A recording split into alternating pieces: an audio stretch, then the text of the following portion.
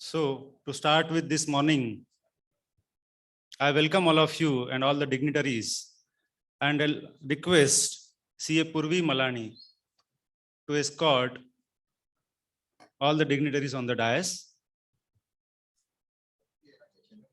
CA Rakesh Agarwal,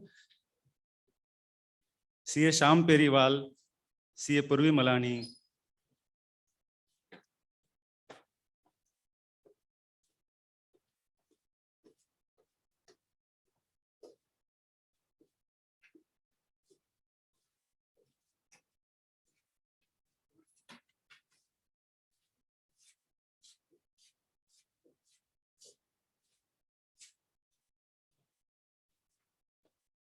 welcome all of you.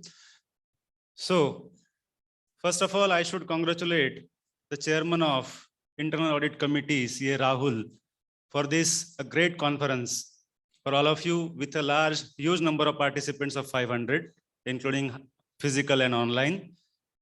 And you must have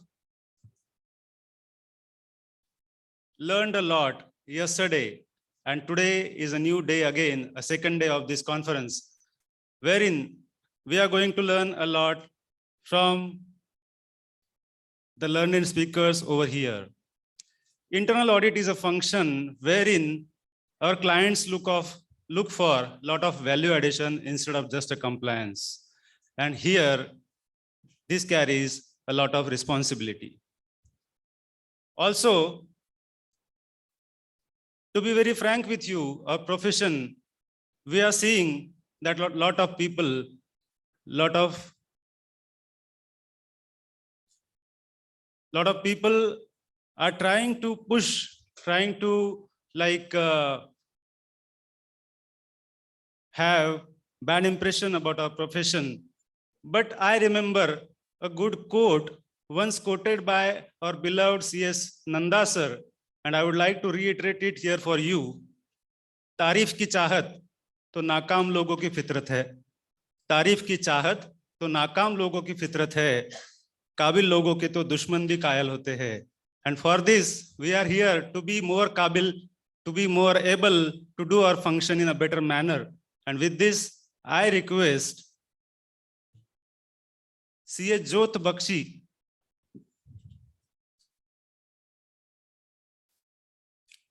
for the introduction. And before that, I'll request, because of Honorable Chairman sir is with us, for his opening remarks. Chairman sir, please.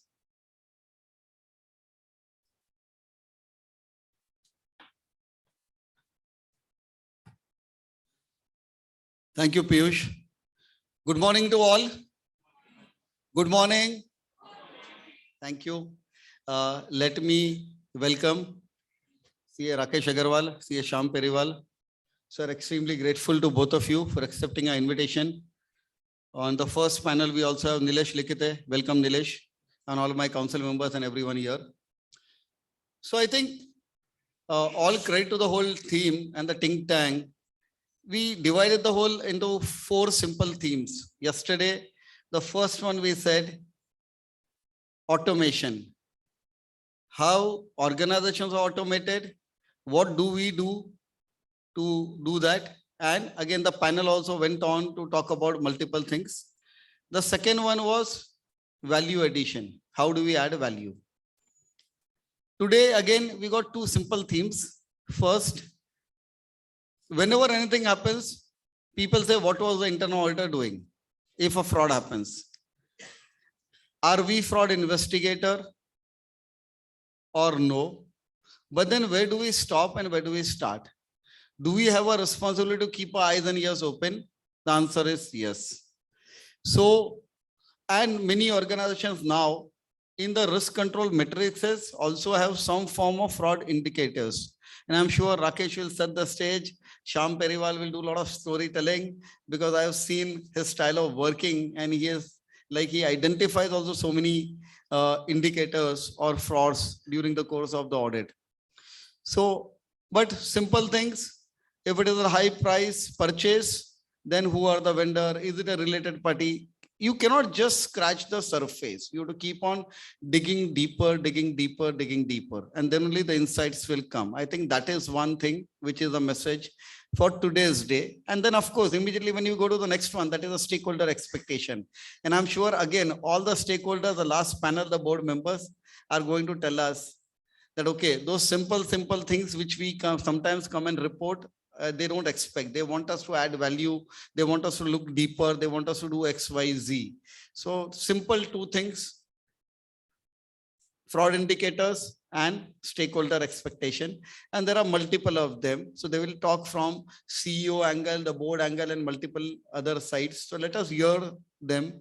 Okay, what do they expect from us? What is the changing role? So simple, great. Happy learning, and we are here throughout the day to host you for anything that you need. Thank you, and over to you, Piyush. Thanks a lot.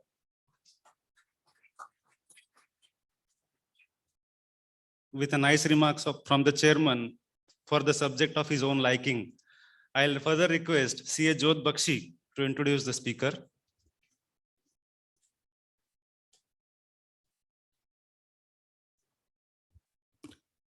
A very good morning to everyone. Thank you so much, sir. So for our today's topic of emerging fraud landscape in the new age of business enterprises, where there are newer business models, newer structures being transactions being structured, with the age of social media and data availability at the tip of our fingertips. When we know that a phoenix burns to emerge, in the same way, internal auditors, we as internal auditors will have to go that extra mile to emerge and contribute to the value creation.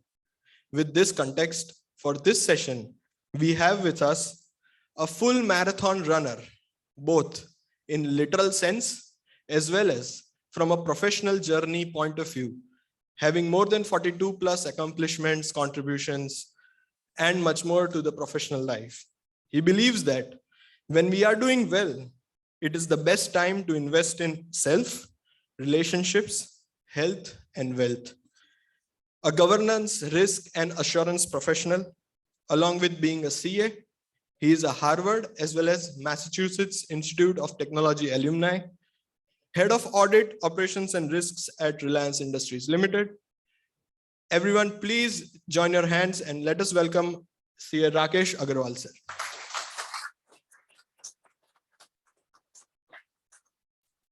Would now request our committee members to please felicitate Rakesh, sir. Piyush, sir, please.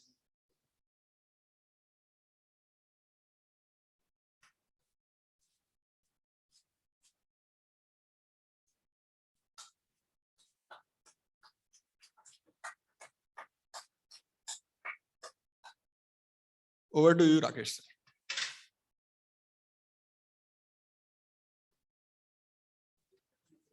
Yes, yes. I'll also introduce. We also have with us CA Shyam Periwal, sir, for the second topic, which is methodologies for identification of fraud during internal audit. Where methodology is applied ideology, methodology is product of common sense applied to circumstances, and methodology is intuition reconstructed in tranquility. Who better than one of the most methodical professionals with 25 years of experience, currently heading the internal audit for 5th largest agrochem company of the world, UPL Limited. He is a CA, cost accountant, company secretary, and MBA in finance by academic qualification. If we understand from his professional journey, sir has been part of an end-to-end function from developing SOPs to fraud and forensic reviews, to providing recommendations to management, external auditors, and board of directors. Let us also join our hands with a huge round of applause to welcome Shyam Periwal, sir. And I will again request Piyush, sir, to please felicitate Shyam, sir. Yeah, Puri ma'am, please join.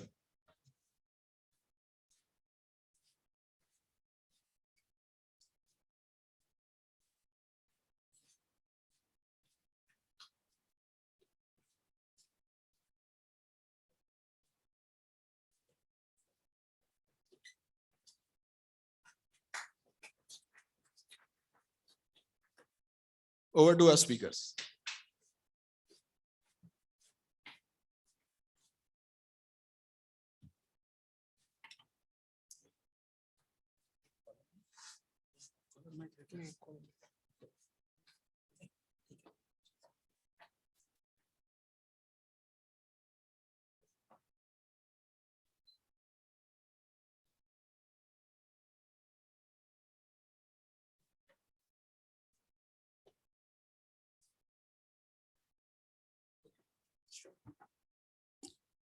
Wishing you all a very good morning.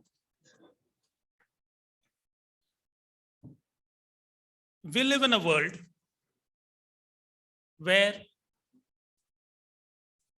expert senses at times prevail over common sense. Something which is challengeable from the point of an expert was perhaps disrupted. Today it is almost disrupted, and tomorrow it will be a new normal. From an expert perspective, the definition of the fraud is fraud triangle. From a common sense perspective, the definition of fraud in times to come may be whatever is the value created in the world, out of that value creation, something goes silently in different hands is fraud. So whenever we create value as individuals, corporates, professionals, society, jurisdictions at large and society at large, and if that value goes in silent hands, then that is fraud. In other words, the extended definition from a common sense perspective is we live in a world where contemporary strategies, holistic business models in terms of complete value chain analysis meant for a common purpose, that is declared purpose of an organization or society in the name of vision and mission statement, trickle down to operating model. And when we look at operating model and the value chain analysis, typically at the heart of it, I'll say it's a CEO office.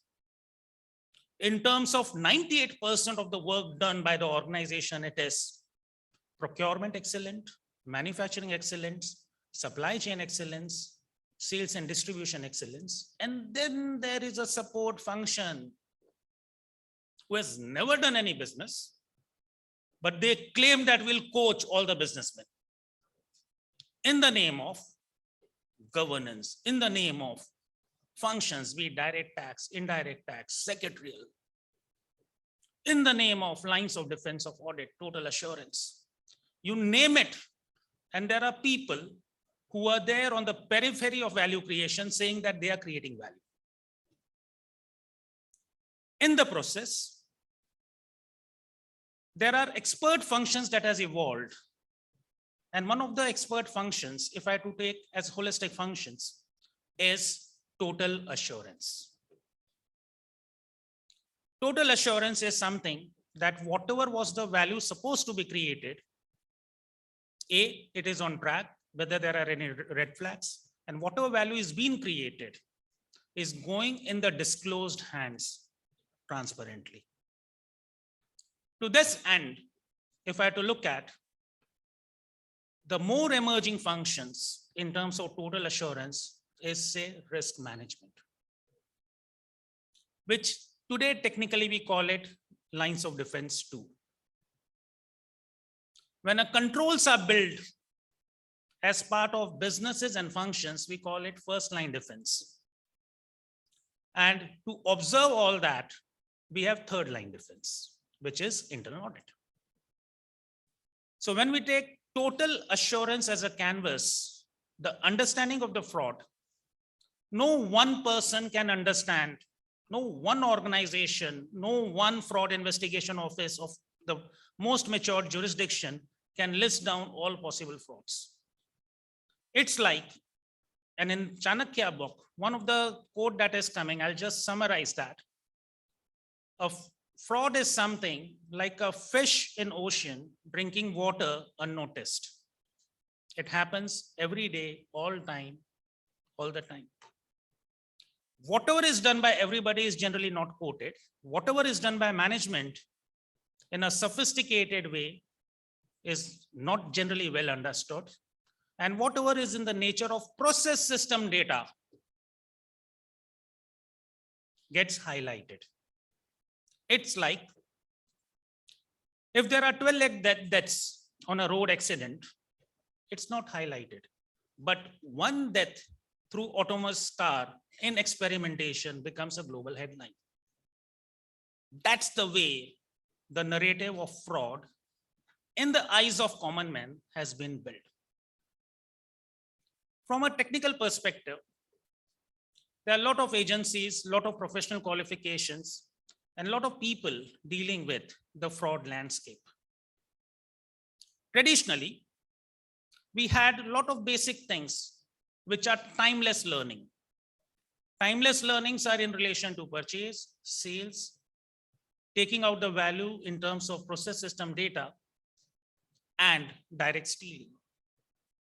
These are basics where a lot of controls which are there within the organization controls, organization span of influence has been built. But whatever is outside the organization span of influence has not been built.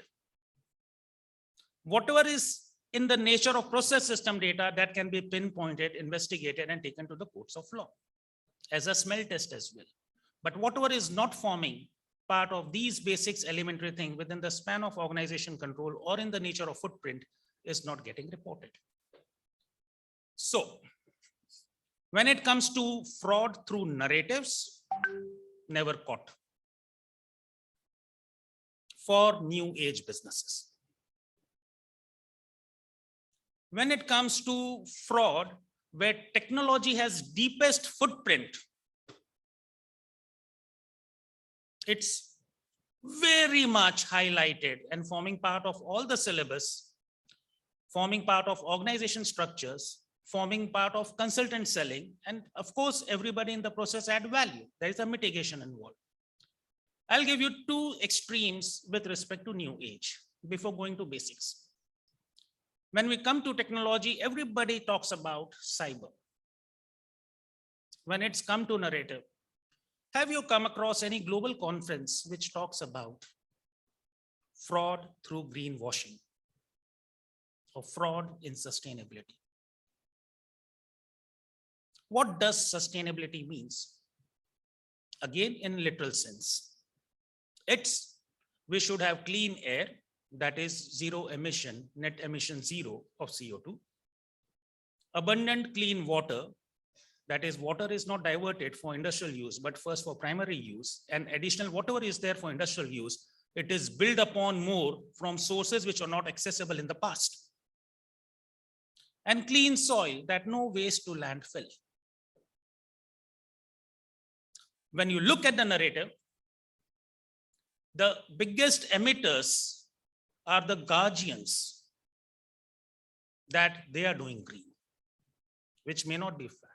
The biggest marketing narrative in the name of emission and find in United States billions of dollars without naming the company, because I'll not name any company. Most of you just Google it, you'll get those names. The narrative was, it is the cleanest car. The data was fudged for approval. Find just billions of dollars, still they were profitable. So fraud on narratives never caught in terms of new age businesses. Fraud in nature of operating models, sophisticated operating models, perhaps not caught. Fraud associated with positions of influence, be it through government or business growth, perhaps not discussed, not appointed by anybody, not forming part of any curriculum, and of course, not forming part of internal auditor. At this stage, let's devote some time to understand what is commonly spoken and which is forming part of our bread and butter function. Bread and butter function, I'll not use the word internal audit, I'll use the word total assurance. That is assurance through first line defense, second line defense, and third line defense. What I would also appreciate that while we are speaking, if I give one example, you give me two examples. Fraud is something that is a creative subject. The more we have crowdsourcing, the more the entire class takes back. So at best, I may be just a facilitator in terms of opening up mind with respect to possible frauds. And then, of course, we as professionals have to ring fence that as a chartered accountant, what enough things we have done in the organization that none of us should be held responsible, but we should be compared with other professions. There are a lot of people who are saying that we are fraud professionals. A lot of people saying that I'm for finance professionals. There are counter qualifications. But as an institute, as a member of chartered accounting fraternity, we should be proud that this profession has done the most compared to any other profession as part of standard framework, which are 6, 7, 8 key takeaways, which we would be ensuring for our organization. Those key takeaways are simple key takeaways, 3, 4, 5 minutes. So we would like to understand, open up our mind, both for basics, and if you have more things coming out, dealing with societies, institutions, global positions of power, just make as a submission your one-line submissions. And perhaps you'll be having 50 examples, 30 coming from you, 20 coming from me, without taking any names. We don't want to embarrass anybody, unless something proven. When I have to look at, I'm trying to move the slides. Yeah.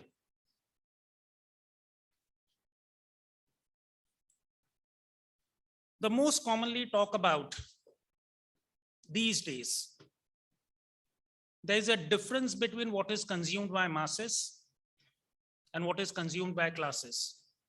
But no, something which is consumed by classes cannot be agnostic, which is widely applicable. It is masses who create leaders. It is masses who create governments. It is masses who creates the entire consumption economy, so on and so forth. One of the commonly things talks with respect to new age organization, and here I'll give you data. In fact, whatever is put over here is very, I'll say, assimilated.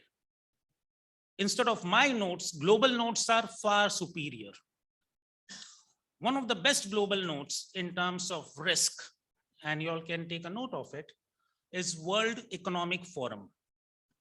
They produces global risk report every year.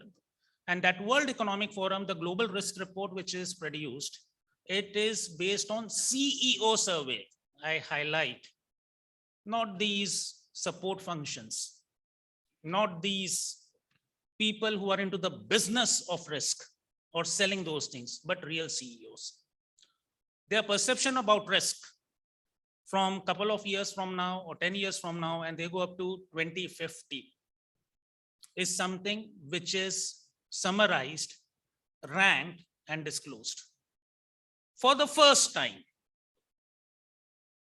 in 2022 risk publication, they have highlighted as a significant risk compared to, I'll say 2009 post-pandemic, practically, as cyber as a risk. Without using the word cyber, it was more to do with technology. And the typical thing that attaches the common man is identity threats. People just hack your WhatsApp account, bank account, so on and so forth. Unfortunately, most of us do not speak up. I'll not comment. Even the presidents of various large organizations, be it academic or this organization or any other organization, have been subject to this kind of attack. And it failed. The attack passed, the mitigations failed. Phishing, spoofing, and a lot more. If I have to look at what people say, is around, as we speak, the data is old, so it is quite possible about 25 million accounts would have been hacked by now. Most of the people are closing the accounts with the institutions, at least 40%, where once they have been the victim, here comes the concept of life cycle value of the customer. Life cycle value of a customer is generally 1000x than the contemporary day-to-day consumption. So as a fraud investigator or internal auditor, when we quantify the impact, think about it, what we mention about the impact. We say it is neither 1000x nor 100x, but bring that context into account. That will influence the decision-making with respect to the areas that you want to institutionalize as part of mitigation in times to come. Most of the people these days wants to go ahead from simple technology and to add different layers of sensing, be it video, be it data analytics, be it drone surveys, so on and so forth, to the basic raw data, and that is much more trusted. If I have to look at the context, the business size of the organization matters a lot. Fraudsters are ahead of the best. Most of the bigger organizations are in a position to deal with it, or if not able to deal with it, bear with it. But when it comes to mid-size organizations which are struggling to meet their day-to-day functions, perhaps they are much more vulnerable for that kind of attack. Should the national response by the fraud examiners or the associations which are emerging, should it be a consolidated response? Should we have a common database? Should we have a common tools to deal with those situations? Is something which will society in various jurisdictions will shape differently. Whenever there is an unmet demand, people rise up to fill those demands. And here I see a role, extended role of internal auditor in terms of beyond the federation kind of work. When it comes to cryptocurrency, I'll put it 3 categories of fraud. First, the fraud of narrative. The narrative is a noble cause is projected as a dirty cause. The second is those who have those values, it is stolen. Third is with respect to ransom. Because there is no trail, it's the safest thing to extract money. Ransom, everybody is aware of. Second, in terms of hijacking or playing the role of a disruptor for a common benefit, and that too technically valid, is something which are, I'll say, disruptive games happening, but practically it's fraud. Look at last 48 hours. The value of Luna coin, which was 1 month back, $100. 2 days back, $30. Today is how much? 1,000,000%. The value is not $30. It is $0.00003. Please check up and confirm back to the larger audience. It's not a joke, it's a reality. So something which was worth 1 crore is worth ₹100 in 48 hours. Is it fraud or it's a failed business model in terms of business games that somebody has lost? It's happened. All this is something that we know as a common man. Ransom we know, but what's the bigger fraud? If I may say so. A noble cause is narrated like a fraud. What is the noble cause? The person who invented fire was treated as a warmonger, but not as a person who is selling, will be sending flames to every household to cook food. The person who invented, at that time value was 2 cents. He invented that I'll create something which if replicated 21 million times, at each time it generates a coin as an incentive, the technology of blockchain will mature. I will blockchain the entire planet so that satellite images are there. I'll blockchain the entire land record, which is free. I'll blockchain the entire Aadhaar account, which cannot be changed. He has a global purpose, selfless purpose. That purpose was coming in the way of if somebody is having an alternate currency, the person who has a power to print currency will always say you are not needed. That was a fraud on narrative. A noble purpose, which everybody is enjoying, the power of blockchain, and the inventor of blockchain, who put it on autopilot, who himself did not knew that this is 2 cents today will be lakhs of dollars tomorrow, who himself did not knew, is projected as an inventor of something dirty. We live people to think through. Ransomware, quite common. We have more people who can talk on that. Digital abuse is new normal. We would have heard digital abuse both in electioneering as well as consumerism. Electioneering is when you look at a data, person is visiting which website. Technically, data privacy laws are complied with, that whatever is analyzed is masked, but he gets the same thing which influences his behavioral pattern. And then we shift his vote from X to Y. There are professional organizations who offers those services. Same is also true for marketing campaign. Those who can influence votes can also influence marketing behavior. Is it a fraud of narrative? That something which is less healthy is sold as healthier then, or something which is not healthy is sold as healthier. Have we captured those? May not be as internal auditor for today, but tomorrow if there is a law, then we need to have controls around that. And laws are changing subject. Emerging laws are changing subject. It's changing fast. Today, the focus is data privacy. Tomorrow is irresponsible corporate behavior. Under that pretext, people become liable both for greenwashing as well as fake narratives.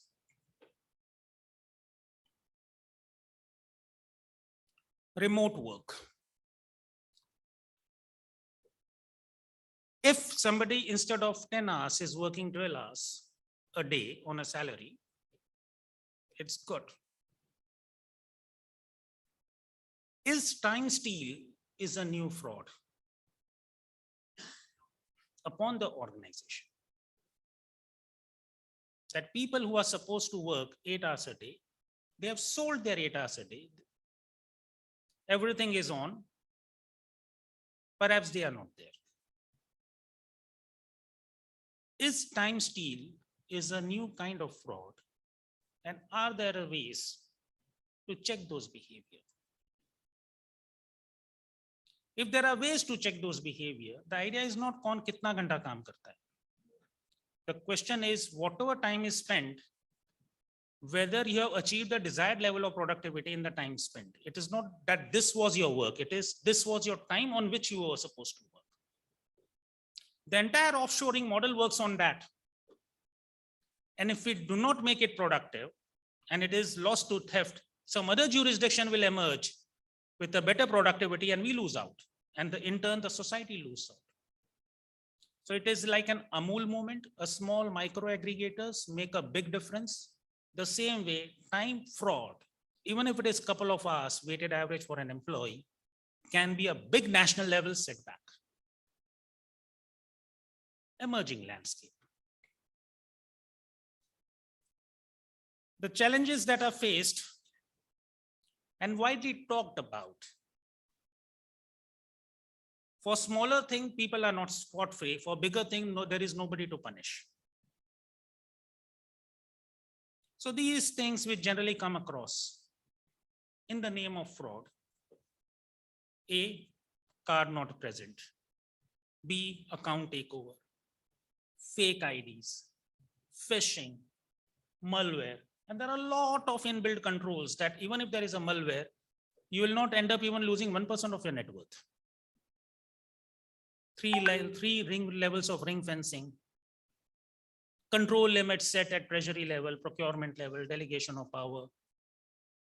So is it really that big? It is emerging big, and we need to be faster than the fraudsters before it becomes big. Social engineering, both in terms of marketing, maybe through fangs or otherwise, or maybe through self-propelling videos. What people have understood in the marketing world, self-propelling videos are more damaging than a group-wide corporate narrative. It goes with the power of exponential, that 1 gives to 10. So even if there are 7 times forward and each person forward only to 10 people, then you have covered the entire population of the planet. Because it's 10 raised to the power of 7, you have it closed. So those self-propelling videos, you may receive that, oh, this is a person who has been martyr and credit to this bank account through Google Pay.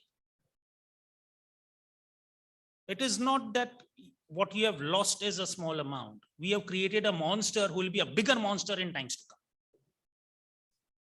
Social engineering frauds are much more dangerous than corporate frauds because it just changes the mood of the society. Take a common consumption model and how people will react. When an average citizen buys something through e-commerce, he uses it at times, some of us, and then after use, he gives back. The question is not that money is saved. The question is the average moral of the society goes down. And to counteract fraud, we don't need legal measures.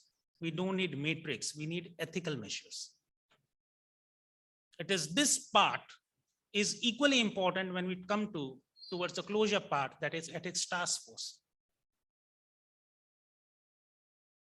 There are a lot of things which are available on dark web, which is phishing as a service.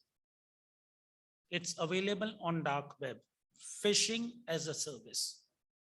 Similarly, what is available, the stolen data of large corporates, easily available. And there are a lot of things which are happening towards the criminal side that we can go because it may not be to that extent directly connected with fraud. When we look at building our systems, what are the things that you'll be responsible for? You'll be responsible that whether we have fallen short of our professional duties. So if we have professionally done enough, then it's a due care. What most of us certify is true and fair, not true and correct. What we certify is based on the prevailing understanding, and it is to our knowledge and belief. From that perspective, what are the usual things that if ingredients are taken care of, and with next 5-6 slides, we'll look on those lines, then perhaps we have ring-fenced ourselves. And if we have done this much in this emerging landscape, you think of any other profession which is sitting in corporate, be it corporate secretarial, direct tax, indirect tax, everybody has small element of fraud detection directly or indirectly. But the more holistic, in my view, is still within the domain of chartered accountants. So we have a natural edge in new age business to be the person as a leading aggregator. I'm using the word purposefully, leading aggregator of various professions when it comes to fraud mitigations. First, wherever there is any incident that is noticed, there is a root cause, and we have plugged that root cause either through system enablement or through governance layer.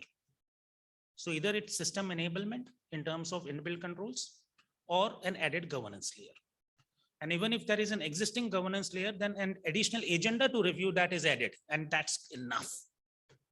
So actionable real life points, system control, or part of governance layer as one more agenda item in terms of standard review.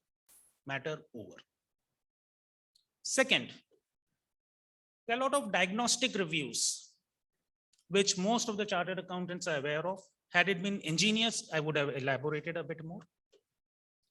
Compliance review, here I would like to mention something.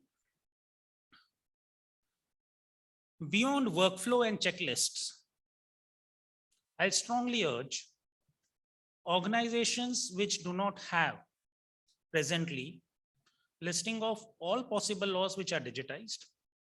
Against that, what are the compliances coming up? For that, who is the SME? And before the compliances are coming up, there is a dashboarding that for next 7 days or 1 month, this is something coming up. Please have it for yourself. We do have it from last 4-5 years. When it comes to mid-cap, perhaps they are vulnerable. So it's the professionals, brother and sister, who can crowdsource together, build a common platform, and it can be free to begin with because it's only giving knowledge. Google is giving knowledge free. We can also give free. It's just crowdsourcing. With little crowdsourcing, we can build as a community. And in that process, chartered accountancy as a profession will be ahead. Then it's only a matter of SME. Here I'll take a pause and mention something about business model 4.0.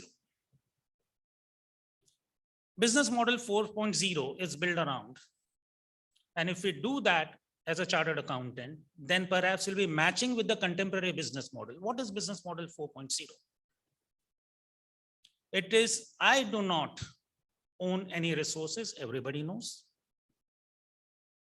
It is buyer invites more buyers, seller invites more supplier on the platform that I create, and that platform on its own is so much intelligent that it clusters the need, which is the prime need, both of the buyer and the seller, in a systematic way.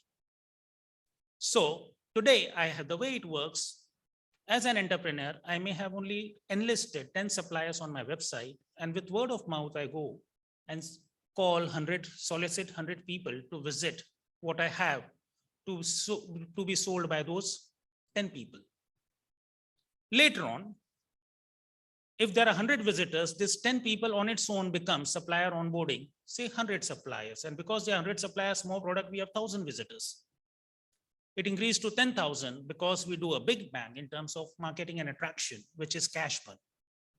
The moment you have 10 lakh visitors, automatically there are 1 lakh suppliers. That 1 lakh suppliers become 10 lakh suppliers, and you have the entire planet visiting that website. That is business model 4.0. To counteract business model 4.0, no one person can be the seller of services. We have to crowdsource, build upon, and we need to create a platform with respect to fraud and forensics on autopilot so that we respond. And that response can be by Indian chartered accountants. Everything is global.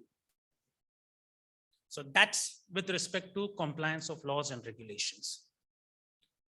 Coming to background checks, fine. One of the psychological war as a mitigation for forensics or mitigation for fraud. Have you seen, let's take certain day. If there are cameras installed, which works regularly on a highway, then you see that it is a traffic discipline on its own. That person, while traveling, does not know where are the cameras. He maintained that discipline. The same way, the awareness session plays an important role. Awareness session backed by only 2 elements. Awareness session in terms of catching up fraud that you are being observed. First, you take letter of representations, that is ethical statement. Second, areas vulnerable, you keep on sharing common instances without names of those employees or situations. This month happened so much. You will find that there is a huge drop in terms, initially you'll find there is a huge increase in number of cases that are reported because people believe this. then you find an altogether new behavior and perhaps reduction in buying cost. It is not awareness session. It's a psychological narrative that you have created for your company, which is not allowing frauds to happen, or which is deterring frauds to happen. The common ingredients that most of the companies are having: before anybody is onboarded, be it supplier or employee, you have background check. You have psychological controls, both in terms of awareness and deterrence. That is awareness session. Wherever there is fraud, we offer multiple crowdsourcing. That is various kind of hotlines, various email IDs, and various reporting lines. That is must, which should give an independence. Yes, somebody is independently observing.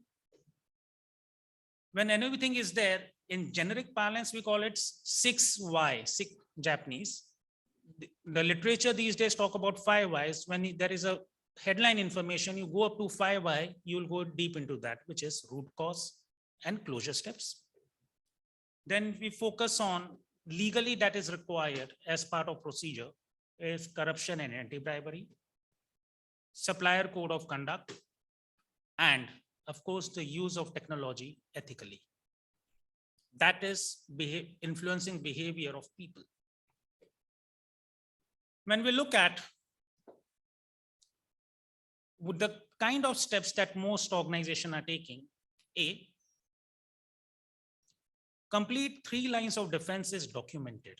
How many self-assurance control? A typical large organization would have, say, 40,000 controls of 60,000 controls, including local copies across the conglomerate. The second line defense may have all the unique controls, which is, say, roughly 3,000 or 4,000. An internal auditor may check once in 2 or 3 years, perhaps all the unique controls. Additionally, when we look at cyber related, those are very well talked about. In general, the message conveying is psychological, including the narrative part across the stakeholders. The board of directors are capable as well as reachable in terms of few of the email IDs. Additionally, the areas which are vulnerable to chartered accountancy profession to look at are certain areas like significant accounting estimates, revenues, cash embezzlement, so on and so forth, which are widely talked about through CARO or discussion as significant management estimates and judgment. So fairness in that. Effective, the entire finance and compliance function, which are basics, I'll say a journey towards continuous excellence. We talk about use of data. These days, most of the things are coming across. An area less touched upon, more talked about, is delegation of power. In PSUs, it's very much clear that transactions are authorized in accordance with delegation of power. This is something that needs to be looked into, especially new age businesses. They may or may not even have the document.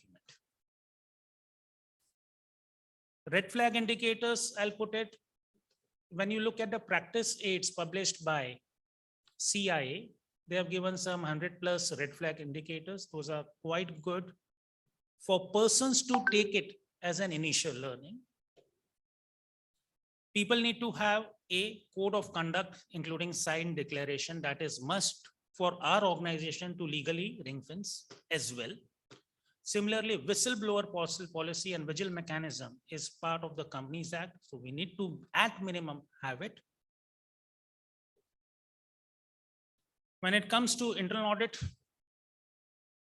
apart from what is supposed to be there in the organization, the checklist given by various professions, including there is a publication by Nishit Desai, and these are whatever is publicly available and of use I'm mentioning, which talks about comparative analysis of various laws across the world and what are those requirements. It's hardly 30-35 page document.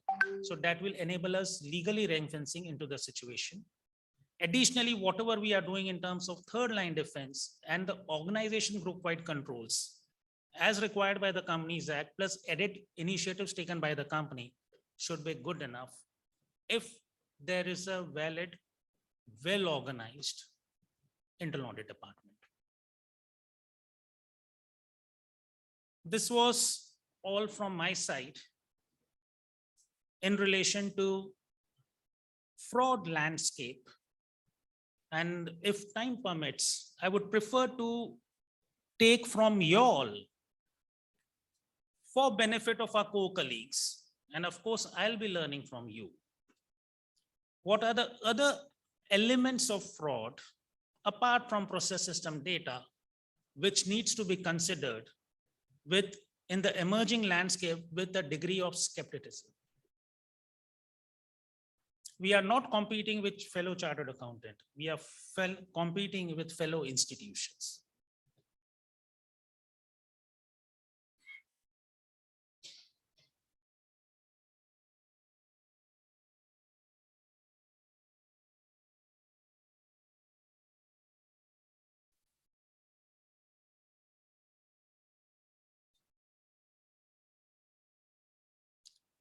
Please, sir.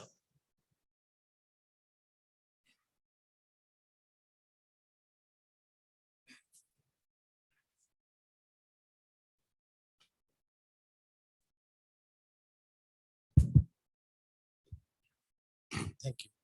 So I just want to add one more thing, which I know you already had covered, something more onto that. We all know that the fraud is there and it's happening all over the world.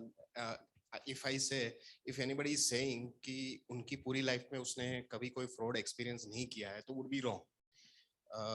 So the thing is that, you know, the kind of a reporting over fraud, which should be there, is normally not there. If we get data, जो भी frauds के ऊपर reports या कुछ भी आती है, if we see, these are only the frauds which are reported. If we see unreported frauds, you know, it can't be imagined कि कितना उस level पे frauds है वहाँ पे. So the idea is the more we share the kind of an incidents which are happening, say if I have experienced something, if I share that, then obviously the people would get awareness about that things. So that is one thing which I think should be focused into, maybe anonymously or maybe any other way, because we in India, like for online frauds, we have this now, you know, for cyber frauds and everything, CERT is there, that agency is there, which ideally as a process, anybody who's having an IT fraud experience and IT fraud has to report that to the CERTs also. But then, you know, the culture as of now is to hide the things, because, you know, we fear that, you know, if I'll report the fraud, it will be taken as a negative of mine, you know, of about myself. So that, what I understand, is a very missing as of now. The other thing is rightly said by that, in the awareness which has to be there. If we discuss, then, you know, how many organizations or how many companies which are there, you know, they have their internal processes for whistleblowers, for you know, reporting of the frauds, or for the fraud awareness. They have the risk that fraud detections or the fraud prevention policies. If we see, very few companies would be having the whistleblowers, the mechanisms, the reporting structures and everything. So these two things, what I understand is the very theme of the moment. If this can be looked into, and, you know, as rightly said by you, it can come up with the more discussions and come up with the more sharing of the incidents kind of a thing. Then I think slowly a bit that culture will build in to see the fraud as not, you know, as a personal to something to me, but then as an experience to share everybody to, you know, kindly focus on that, how it can be prevented. So I think that is the way forward for that. Thank you for the submissions.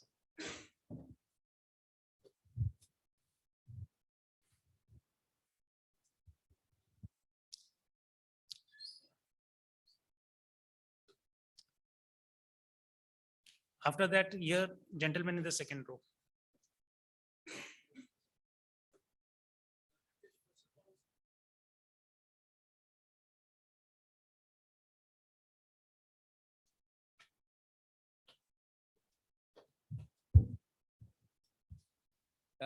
First of all, Rakesh, thank you for a wonderful presentation.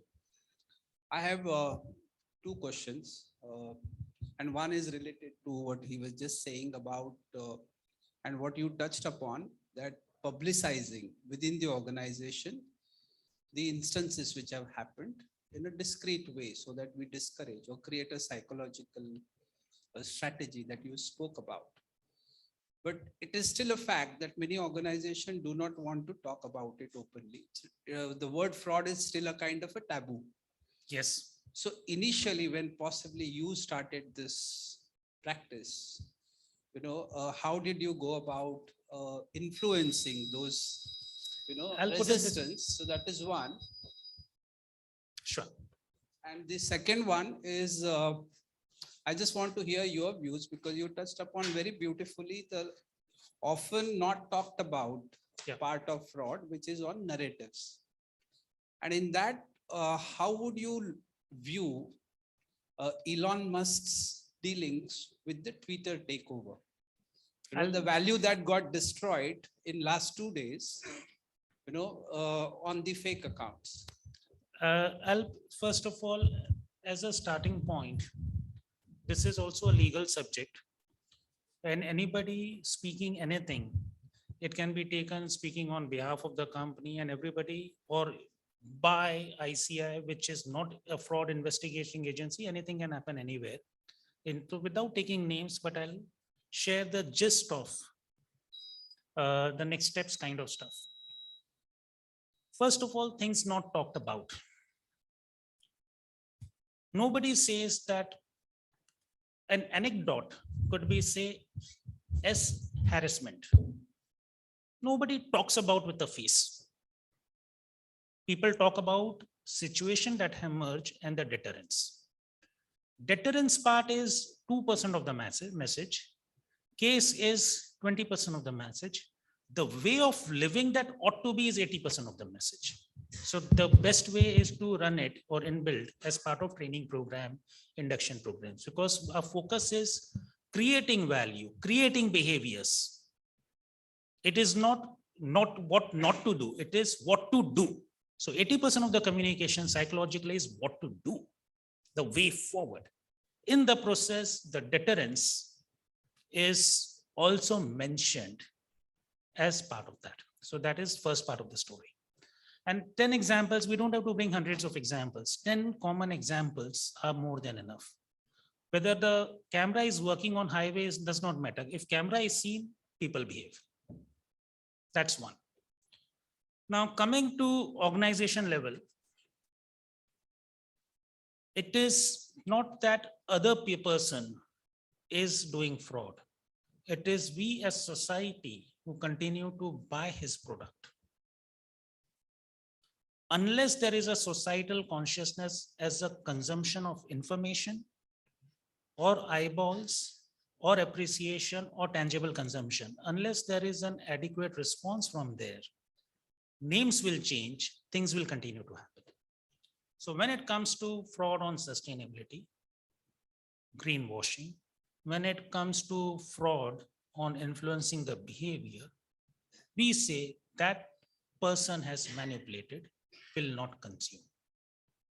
It is this consciousness, both as civil society and we as chartered accountants and other people, other professionals, playing the role of a catalyst through some kind of federation will fill that gap. It may be you, it may be me, or it may be both of us put together, but sooner or later, society rises up for the right causes, although it's delayed. Additional thing that I've seen, and it is a quote from one of a very senior person at global level, Chairman McKinsey, is justice system is slow, but when it catches up after 10 years, it overgrinds you so that you never stand up in your life. It is this part is not influenced by the world, which is into volatile valuation game. They are mentally prepared for their valuation to come down by 100x and this X. So the other kind of deterrence needs to be built, which is societal non-acceptance. So if a person wants to be owner of a social platform, nobody wants to be a demagogue of social platform. He wants to be God of that platform. We should remove that position of God.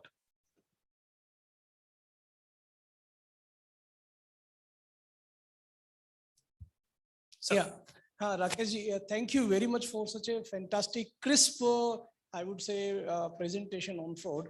My request to you is to provide your view on the category of the organization we serve. Typically, our audit efforts are always based on the type of organization. So from the perspective of professional management driven organization versus the so-called promoter or owner driven organization, and a bulk of which we are facing today, that we are serving the audit clients, majority of them are promoter or owner driven organization. So your take or your view on how to evaluate such organization from the fraud prevention I'll perspective. answer this. When we say the position of influence, it's basically concentration of power versus distributed leadership. So if you find an organization where you see concentration of power, then the smell test that we all can see, whether they are into quarter tuck or they are long-term transformational, which is just changing the society for good, that is giving more products at 1/10 of the price, but 100 times more product. So there are organizations where concentrated leadership has made a difference to public life. Perhaps it's just heart welcoming. There are organizations where concentration of leadership is meant for self-good, self-goal. And within that also, there are a lot of things. So perhaps sooner or later, we see that they have not caught up with the emerging mega trends. They have not reconfigured their business, and sooner or later, you see them in NCLT. It can be a genuine blunder, but a genuine change in public taste. When it comes to distributed leadership, I see more efforts towards quarter tuck than real transformational. So it is this quarter tuck kind of cooking is something that we need to be much more mindful about it. So that's the way I'll classify. If I have to classify between distributed leadership, where everybody is proving their worth every day, every quarter, versus transformation.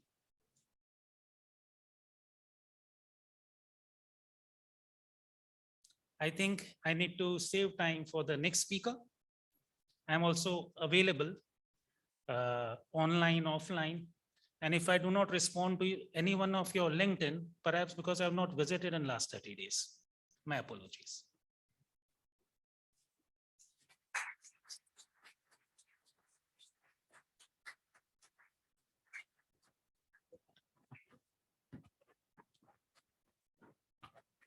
Thank you, Rakesh ji, for giving us such wonderful insights on the emerging fraud landscape in the new age and business.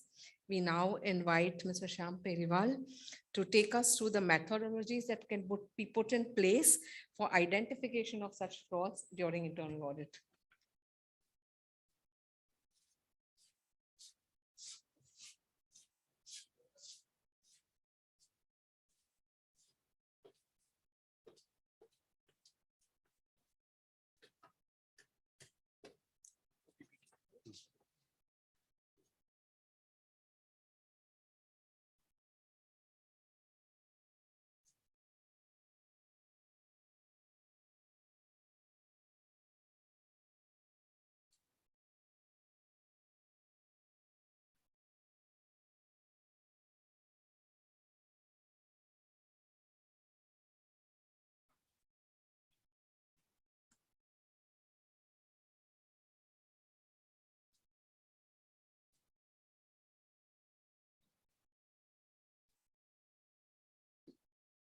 Champagne. Yes.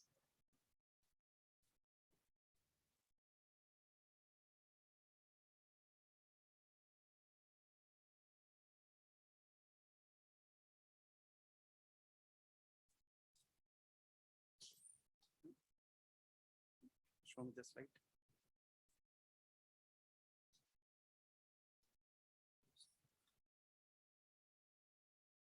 Next slide पे जाने के लिए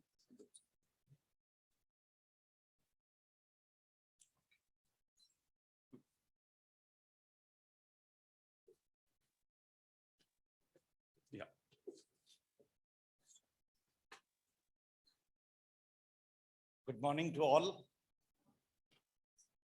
Good morning. We still have lunch time. Okay. It was really a wonderful session, the first session, which is very important session when our energy level is normally very high. So Rakesh ji set the tone, very crisp session, and he touched upon the emerging landscape for the fraud management basically in this digital age. So the new methodologies, new challenges, Rakesh ji talked about, but now I will take you to back to basics. Because what I feel, basic is very important in the life. Sometimes even we miss the basics. I heard sometimes Mr. Modi's speech at the World Forum talking about toilets. People really get surprised worldwide that in this age he's talking about toilets. But that's the very basic need. Still, some countries have those challenges. So we really all need to see from the perspective how well we are managed, at least on a basic level.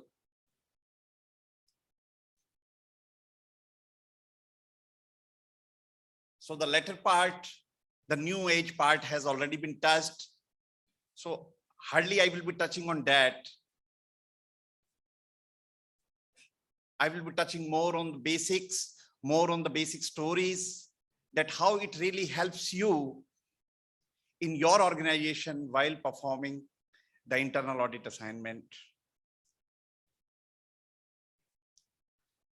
So my presentation will cover basically introduction to fraud. What are the methodologies and the case studies? I've kept it very simple.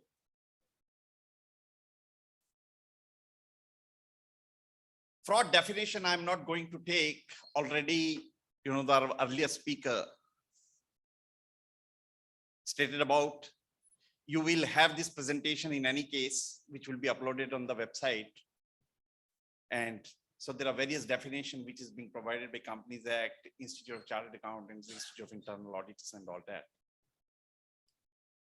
But now this slide is definitely very important. What is common among them? We see few of the logos. Enron, Satyam, Arthur Anderson, Xerox, WorldCom, Lehman Brothers, Parmalat. There is something common among them.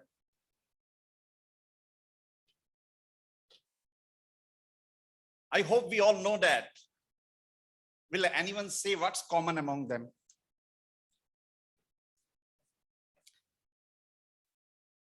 The common among them is the fraud. All these entities had some issues related to accounting irregularities. Some frauds happened in these organizations. There was an element of greed.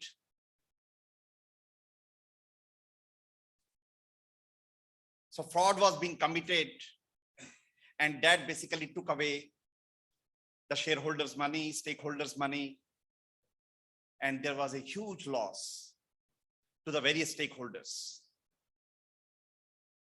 We all have these on Google. We can go through, these stories in much more detail, but it would be really interesting that we must go through it.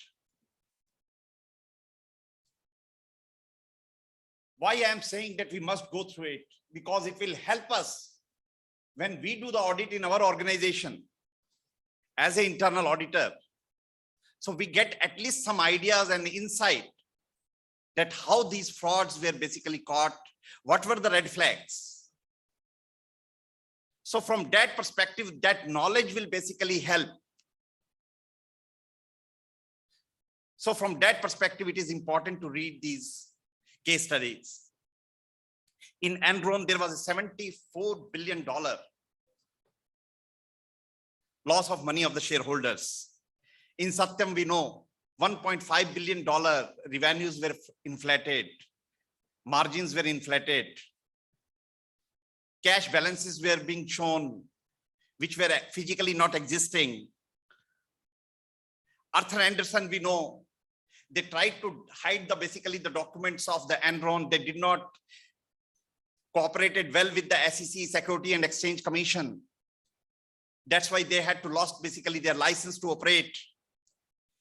Xerox, again, the unethical accounting practices.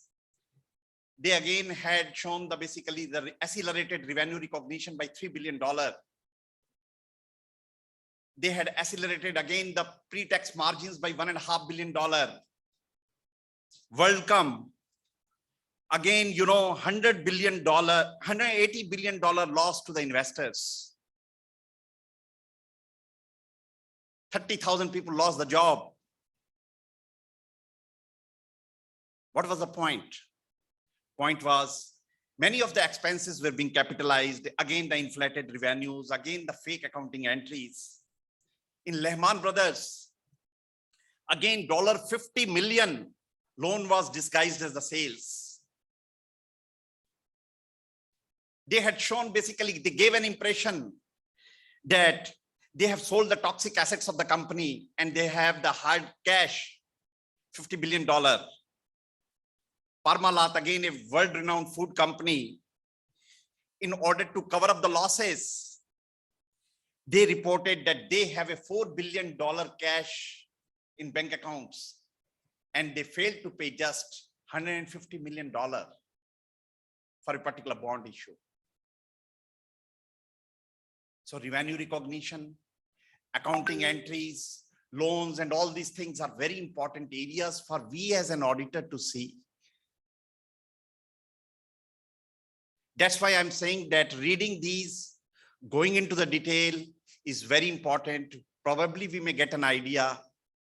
We may have an insight from this. Does our organization has these type of challenges? How we can set these things right?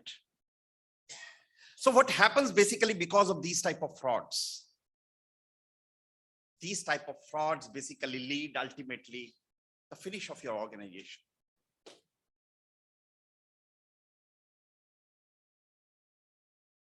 The complete environment of controls is collapsed. Organization just washes away. So what we need to do, what is the role of internal auditors? Are the assurance, total assurance Mr. Agarwal talked about?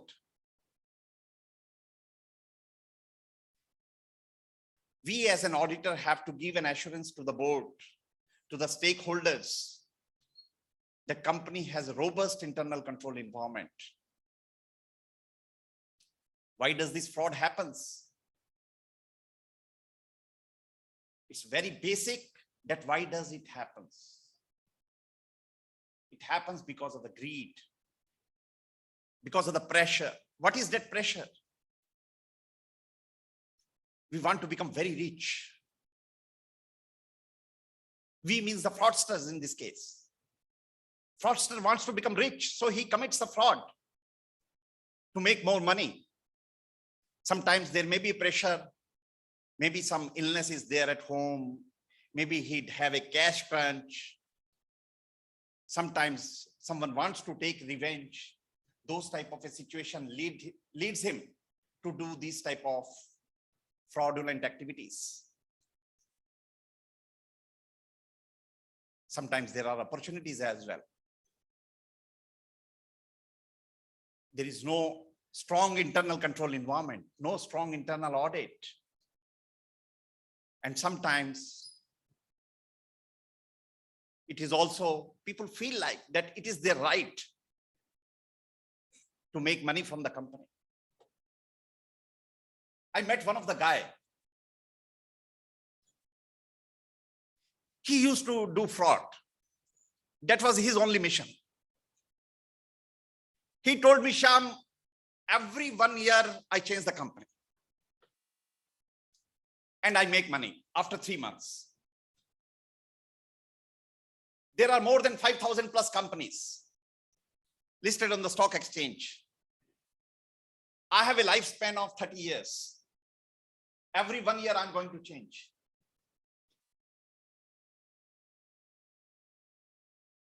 And he has been able to do fraud in more than 4 or 5 companies. At the time when I met him, for one reason or the other, I don't recall what was the reason, but I came to know about him. And at that time, I came to know about his story. But he was feeling very pride in it.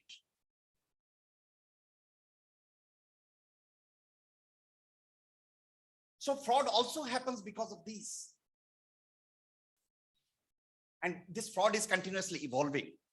It is inevitable. It is no longer a matter if you will be affected. We all will be affected. It is a matter of time. Many businesses are vulnerable to fraud. Organizations are now going on a bigger scale, biggest complex supply chain management. They are present in the emerging markets. Lots of re-engineering happening, reorganization happening, downsizing happening. That also leads to a lot of challenges of segregation of the duties and all that. Internal control become poor. That lead to this type of a fraud. Again, Mr. Agarwal talked about that people working from home. COVID pandemic situation, we were bound to work from home. So at that time, there was a compromise of the IT system. So that also led to the fraud situation. So this fraud is continuously evolving. So keep into mind, in spite of having the robust internal control system, we all will get affected. If we have not got the COVID by any reason, doesn't mean that there would not be probability. Even if I have taken a booster dose, but still people are having it. So we have to basically make our processes system so robust that we should try to reduce the probability at least. Fraud statistics. This is really very important. Why it is important again to know if we have these type of data. So it makes our life a little easy when we go for an audit. These are the recent data of 2022 by Association of Certified Examiners. These data are of 133 countries. 2,110 sample cases where basically sampling was being done. Average loss, what they observed is $1.78 million. 25% of the cases happens where the loss is just $20,000. What is the median? The median is 117,000 US dollars. And 75% of the cases are $600,000.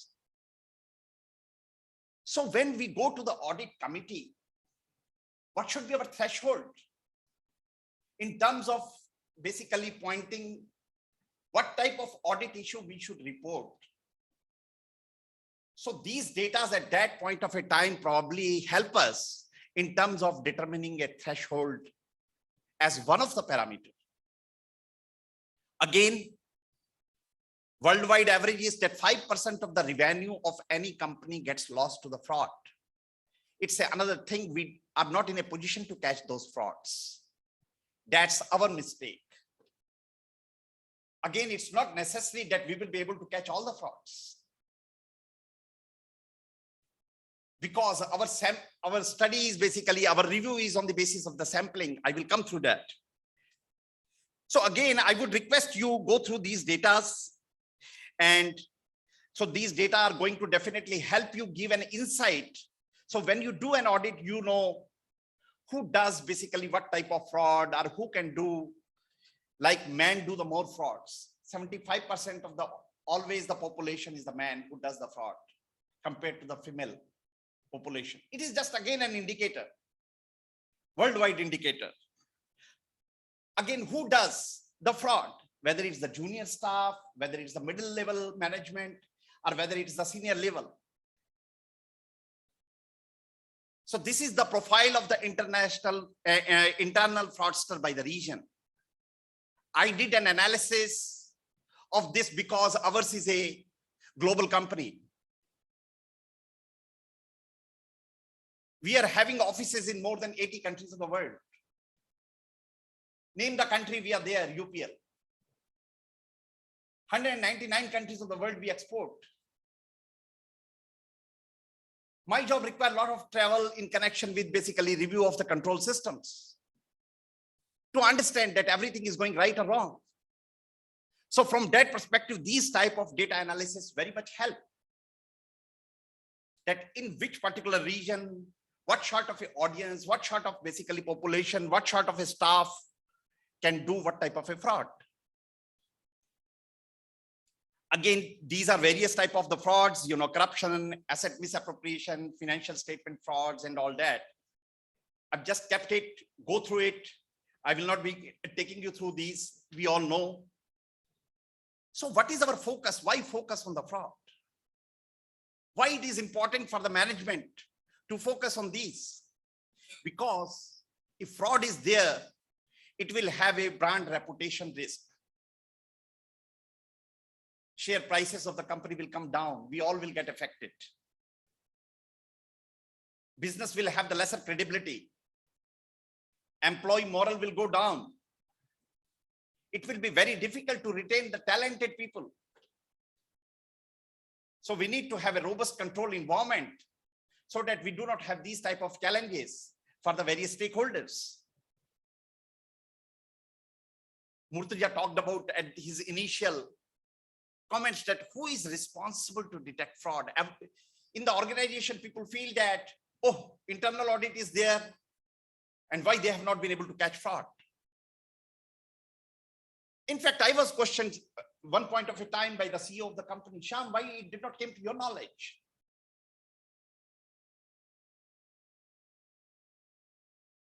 I said, sir, the process owner probably did not have the opportunity and did not have the time to read probably the internal auditor's report. I had highlighted it 3 years back. You can't blame me for this. And really, we had highlighted that issue. And immediately to prove my point, I took the printout of the report again and I just took it before the CEO of the company. So this was highlighted on this particular date. But probably internal control is not a priority. Maybe the business requirement supersedes the internal control. That's what we all see, we all experience this. But yes, since we did our work very thoroughly, so I had this basically an opportunity to say with confidence. I wish all our fellow friends, we should have this confidence. We should be so sure that we have seen everything. We have not missed out. We have taken the due care in terms of while doing the auditing. I'm not saying that we may not miss. We may miss. We are human beings. To err is human. But we should try our level best. We know our problems far better than others.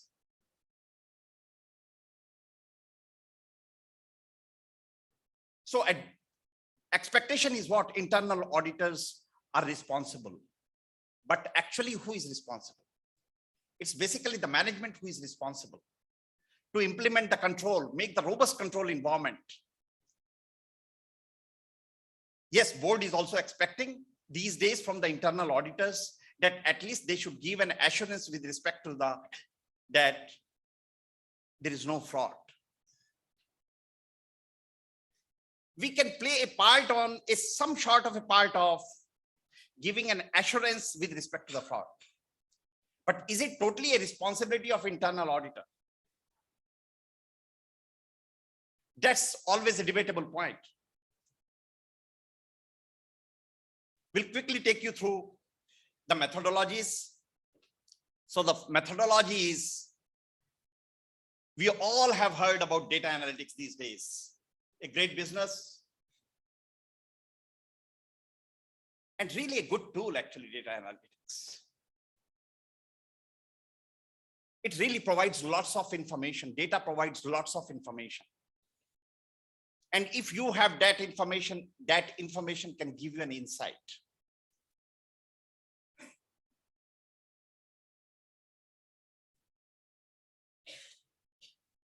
We all have heard about DBGs here, about the idea software. It's an idea is again a data analytics tool. There are various other tools also there, which can help basically in terms of providing us information. Are we using these type of tools? Still, I understand that still many of the companies are still not taking the benefit of this data analytics. We are still at the nascent stage. We need to harness the benefit of this data analytics. Can we just rely on the age-old method of doing the sampling? Can we do all the data crunch, data analysis of the 1 year just in 30 days of a time or 20 days of a time? We need to take the help of the data analytics. We need to apply the data mining methods while we do the auditing so that we get a better insight by using, say, the Benford's law, by using like the trend analysis, by doing the ratio analysis, by doing the relative size factor, identifying the duplicate transactions, doing the even amount tests, last 2-digit tests. We need to do the document reviews very effectively. We need to take the help of the investigative intelligence. I said about this that turn data into information and information will give you an insight. I'm not now going into the details of all these. Please read it in case you have a time. But I would like to stress on this particular slide why sampling is no longer good enough.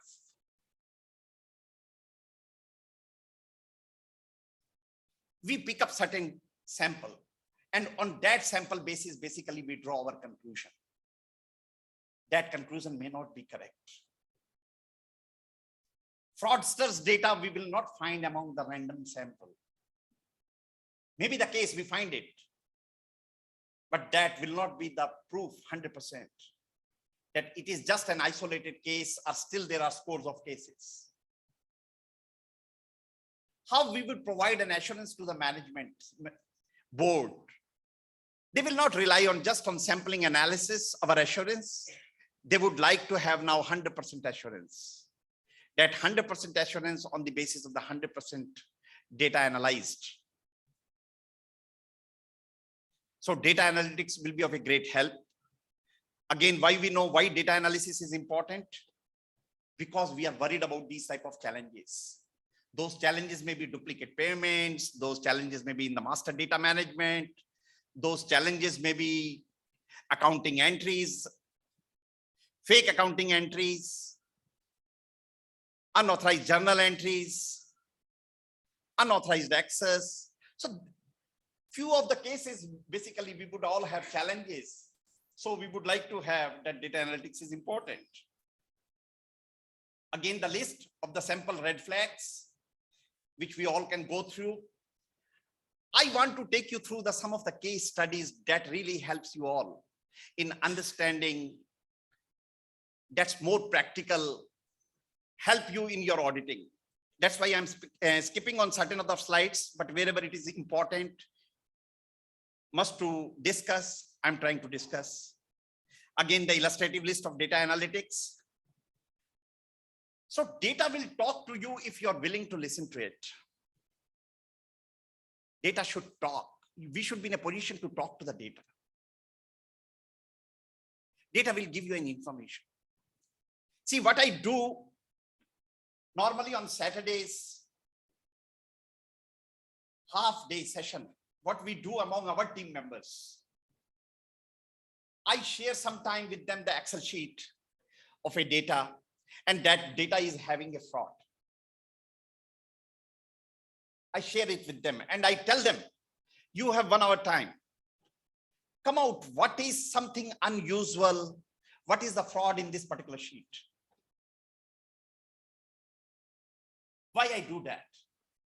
I do that because I want to basically get a first-hand insight with respect to among my team members who has that capability. At least when I have told them that this particular set of data has a challenge, please catch it, what it is. You won't believe that many of the times, in spite of being said that this particular sheet has a problem, it has some unusual pattern, it has some exceptions, please highlight that hardly 1 or 2 people have been able to basically catch that, in spite of they being told about it. So you can imagine when we download the data from the SAP or from any of the ERP system, do you think we will be able to catch it? I'm not giving any challenge to my all professional friends. I have no doubt as to the capability. We all are qualified chartered accountants.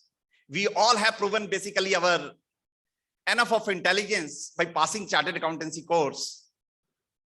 But the fact of the life is, we still, after seeing the data, we could not make it out what is the problem in it. So how we will catch it?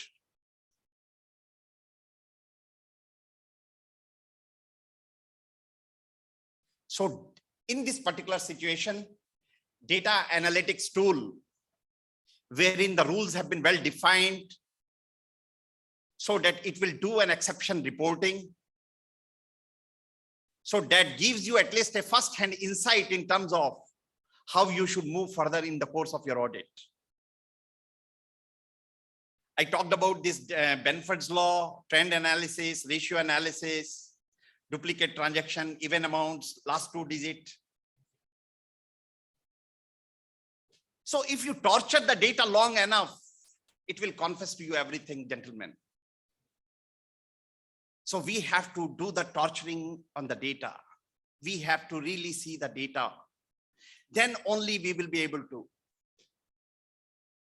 I always tell to my team also, whosoever spends more time in the gupshup, probably they will get a better increment. You might all be laughing on this, that what Shyam is saying. Because when we are not in a position to catch data fraud through the data, then probably the gossiping, probably when you talk to various people in the company, you get a lot of information. And most of the frauds in any organization has not been caught by the internal auditors. We all know that.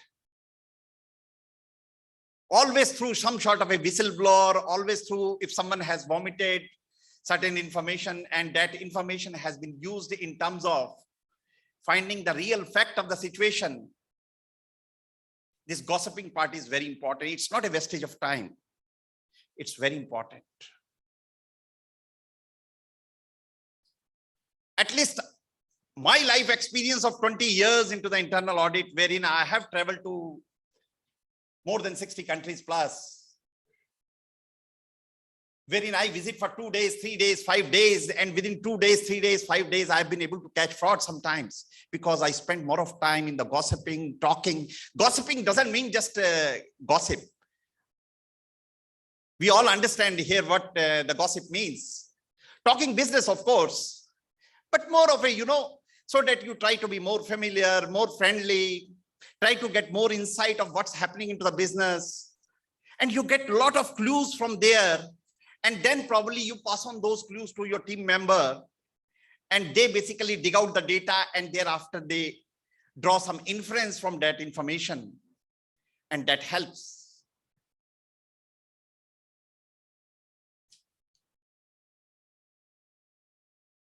Again, when we review the documents, we need to see, is it a fictitious document? How do we identify it's a fictitious document? Is it a falsified document? Is it an altered document? Once I was in a visit to a Scandinavian country, and one of the document was in a different language. So when I saw the document, I could not make it out because I can't read it, number one. I just checked the document. And thereafter, when I did basically the juxtaposition, okay, and 2-3 other documents when I saw, what I observed that the 2 different vendors, and probably because of some printing mistake or printer problem, okay, both the documents were prepared in the same laptop or same this thing. And when the print was being taken, although the different vendors, but they had some common thing in both the documents. Some particular line coming on the left hand side. That created a red flag in my mind. Both are different vendors. How come this particular line could be in both the documents, exactly starting from this particular point, finishing at this particular point, whereas I can't read the language. It was in a different language. So we have to be street smart. We have to really see the document properly. And we can catch many things. These are small things, but these are very important. That's why I say back to basics.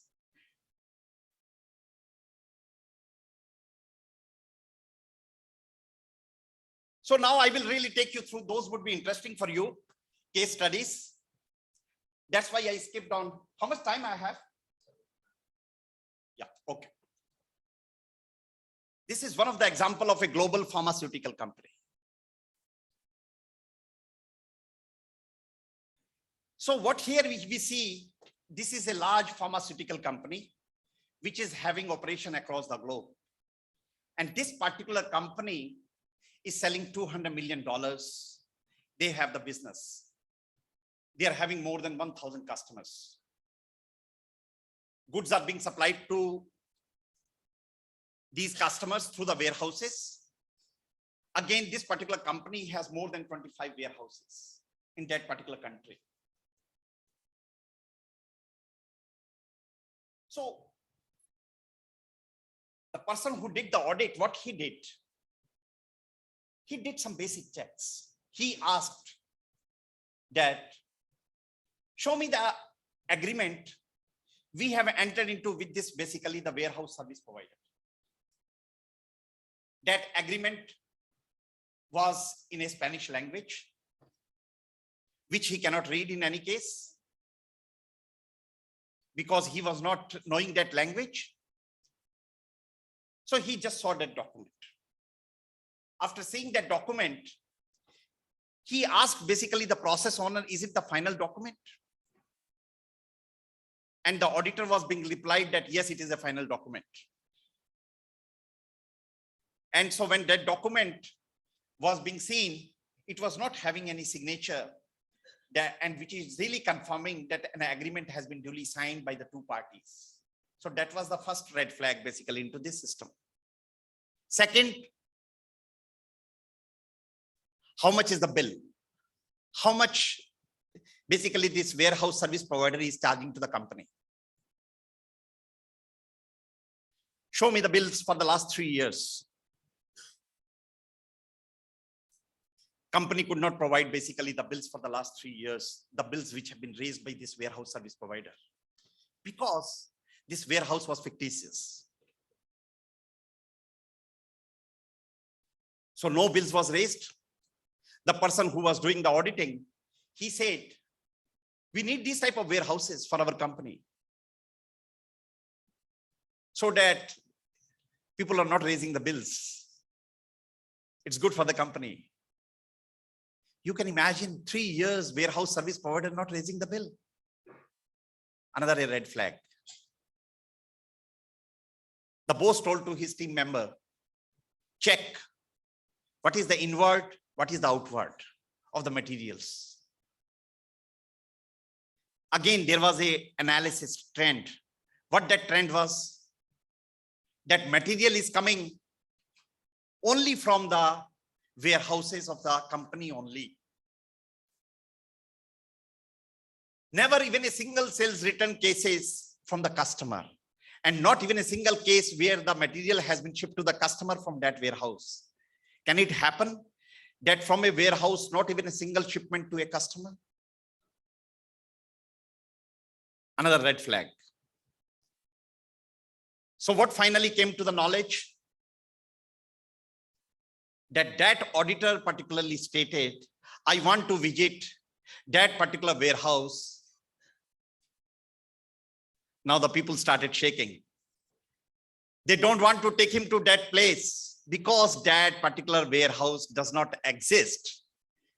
It's a warehouse basically which exists only as a virtual location, only in the system, only in the ERP it exists. So what they used to do basically, they used to sell the material from the other warehouses to the customers. All the proceeds used to go into the bank accounts of some individuals. And thereafter, all the shortages are to that extent, basically the stock used to park in that particular location.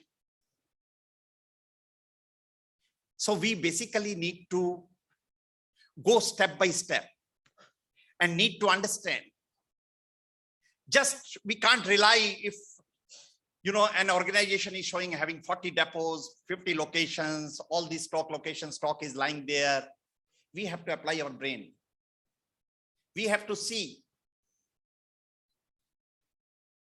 how do we rely? How do we make sure? Ask this question, basic question. How do I make sure that this particular location, this particular warehouse physically exists? How can you prove me? It's a basic question, which we all miss out some time or the other. Take the case of another construction company. We all have heard about bank reconciliation system. In this particular company, what the accountant used to do, he was over smart. Instead of monthly reconciliation, used to do reconciliation on a 15 days basis. So boss is very happy. Oh, I have really an efficient staff. I have asked him to do the bank reconciliation on a monthly basis, but he's providing me report on a 15 days basis. But this particular accountant, what he was doing is up to 14 days, 1 to 14, he was preparing one reconciliation. 15th only he was missing, and 16th till 31st or 30th or 28th, he's preparing another reconciliation. And all the personal money which is he's transferring that on 15th day only. And boss is happy. No one is going to check opening balance. Okay, let me see. And all these days, bank statements are very much downloadable from the system. The various softwares are being available. Even the numbers can be edited and all that. So opening balance, after doing the 15th day's transaction by transferring money to his personal companies or personal bank accounts, and thereafter charging it to various accounts like miscellaneous expenses or say bank charges or something. So at that time, probably the trend analysis will basically help. So this particular auditor was very smart. How did he catch it? He saw that number one, let me see the reconciliation, to reconciliation, what is the SOP? He saw always up to 14th and then from 16th. Why there is one particular day missing? So he checked basically all the transactions related to 15th. And he been able to catch this fraud. Another red flag in this particular situation was all of a sudden there was a too much of a jump in the bank charges. That was also the red flag for him to catch this fraud. One of the retail company, which is having 200 stores across various cities. It was on a cash and carry model. So in this particular, what happened is, company had an SOP that everything will have to be sold on cash. And discounts and everything was being well defined. So in this case, what happened that stores were basically having a sales revenue growth of around 15% every year. But all of a sudden there was a basically decline in the sales by 15%. So that was a red flag in the mind of the auditor. That why all of a sudden last 10 years, the company is growing like this. All of a sudden, why there is a sudden downtrend? He tried to check basically the authenticity of the data provided to the auditor. And what he came to know, that there was a business growth even during that year, but the data which was being given to the auditor, all those sales were basically deleted. So basically there was a lesser sales, and all those sales were made and those sales were personally pocketed. So we have to really, very watchful, very mindful of the data even which is being provided. We have to make sure, we have to ask a question, is it really reasonable data? How do I make sure that this is correct? These are the questions. If we are into the line of basically, especially as a forensic expert, fraud experts, or even into the internal auditing, some element of this we should have. We should not just take it as a granted, that because we don't know others' mind, what is going on into someone else's mind. Again, a purchase function case study. A company having a procurement department doing 2,000 crore purchases. In that company, again, various guys handling different type of purchases. One of the guy was handling around 40% of the total purchases. I have told to my team, whenever you do the audit of the purchasing function,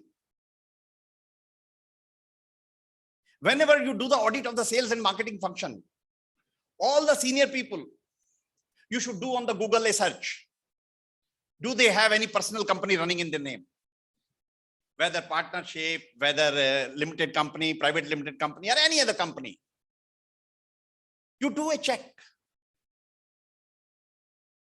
This idea I got from this particular case study, which was narrated to me by someone, that how did he catch fraud?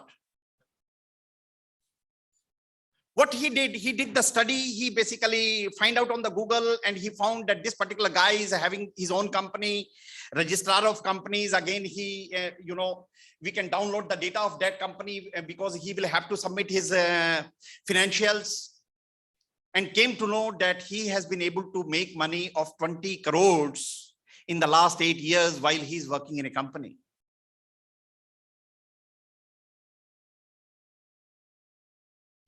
So principally, when he was working for a company, he was having an agreement with an ex-company. And this particular guy, who was basically the fraudster in this case, he was buying from a company, and in both the companies, there were a common director. So all these type of basically fraud situation can be caught, provided how much common sense we are applying. And these are very common. Because greed has gone up so much. Everyone wants to have the Apple iPhone, even those who can't afford it. There is nothing wrong in having an Apple iPhone. But sometimes I see even people, probably those who are, not earning even 10,000 rupees or 20,000 rupees, but they want to have the iPhone. We all might have seen these type of cases, living beyond means. That leads to basically the situation like fraud. Another example of the sales and marketing function. Company having a turnover of say 5,000 crores. Sales happen through distributor channel. How the business head is basically making money. Wherein the sales return which is coming and the credit note company is issuing, credit note is being not linked to the, against those invoices. So credit note value is much more than the vast. I sold at 10 rupees, but I'm giving basically the credit note of 12 rupees per case, per item or whatever. Giving credit note, it is within the authority. As per delegation of authority, it is well within the frame. 2 crores of rupees, probably the credit notes which were being given, which were not supposed to be given. And out of which 1 crore rupees got cash back. So all these type of basically, so we will have to, so all these case studies, when you will see that what are the documents that auditor basically reviewed and all that. So we have to really do the audit very intelligently. We have to just apply the basics.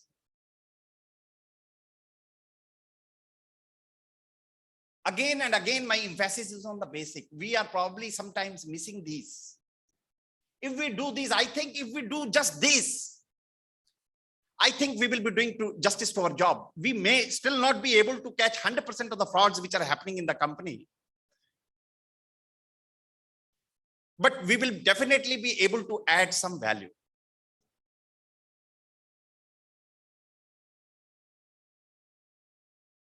I like this quote very much. If we have 6 hours, basically, Abraham Lincoln basically said, if I had 6 hours to chop down a tree, what he will do? He will spend the first 4 hours sharpening the axe. We are into the field of auditing. Lots of material these days is available on the Google. Lots of life experience. Lots of books are available on this particular subject. We can read those. We can gain the knowledge, we can get an insight, we can get ideas, and we can implement basically in the function when we do the audit. That would be really helpful. So that's the way we will be sharpening our axe. Thank you.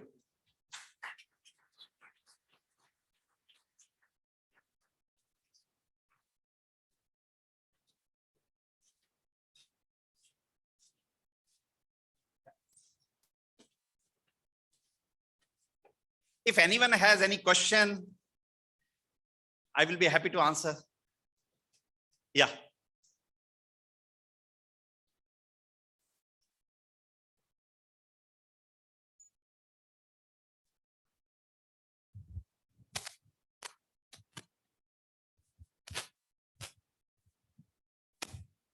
Hello. Yeah.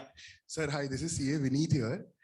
Sir, I had a question, like you mentioned, at times when you find some, like the one on the paper trail which you mentioned, you had that printer ka thing on the paper. Right. So that borderline thing. So sir, in such kind of cases, how do you report this on a report? Because you don't have a proper evidence as such to make a strong case. Okay, this can be a fraud or something. So how do you present this case to the audit committee or on the report? Okay. Yeah, thank you. Yeah.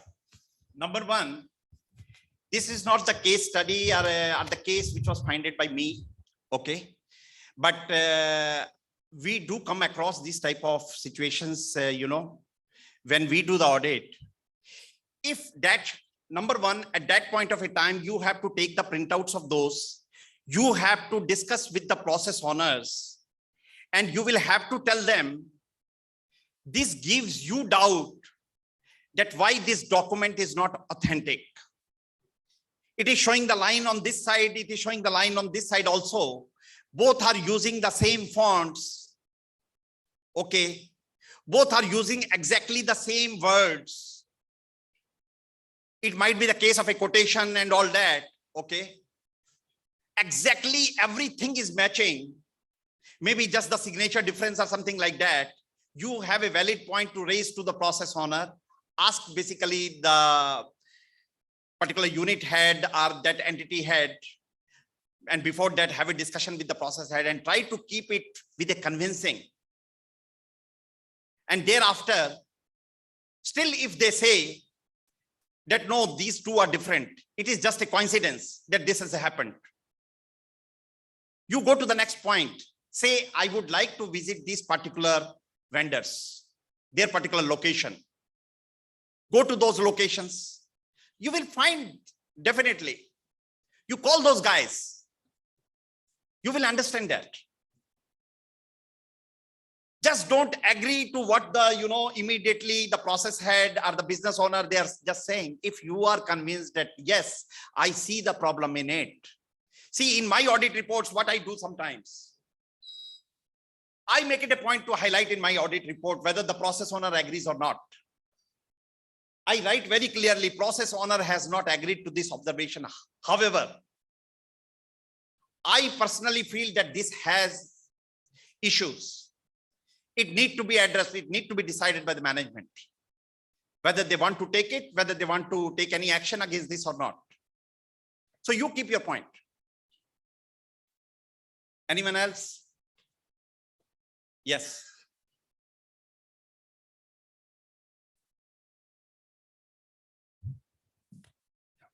Hello.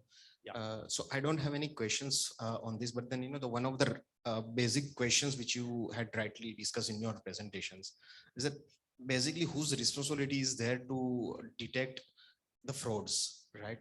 So my whatever experience with this governance and risk, what I understand is that as a process, it has to be the responsibility of each and every stakeholders, including the employees first. And how as a management it can be ensured is to educate the each and every stakeholders about this. How? So we normally discuss as in process, whenever we start any of the assignments with the new client, we try to understand the entity level controls first, which is the basic responsibility of the any management. So when we talk about entity level controls, it can cover basically the anti-fraud, anti-bribery, this fraud kind of a policy and procedures, which has to be the tone from the top. If that is there, that educations and training is passed on to the each and every stakeholder, including my suppliers, including my employees, then it can be rightly ensured that the detections and reporting would be on a higher scale, on a higher numbers, rather than the people keeping silent about the things which is happening over there. If you also had shared some of the basic data regarding this fraud from the SEFE reports. If you see that report also, it says around more than 40% of the cases which has been reported as a fraud had come through the tips, as rightly said by you, that go shippings and kind of in discussions. So that is also again very true. But then that educating a people that this is called fraud and how you have to report that, and you are a responsibility bound to report that fraud. Then I think the awareness and the kind of environment built up will be more. And as rightly said by everyone, I mean, smokes and drinks can give you. So what is your key question in this? My question is not that. I'm just sharing the experience I'm saying. Okay. What I'm saying is that as in a process, it is not only the responsibility of the management to detect and report the fraud. It Right. has to be the responsibility of the each and every employee and each and every stakeholders in the organization. Absolutely. And management can ensure to empower them by educating them, by providing them the policy and the platforms. That's all. Thank you. Right. Yeah.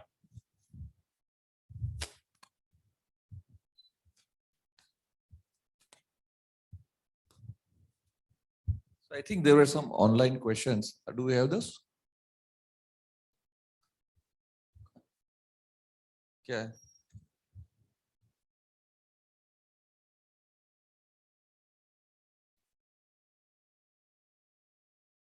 So there is one question.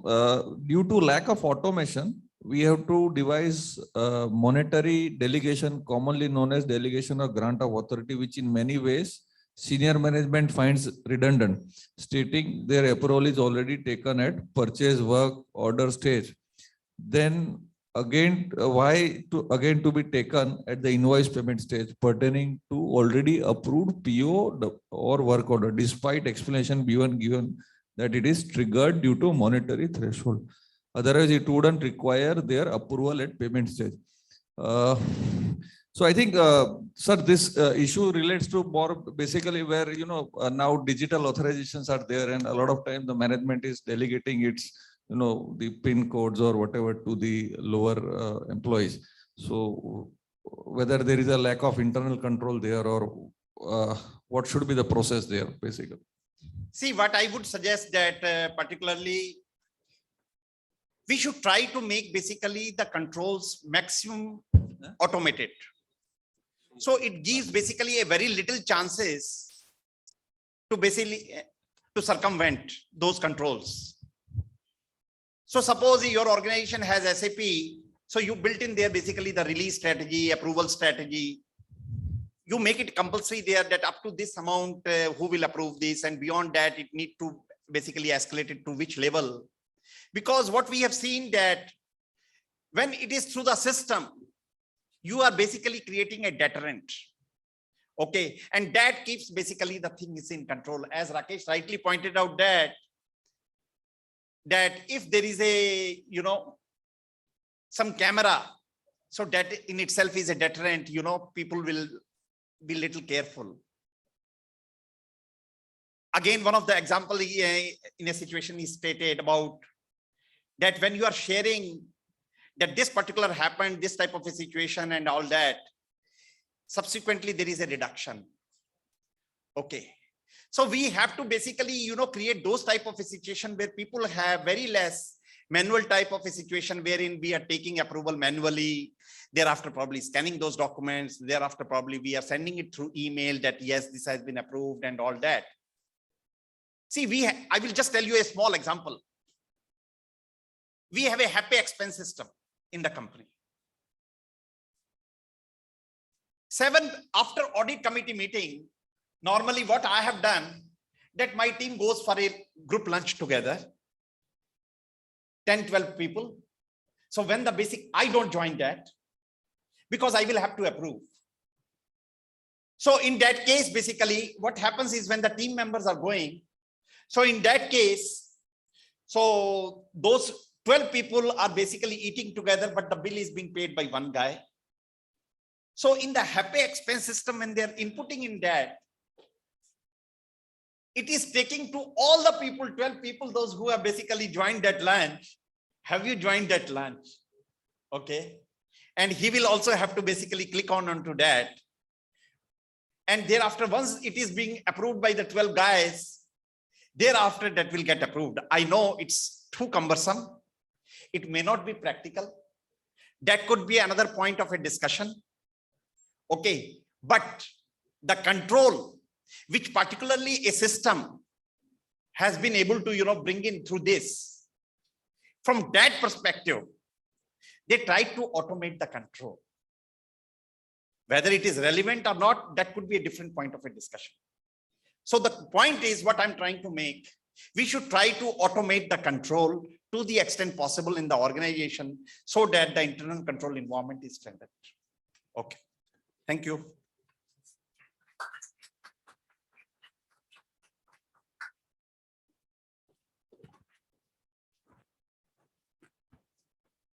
Change is the only constant. How true those words ring for an internal auditor and probably the fraudsters as well. It is a cat and mouse game that the internal auditor plays when it comes to fraud, to detect and ideally preempt and prevent frauds. That's why it's important to have these dialogues to understand the challenges that are being faced and how they are being overcome. Thank you, Rakesh ji and Shyam ji, for holding the proverbial looking glass for us and help us peer through your lenses. Thank you for the wonderful presentation and insight. We have a 10-minute tea break now. Request everybody to assemble back in the conference in 10 minutes so that we could start with our panel discussion.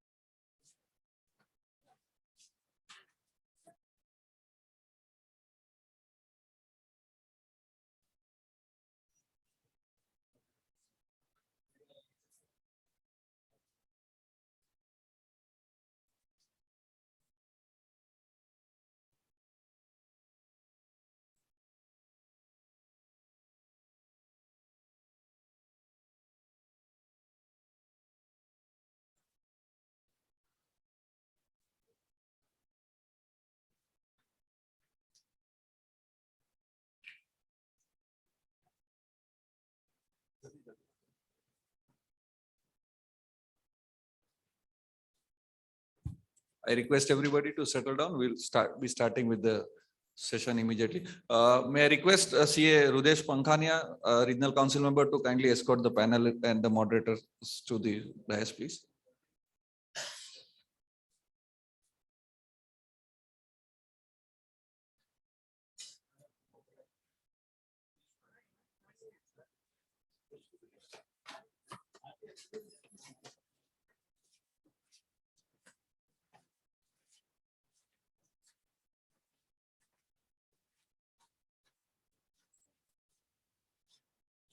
But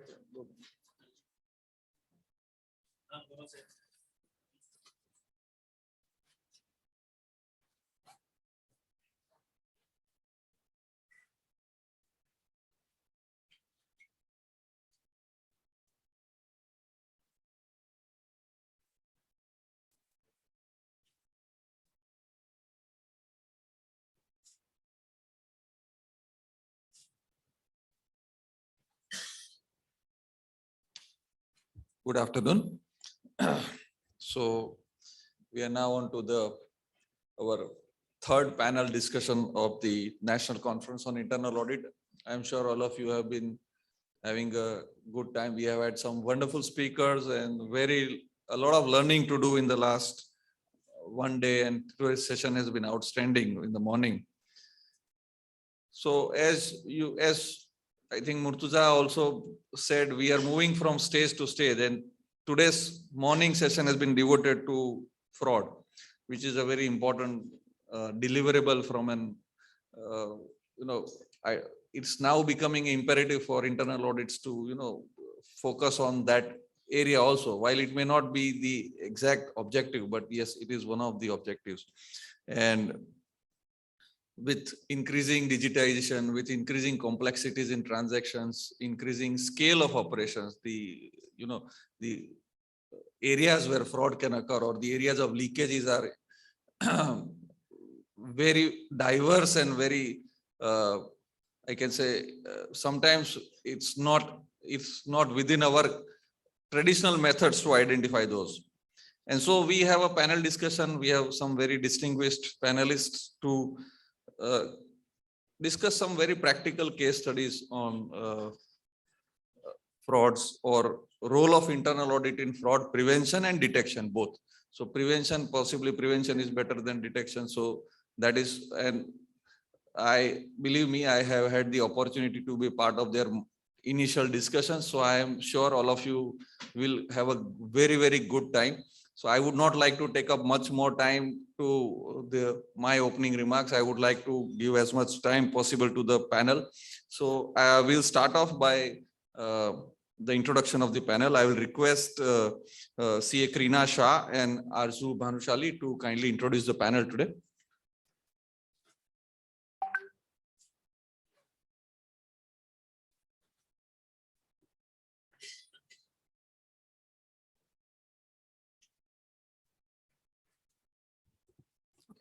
Good afternoon, everyone. Thank you, Rahul sir. So when conducting assurance engagements, internal auditors are expected to have sufficient knowledge to evaluate the risk of fraud and the manner in which the organization would cater to it. So let's hear it from our distinguished panelist of today's session, the role of the internal audit in fraud prevention and detection with the practical case studies. I am pleased to introduce our moderator of this session, Suprabhat sir. Suprabhat sir has over 28 years of diverse corporate experience across forensic investigation, fraud risk management, data analytics, retail payments, and technology. And he has worked with a vast array of clients in India, Middle East, and Southeast Asia. Suprabhat sir has led several mock forensic assignments related to corporate fraud investigation, forensic accounting, forensic audit, anti-money laundering, investigation, etc. He has also led a number of special reviews mandated by various law enforcement agencies, banking regulator, and finance ministry. Now I request CA Rahul Parikh to welcome Suprabhat sir with the memento.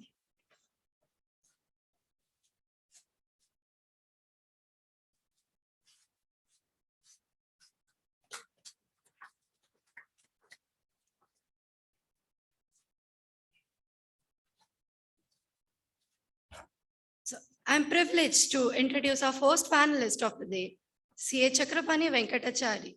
His group head of internal audit HDFC Bank Limited and is a certified associate of Indian Institute of Bankers, CS, CISA with an experience of 38 years in banking, having worked with Bank of Baroda, Standard Chartered Bank, and in various roles of operations, foreign exchange, and internal audit prior to joining HDFC Bank in 1994. He is a key contributor to the bank's overall control and governance framework. His current portfolio also involves setting up a framework for monitoring and service standards across various customer touchpoints, as well as setting up the nodal officer and internal ombudsman framework as required by RBI. I request RCM CS Rakesh sir to facilitate.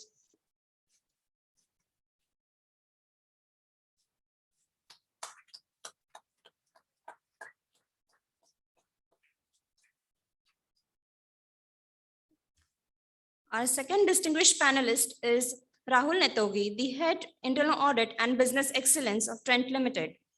He has over 30 years of experience in Tata Group with 17 plus years stint in Tata Consumer and 13 plus year in Trent. Rahul sir has extensive experience in managing internal audit function in challenging high growth retail industry. Ratul sir has a CMA from ICMA, PGDM Finance, CISA, and Design Thinking certification from MIT Sloan School of Management. His keen interest lies in trekking, scuba diving, playing badminton, and table tennis. He volunteers for various social initiatives. I request CA Rahul Parikh to welcome Ratul sir with momentum.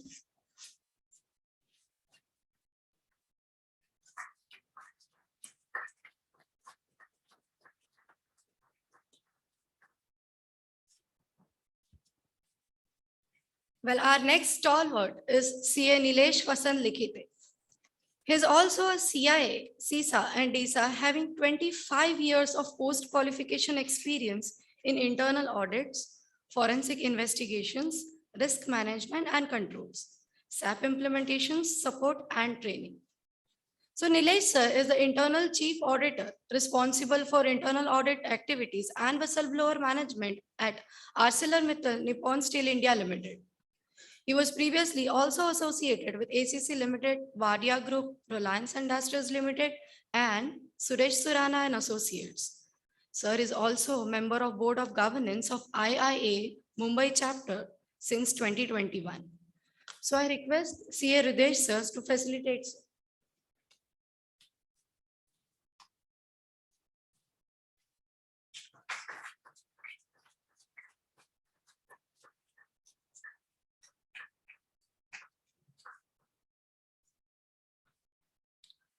Now, I welcome our final panelist for today, Sanjay K Mathur, who is an expert in corporate governance, integrated risk, enterprise risk management, ethics and fraud investigation, internal audit, SOX, and IFC compliance.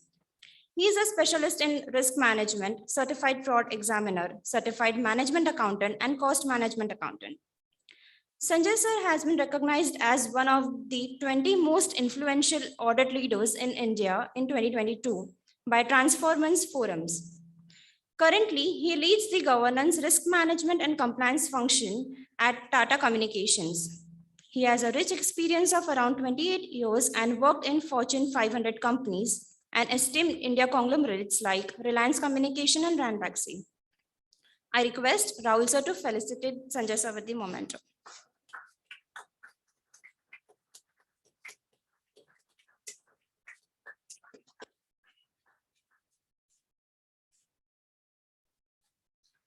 Now, I would like it to hand over it to Rahul sir. Thank you. Suprabhat sir, the floor is yours, sir. Thank you.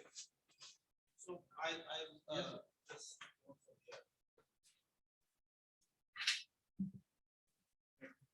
so thanks very much for Rahul, the entire team for inviting us and setting up this panel.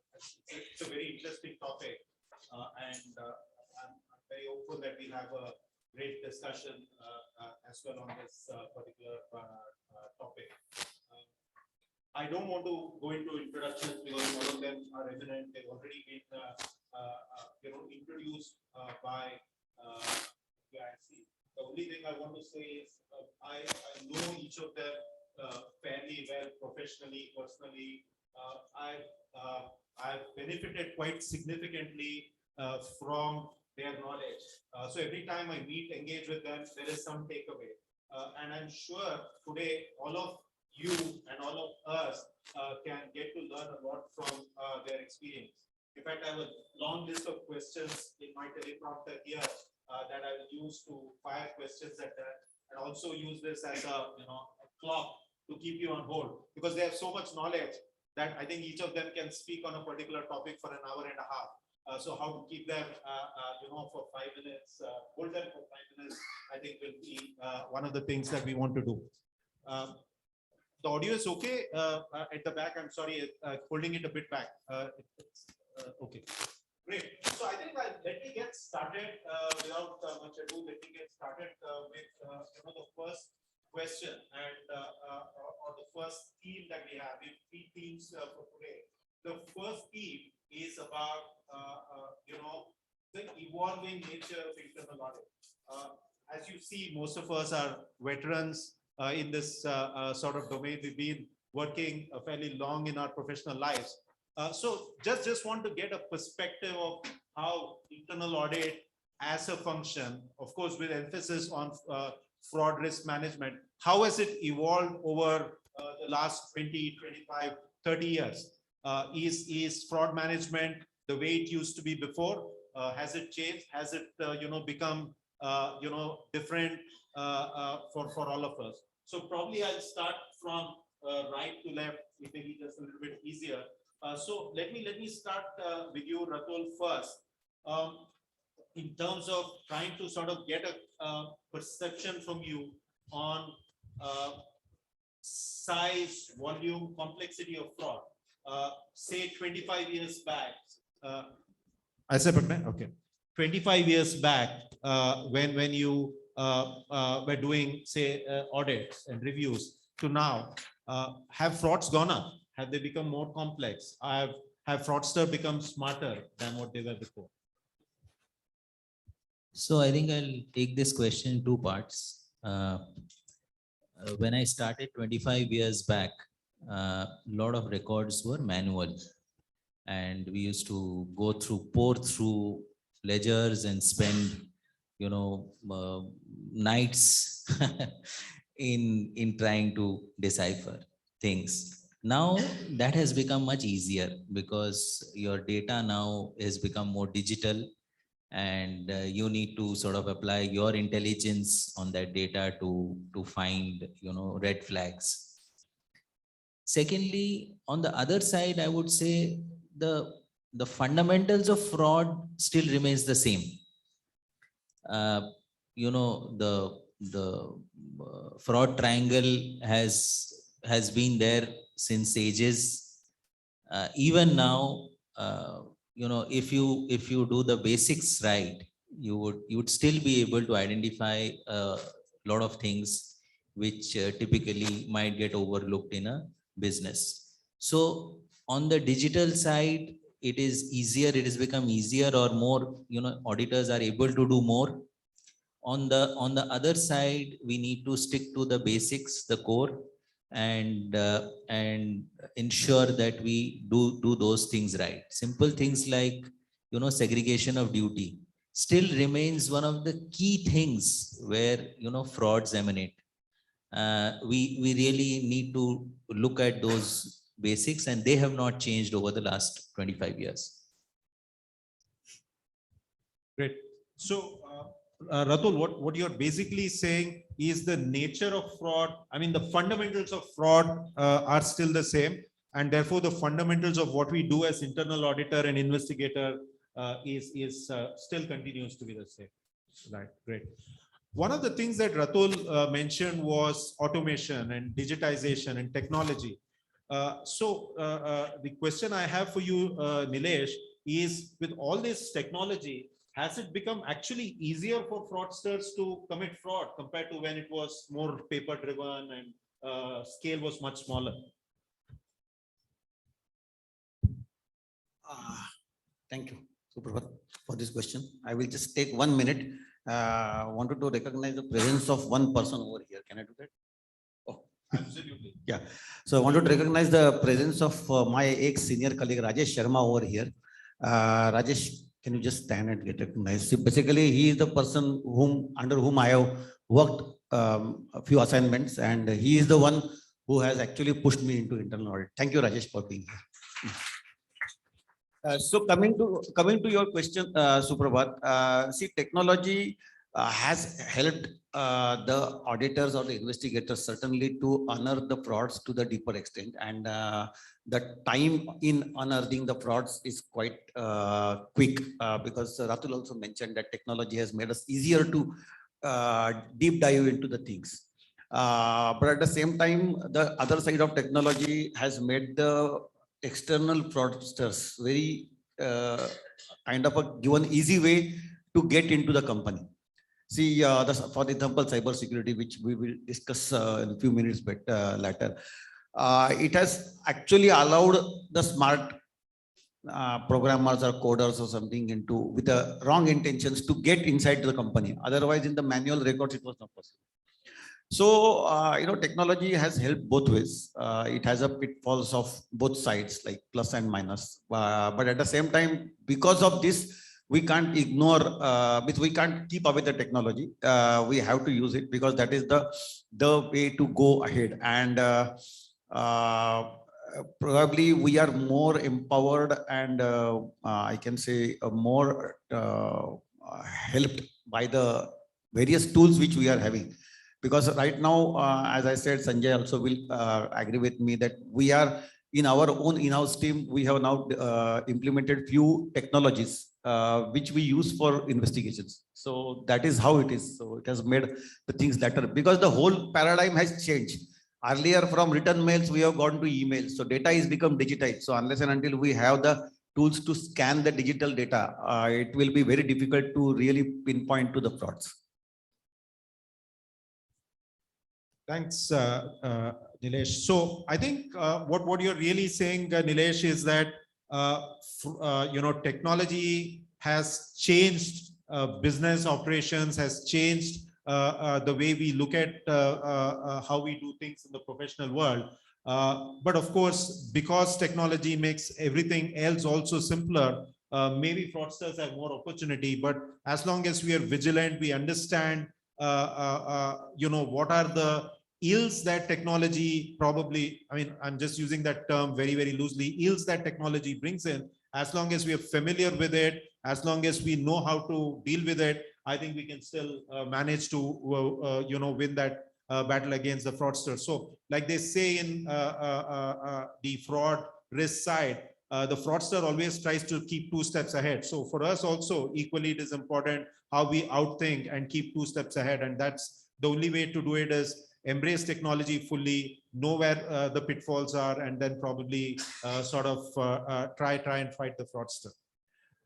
So next question that I want to address is to Sanjay. Sanjay, in this changing world, and you worked across multiple organizations, very large global firms, a lot of Indian firms like where you are now, which again has a global footprint, more Indian kind of local firms. So it's a mix. Are you seeing the management's view of internal audit changing with the business becoming large, complex? The numbers are much, much larger than what it was when we all started out many years back, right? I mean, the kind of profits that we are talking about probably were the turnover of companies when we started out, right? So with this changing dimension, are you seeing the management putting more pressure on us as internal auditors to say, you're not an internal auditor, you're an investigator, you need to find fraud for us? Yeah, thank you, Suprabhat. This is a very interesting question, and I've been seeing this in last couple of years, how the expectations is changing from the internal auditor. If I summarize in one word before I try to describe, I think management thinks us like a superhero. And the reason is because the uniquely place of the role of the internal auditor is across the all organization, across all processes, access to all information. Then the question comes is that can we make, connect all the dots and identify a meaningful trend which could lead to fraud, or which could then, help company to prevent fraud if it happens before. So I think the definition of the role of the internal auditors defined by various different institutes is on the one side, and the other side is the expectations. So I don't see there is a vast difference in the expectations, but the expectations is more of a coming back from earlier detection. And if I use the word and if I take the triangle to explain my point, the fraud triangle, there's one key element is the opportunity. And to break that triangle, it is important to have a robust internal control.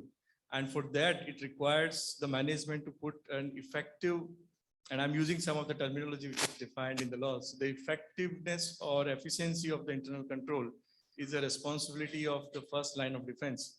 But when it comes to the internal auditor, it's their role to go deeper and identify whether the effectiveness is there, whether the intent of the policy which was there is actually designed in that way, and it's actually been implemented in that way.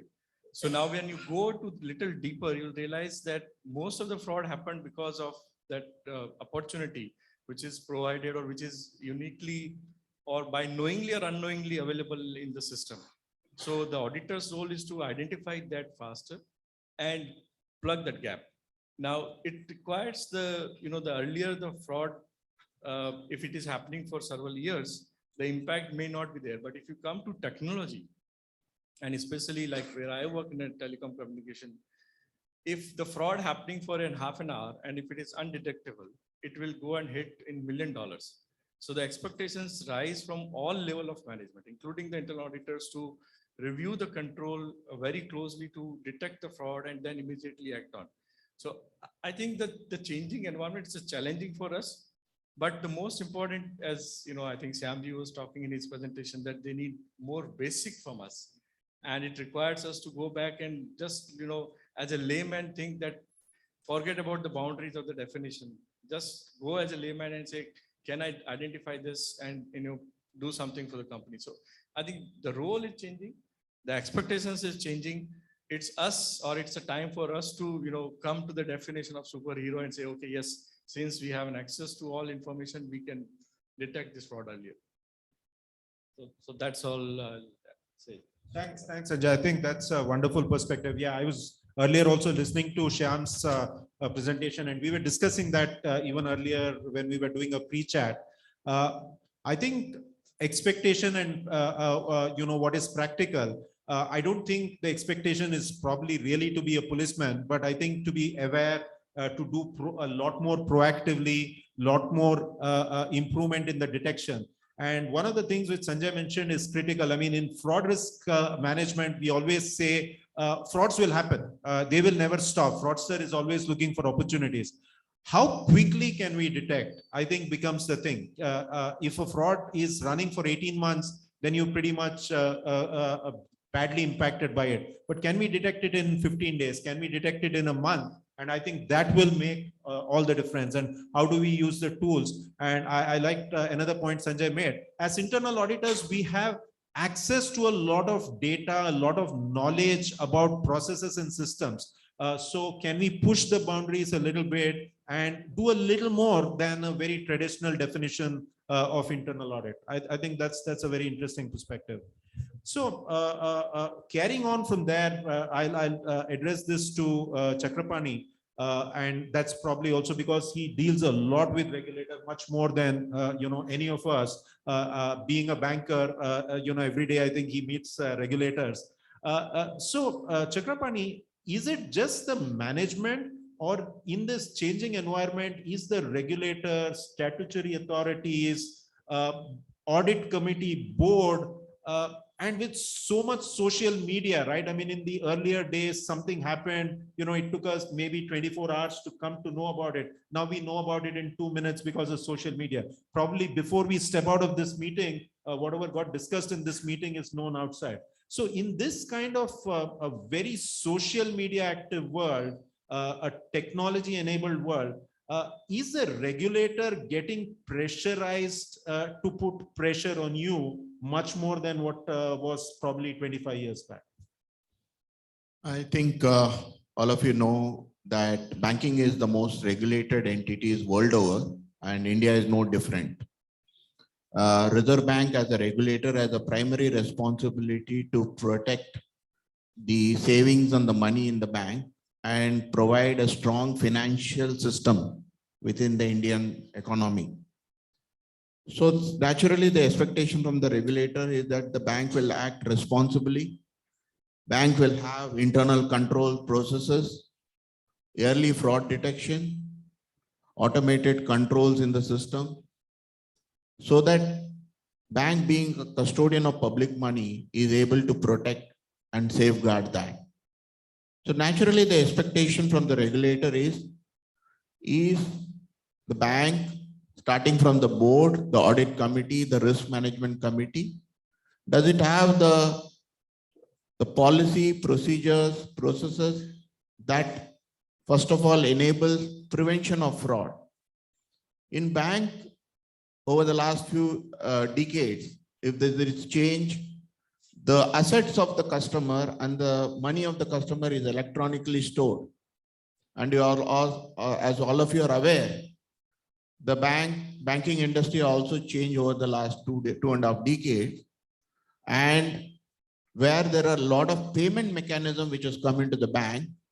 And since the financial assets are stored in an electronic form, and that ability to transfer the financial assets from an electronic medium, so your internal control processes should have built-in checks and controls in the system, which has got the preventive control, has the best control. If prevention is not possible, then the detective control, which Suprabhat alluded to, saying that how quickly are you able to detect? Especially in bank, there are 2-3 types where we need to protect against. One is by a fraudster outside committing a fraud on the bank, taking money out of the bank. Second, external fraudster committing a fraud on your customer's money. The third aspect is your own staff colluding and doing a fraud, taking out your customer's financials. So it has got 3 or 4 dimensions to it.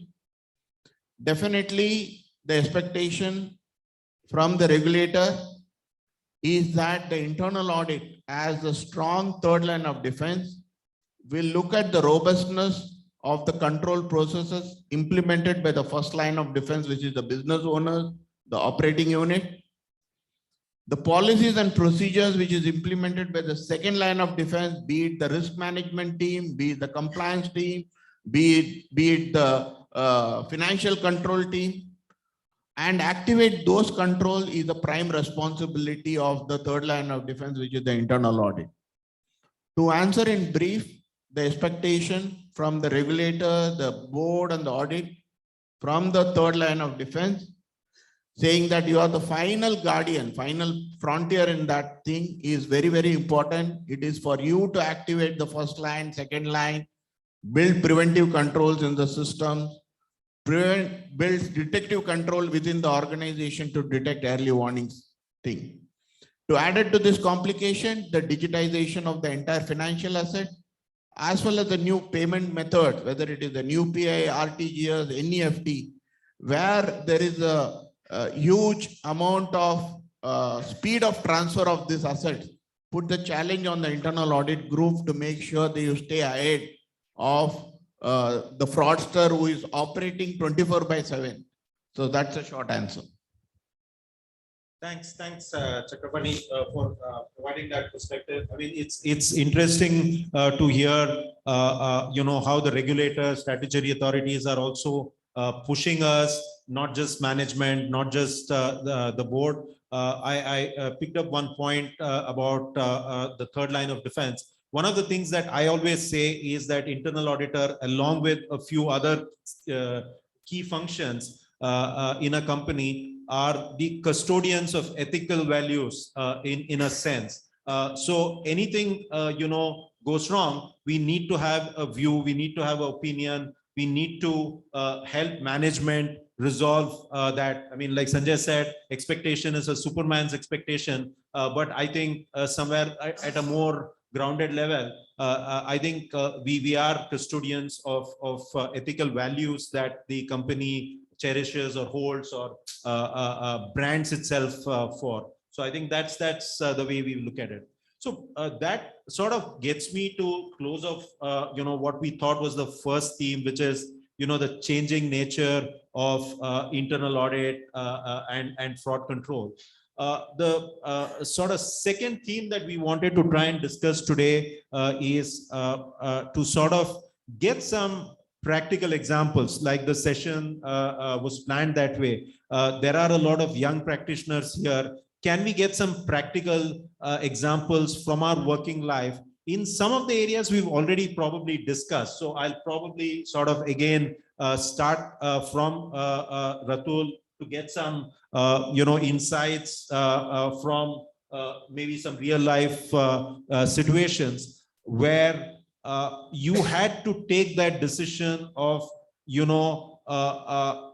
what do I do as an internal auditor and what do I do as an investigator? I mean, how did you sort of play that role effectively from a management perspective and from your own sort of mandate perspective? So if you can give some example from one of your actual real cases. Sure. So I'll give you one example of my industry, which is retail. Now, in retail, as you would know, the inventory is one of the key things that we need to keep control on. So, from a case, I'll tell you which happened in city of Pune, that we tracked that what we call shrinkage is basically the difference between the book stock and physical stock. And for some reason, the one store was showing a very high shrinkage as compared to the other stores. And it was kind of a red flag for us. And then we looked at the data, we looked at, various things, but we were not able to sort of pinpoint that where this leakage is coming from. Because shrinkage typically is, basically two types. One is customer-led and one is staff-led. Customer-led shrinkages don't sort of move up and down too much, but staff-led shrinkages could. So, to answer your point, going a little beyond internal audit mandate, we got in touch with an agency who helped us to implant a person in that store. And that is how we got recordings of conversations. We understood that there was a collusion where there were 6 or 7 persons in that store was involved. And, they were taking out large quantity of stock and then, disposing it or selling it outside and encashing it. It was not possible to find this out by just doing a desk analysis. So you need to sometimes sort of, push the boundaries.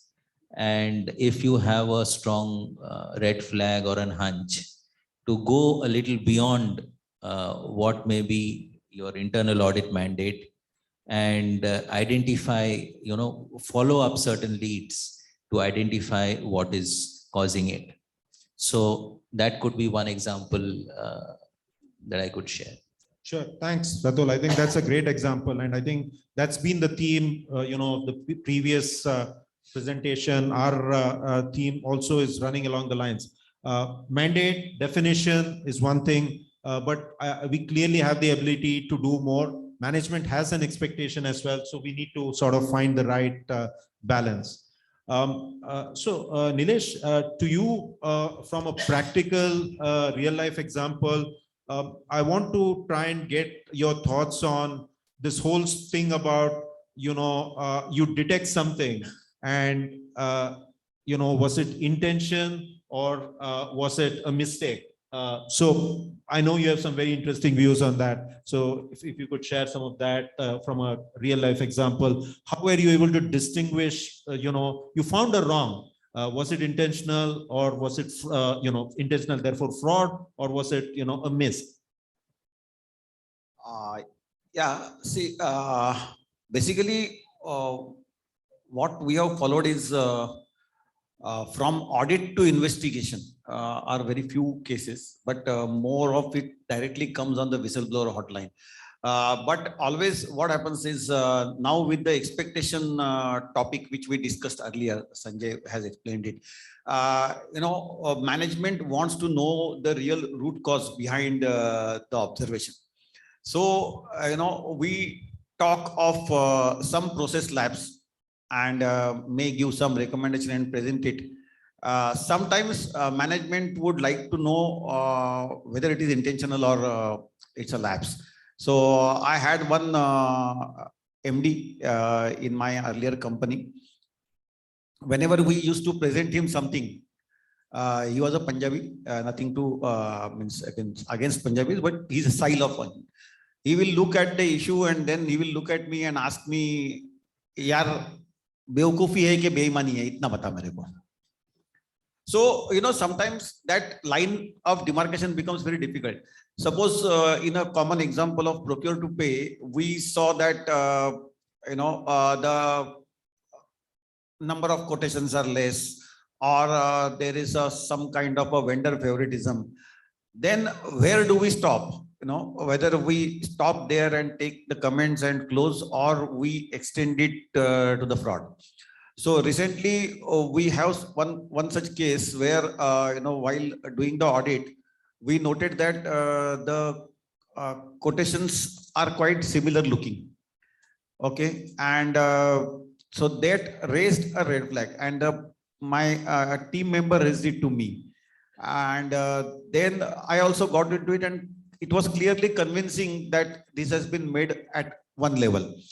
So then the audit team, actually at that point of time, I had to complete the audit by aligning it or identifying the extent of identifiable process loss, process lapse. But at the simultaneously, I had a clear intention that this cannot be a kind of a coincidence. Then what we do is we select more such transactions, and to find out what is the frequency of such lapses. Because if the person is doing fraud, he will not be happy with doing one or two transactions and trying to favor somebody. They will always become bolder and bolder and trying to do more. So this is the psychological side of a fraudster. So then we have to again extend our thoughts, like whatever ordering he has done, whether it is a similar pattern is observing or some other things are observing. So thereby, finally, we handed it over, means basically it's under my jurisdiction only, but we taken it as an investigation case and then we investigated it. So, nowadays, we have to be very, very alert and have a clear professional judgment on where it is leading to. And if we are sensing some red flags, we need to extend our extent of checking and finding out the frequencies of such kind of things, and try to observe from different things whether the similar pattern or the what is being said about this person. But that is again a part of investigation. But in audit, certainly we can go beyond our normal sampling and try to find out more. Thanks, Nilesh. So the fraudster, Nilesh, if he was caught, would your boss call him a Bevkoof Beiman or a Beiman Bevkoof, right? Beiman Bevkoof. Bevkoof bhi kar diya. Great. So one of the things in today's panel that we have is, there are three very interesting industries which are different. And of course, Nilesh represents manufacturing production. He's done it now. He's doing it now, previously as well. But otherwise, we have Chakr who's doing banking. Sanjay does telecom, and Ratul does retail. So one of the questions that I wanted to do, and Sanjay, I will put it to you, is what is the industry specific flavor of internal audit, fraud control that we should bring in? Of course, you will give me that perspective from your industry, but how is it different from just a simple regular procurement fraud, conflict of interest? How is it different in your industry? What is the specifics in your industry? Yeah, so I'll answer this question into two different parts. One is being a telecom industry. So we provide technological solutions to various companies. So the expectations is to see that, what kind of fraud can happen. In these cases, if you see that fraudster will not necessarily have a face. So the telecom industry faces a typical fraud where from where the traffic is generated, but where it is being terminated, or either way around, both the way, one will be missing. So you will not know from where to money collect. So the traditional theory is saying that fraudster will always have a face is difficult, and the reach because of the telecommunications is so high that somebody sitting across the thousands mile away doing fraud in your server. So I think the one key aspect which comes is to see the control environment within the product or the services which we create, and where the internal auditor's role comes more of from both the design of the product and once it has been launched, the continuously monitoring. So that's and if I keep explaining this, I'm not sure how many of you are familiar with telecom, so may not be related. But I'll give another example where we use the technology to detect the fraud, and which will be common to across most of us. And it goes beyond the internal auditor role. So like typically we do vendor master or employee master audit, and I'm sure everyone will be doing in their own company. So what we attempt is doing to combine both the audit in one place. So vendor master and employee master, you use the data, you use the fuzzy logic, and there are certain key fields which is common in both the places. If you just run scan, you'll find that some of the employee having a similar PAN card is also your vendor, and which leads to the conflict of interest.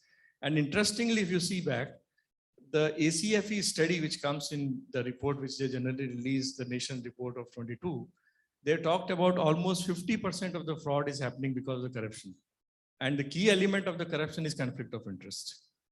Now, what is the role which an internal auditor can play is to see whether there is a clear-cut policy of the conflict of interest. And I see that, the changing interpretation of conflict of interest, even from a senior level to the junior level, is changed. And it is changed over a period of time in last 6-7 years. So I think it is important to see that whether we have a very clear-cut policy which defines do and don't by any employee in case of conflict of interest. And if conflict of interest arise, how the person will take a decision, because that is also important. And then go and see that whether this conflict is actually appearing. So just using a simple database and simple running one query, you can actually find a lot many things which goes beyond the audit. So that's one example which is more suitable coming to my mind.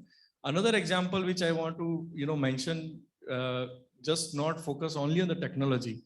I strongly believe that we need to also go to the basics. So like technology will throw you out and say that in a procurement process, there is a process which is defined that the 3 codes or 3 vendors code need to be taken. If you run the query, you will find there are 3 vendors. All 3 vendors are different. All the key informations are different. But if you go and visually see the document, you will see the difference, or you will see the similarity between 2 documents, which can be done only by the visual inspection. So what I'm trying to give a message to all our internal audit friends, do not just focus only on the data analysis, also go back to the basic and try to see that what document can, what document is talked. What documents speak are itself if you actually go and minutely review this. And I don't think this is beyond the internal audit. This is what the internal audit is supposed to do. So that's Suprabhat, my summation. Thanks, Sanjay. That was great perspective, and it actually leads to my next question, which was on data analytics.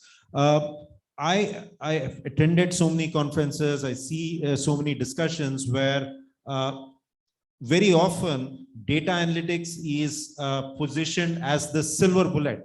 Let's do data analytics. We will control fraud. We'll prevent fraud. Chakrapani, I just wanted to get from you a view on how much data analytics, do you typically use in an internal audit kind of scenario, and how far can it go?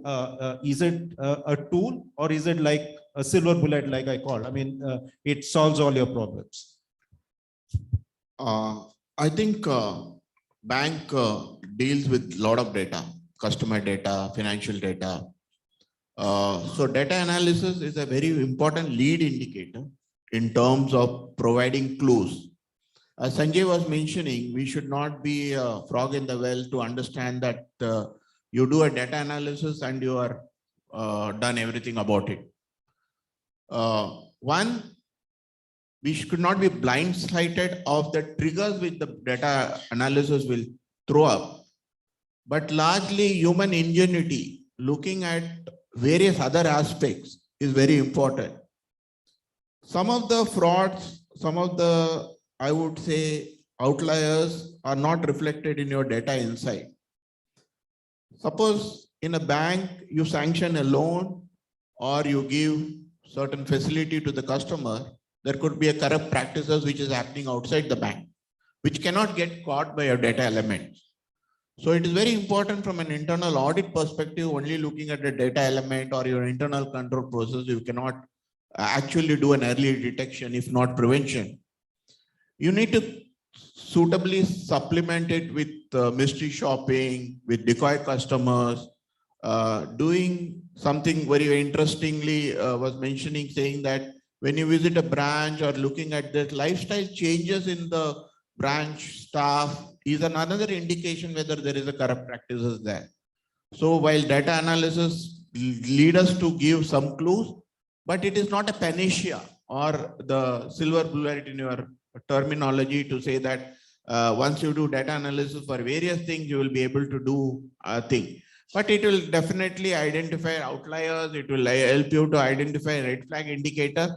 But you need to complement and supplement with your internal control process, your preventive control, detective control, your mystery shopping, your decoy customer. All this thing is a combination of that. More importantly, as I was also mentioning, today the contact risk assessment becomes a very key thing. From a contact risk point of view, as an internal audit, you will have to see whether the mandatory leave policy has been applied correctly, whether the job rotation policy has been applied correctly. These are also triggers which probably a person who has never taken a mandatory leave is another trigger. A person who has never moved out of the department is another trigger. So data analysis is one part of it, but there are other triggers, other indicators that help us to do fraud detection. Great.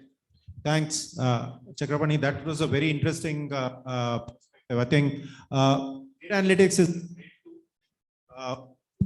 but I think it needs to be complemented by lots of other tools. The most important being our own capabilities and our intellect. I had a friend who once, is not from the internal audit function. He's more a technology kind of a background guy. He said, "Boss, आपका IA वाला function निकल जाएगा, सब कुछ AI बन जाएगा." But I'm glad Apani is saying that सब कुछ AI नहीं बनेगा. IA with our intellect, I think, is going to still, run the engine of internal audit and detection, fraud detection for us. I think that's sort of was our second theme, real life examples in various areas that we discussed. The last theme that we want to discuss, and we probably have about 10-12 minutes, we'll try and quickly wrap it up and then have questions from the audience. The last theme is new threats, new areas. We've always, internal auditors, looked at issues, sales, revenue, procurement, HR frauds, financial accounting frauds. So what about other areas?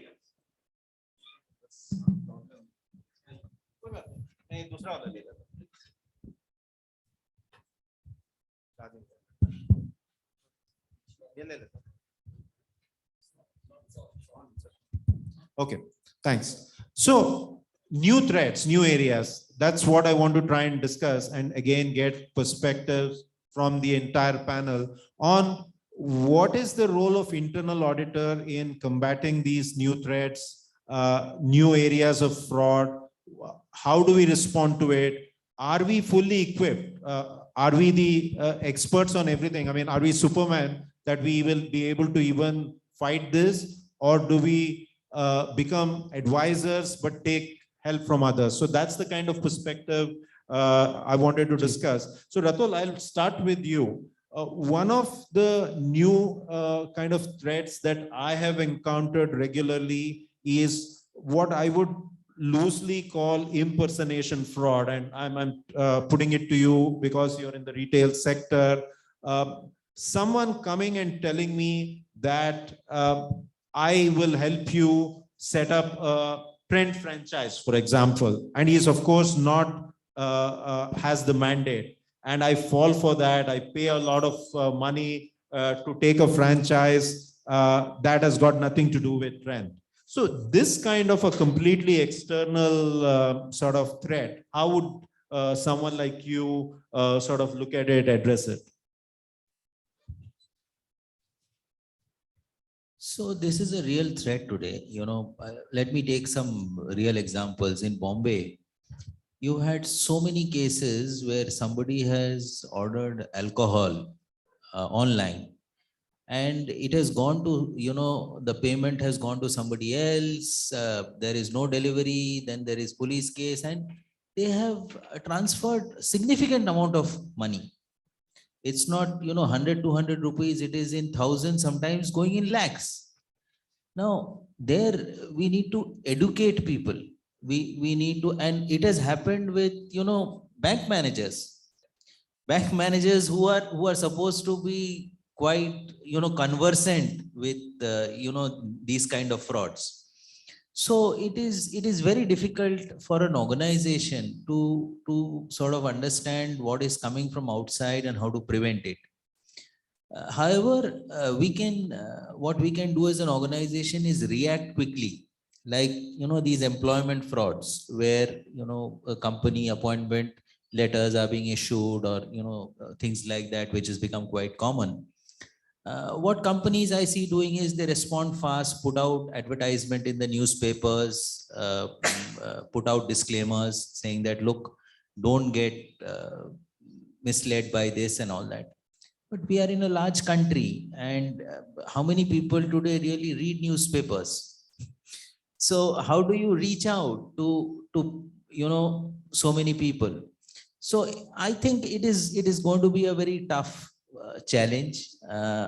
The fraudsters have also sort of migrated from doing physical things into going into the digital world. Like Chakr said, how many incidents do you hear of bank dacoity? The earlier days, someone used to enter the bank and steal the money.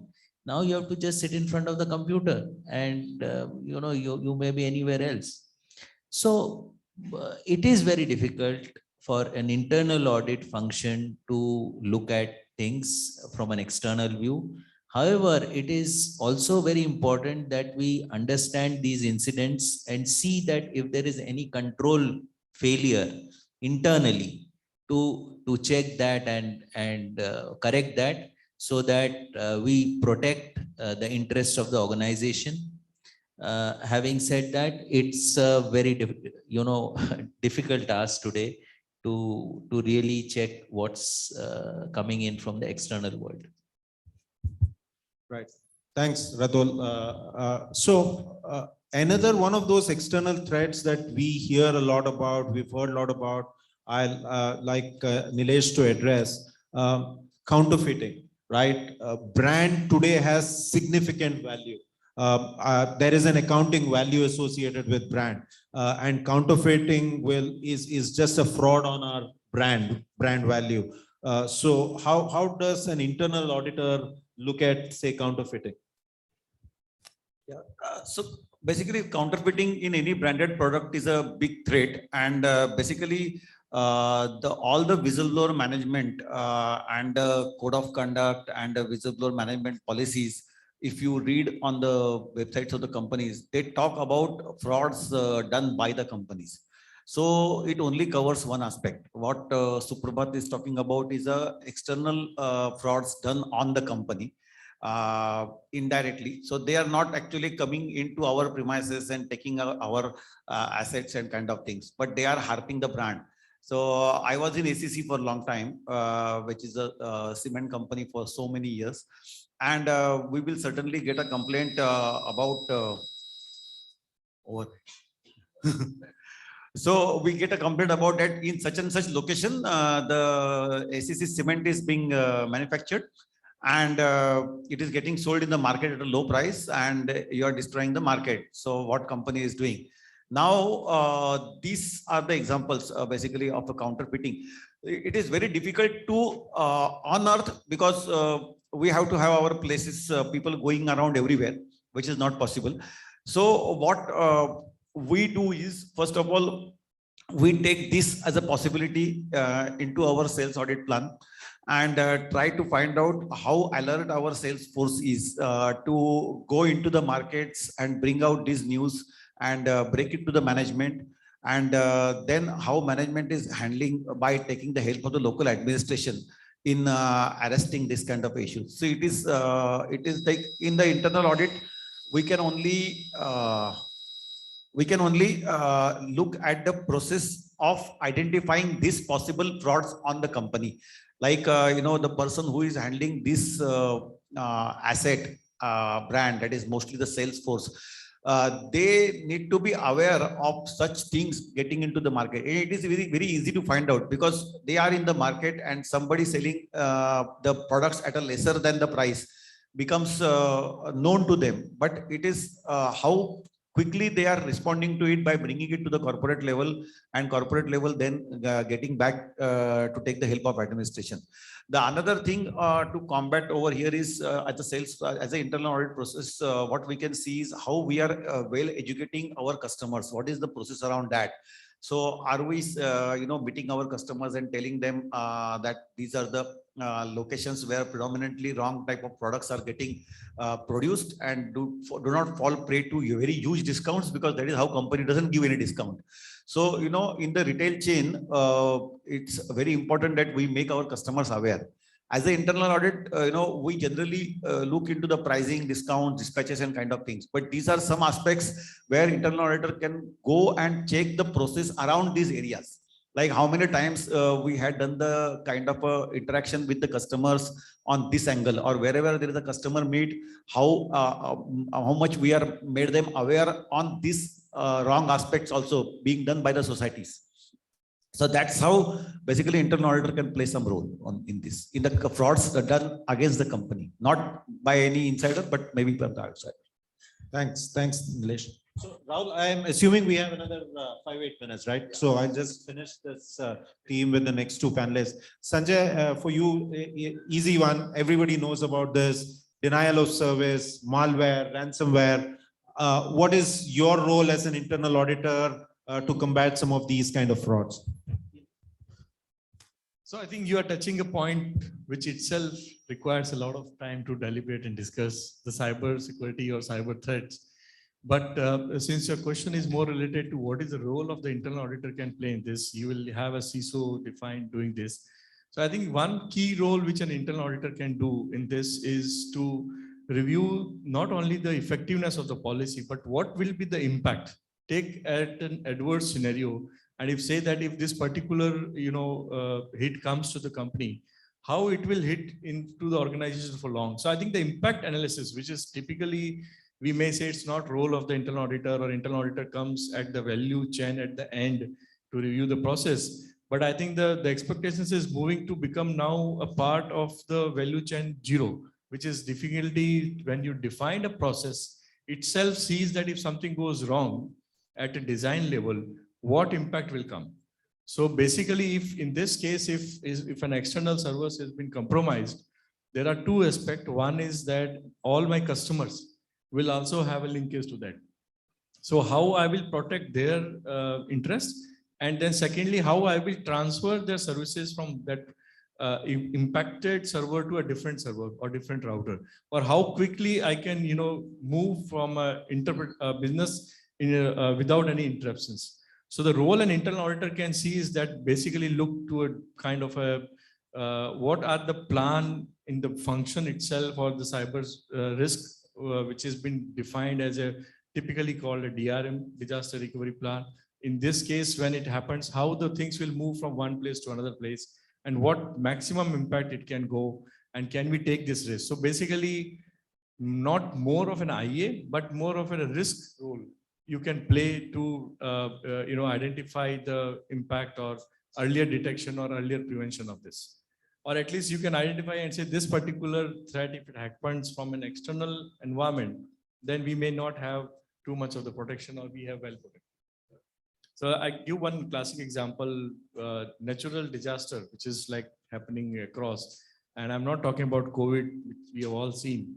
But if you see in many places, like even in India, Chennai is more prone to have cyclones. Now, if you have all your, servers are sitting in one place, you're doing a simple, a calculated risk you are taking, I'll say. I'll not say it's a wrong decision, because there may be some reasons behind that. But at least you can, as an internal auditor, we can go back and see that why do I have a high risk area I have taken this decision. So I think this is the role can be played. Thanks, Sanjay. Last, I'll go to Chakrapani. And as a bank, that's something which we've seen in the past. People just trying to harm the reputation of the bank using social media, using other media, trying to create a run on the bank, saying, the bank is sinking, you'll not get your money, and then there's a run on the bank. So, Chakrapani, these efforts at destroying the reputation of the bank and then causing a financial collapse, how does someone like you as an internal auditor contribute into sort of mitigating, because this is also a kind of fraud, in my opinion, an external fraud. So how would someone like you come into the picture? One thing is, though it may not be a direct responsibility of internal audit, but overseeing any function is the responsibility of internal audit. So whether it is corporate communication or social media bites which comes in, we need to have today a technology enablement to get the feeds from all the social media. What is the bites which is happening against your organization? What is the tonality of that communication which is happening? So you constantly monitor that, and you have a process to respond, react, and also take mitigating action. That is on the day-to-day basis. Also, it becomes very important, as I said, to also say your process and procedures is one part. What your colleagues speak is also important. I feel there could be a responsible, since we deal with customers, we deal with the public at large. So you need to be very careful that what communication your colleagues are having with the customers. I think some years back, there have been some of the part where some of the colleagues made some irresponsible statements, certain thing which is not befitting the organization culture and ethos, which probably bring huge reputational risk to the organization. So there are constantly, as I said, today the conduct risk management, conduct risk assessment becomes very important from responsibility of the employee. From outside perspective, keep monitoring the social media complaints, social media bites, social thing, and constantly evaluate. And also take steps as a part of a corporate communication strategy, that how do you actually proactively communicate to the larger world that what your organization stands for and what the pluses you do. Many good things probably the organization doesn't reach the last mile of the customer or the general public. So it becomes the responsibility of the corporate communication. So as an internal audit, we have to keep monitoring what type of messaging is being sent, but from an HR perspective to the employee, from a corporate communication to the outside world. That's how I will put it across, saying that, we may not be a rigid process, but we need to have a strong oversight on these two departments. So thanks, Chakrapani. And I think this is a great perspective the four panelists have provided. Not traditional accounting, financial data, numbers, processes. External threats have a completely different manifestation, life of their own. And as internal auditors, there is a role to play. And I think various people mentioned this, but in a very broad sense, it is how we help the organization create the framework, the control framework to manage some of these kind of external fraud risk, I think becomes, our contribution, our sort of effort in that, how to combat these kind of external threats. So there is clearly a role that internal audit plays in this. We are not experts in communication strategy. We are not experts in cyber security. We are not experts in detecting counterfeit or some other kinds of fraud. But I think our ability to sort of look at control structures really puts us in a right place to help the management, help the organization, build a framework to combat these kind of fraud. So I think that's the way I would look at it. Yeah. So I think these were the three themes that we wanted to cover. So we have some time for Q&A. I would request people to ask questions, and probably if you want to address it directly to any of the panelists, you can do it, or one of us can pick it up depending on our interest. Please go ahead.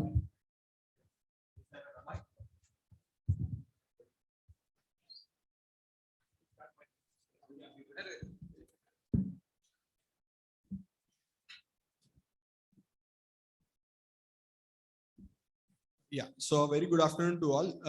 The question is from the context of fraud tree. When we have already discussed that corruption is contributing as much as 50%, we understand that there is a direct nexus of even asset misappropriation with internal audit. So the question was, to what extent there is an interplay of financial statement frauds with the internal audit function, especially when we are talking about internal audit function being the custodian of ethics, talking about intent and all. So wanted to understand the extent of interplay between financial statement frauds and internal audit function. So interplay, when you say financial statement frauds, something equivalent to what happened in say a Satyam, for example, reporting fraud. Okay. So Chakrapani, would you want to take that question? I think financial statements to the bank is a primary document on which you make an assessment, especially from a loan perspective. I think that is one of the biggest thing where you actually manipulate, misrepresent. So there are various means in which we try to analyze. Like one is what is the company submit and what is publicly available information. And today with the technology coming in, we are able to download the statement directly from the bank rather than the customer giving us a statement. Similarly, we also value the old value saying that the stock statement which comes to the bank every month, whether the stock statement, what is mentioned in the monthly statement and what is getting reported in the financial statements are correct. What is another great indicator for the bankers to make assessment is the variance analysis between 2 quarters to 2.5 years. What is the variance analysis? Somewhere the incongruity between the financial statement does get caught. So another most important aspect, which at least my bank does, is you rely only 50% on your financial statement. Rest 50% statement reliance is on the culture, the organization you fund. Second thing, whether the promoter or the CEO, what is his nature, what is his behavior. The third aspect is you make visit to those, whether the plant or office, at least once in a quarter to make an assessment. You don't just rely only on financial statement. So if you are making combination of this, so as an internal audit, we will have to have process saying that who verifies the financial statement when it comes to the bank, whether there is a quarterly visit which is happening, whether senior level engagement, which is happening from a borrower level perspective, all put together will able to give an early detection. Similarly, when the fraud happens, one of the mute question which has it been detected in time? Is it early warning signal which the bank ignored? Is the question. That's the learning. That called the root cause analysis which done, saying a fraud has happened, but could I have identified earlier? Could it have been diversion of funds could have been identified earlier? These are the questions which comes to our mind, which probably, as I said, 50% is on financial statement and 50% is on other methods which we use. Thanks. So I think the key is really to sort of do the hard work on analysis, assessment of those financial statements and sort of try and establish where things are wrong. So the fundamentals of fraud detection, fundamentals of internal audit will apply very much in a financial statement fraud in any scenario. I mean, Chakrapani mentioned it in a banking scenario where customers are probably trying to defraud, but it could probably apply in any other scenario. Any other question? Rahul, we have time for 2, 1 plus 1. Yeah. Good afternoon, panelists. I have a question on with respect to whistleblower. So can an internal auditor be a whistleblower in an organization? If yes, why? So your question is, can the internal auditor themselves be a whistleblower? Right. Interesting question. Ratul, do you want to take it?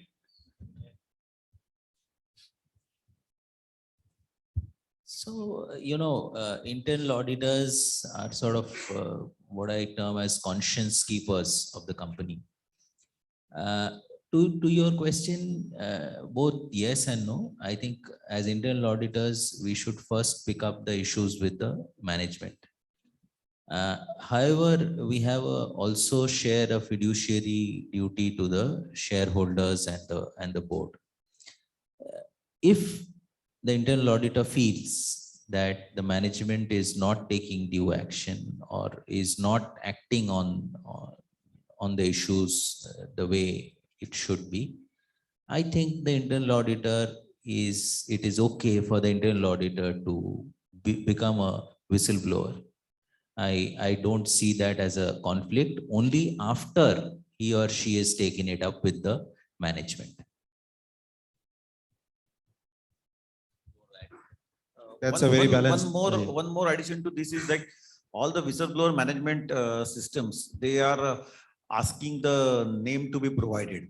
Okay, so whether the internal auditor himself has to also give the name, then why to go to whistleblower system and then come to the management directly? They can go to the management, or they want to remain anonymous. So then the company will investigate as per the procedures for anonymous. So basically, again, in my opinion, they can very well go, but they directly have access to the audit committees and the management. So yeah, so an empowered internal auditor, basically what we are saying is anyway has that first line of ability to raise an issue like that rather than being a whistleblower. So last recourse, if nothing else works, like Ratul said, probably blow the whistle anonymously.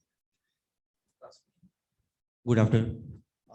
My question is that in this today's digital era, do you think verifying authenticity of the document has become more difficult as an internal auditor, because most of the documents are coming in scanned? Before, earlier it was physical documentation. So like, for example, copying a signature physically rather than copy and paste it on a digital document, it's become more challenging for an auditor to verify the fraud. That's it. So Sanjay, I'll give it to you because I think you'd mentioned something around these lines when we started. So I don't think it's difficult, as the technology is developing on the other side. The technology is also developing for the internal auditor. So there are means to even find out if somebody has just cut paste the signature. So it's actually other way around, easy, because what all possible threat is there, and you can either inbuilt into your program. There are certain software which doesn't even allow that. And even if you don't inbuilt, then you can run certain scripts to know this thing. So I think what is more important is to think one step ahead and say, okay, if I'm doing this thing as a digitalization or I'm using some technology, what could go wrong and how can I protect that? That's the only thing. And then it has to be continuous efforts, because if you see the other side, which is the Fraudster group, are very well, both they are very resourceful and they have a very intelligent people who are trying to break the system every time. So the other thing is that, it has to be agile system to go and inbuild the changes which you put into original in the place. Thanks. So I think we have pretty much one more in the last, right? Last bencher shouldn't say I didn't get a chance. Thank you, sir. Sir, so continuing the same question. So, sir, today in the modern era, when we are using digital signatures, so digital signatures are something which, like, anyone can steal it and sign a document. So you won't be able to catch a fraud by that, because like DSC is something which can be stolen and it can be used. So how do you, how do you assess the risk at such a situation where, a physical DSC is being used by someone else? So Sanjay, you want to still continue? So there are two aspects to it. One is that the digital process itself. Now, what you are suggesting is saying that somebody has taken the digital, which is a physical security around, or a physical discipline. So I think there are two things which you are trying to miss it. So the responsibility lies to see that the owner of the digital signature to use this in an appropriate manner, not to give to anyone else. So and that's where the control need to be built in both physical and technological environment. Anyone else want to add? So that's a responsibility to manage it appropriately. That's what I'm trying to say. No, I think the best of technology is if we don't take the basic care of how to guard and protect it, I think it can all be broken, right? There is nothing which is completely foolproof or idiot proof, right? So people will, if you are the fool or the idiot who is not managed what you are supposed to manage, then there is nothing called foolproof or idiot proof. Example which relate to all of us. We all have a bank account. The password is, there is a guidelines which is given by the bank, or general guidelines say that you need to have such a length of password which will have an alpha numeric or will have a special character. Now after that, if you share this password with somebody and say that he has siphoned off all my money, I don't think the bank will be responsible for that.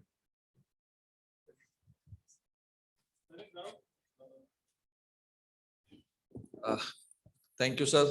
It has been a great discussion. I am sure some more questions are there, but the panelists are here for with us for lunch also. So maybe you can take it offline. So now I'll request Rudesh Pankhania to offer a very well-deserved word of thanks.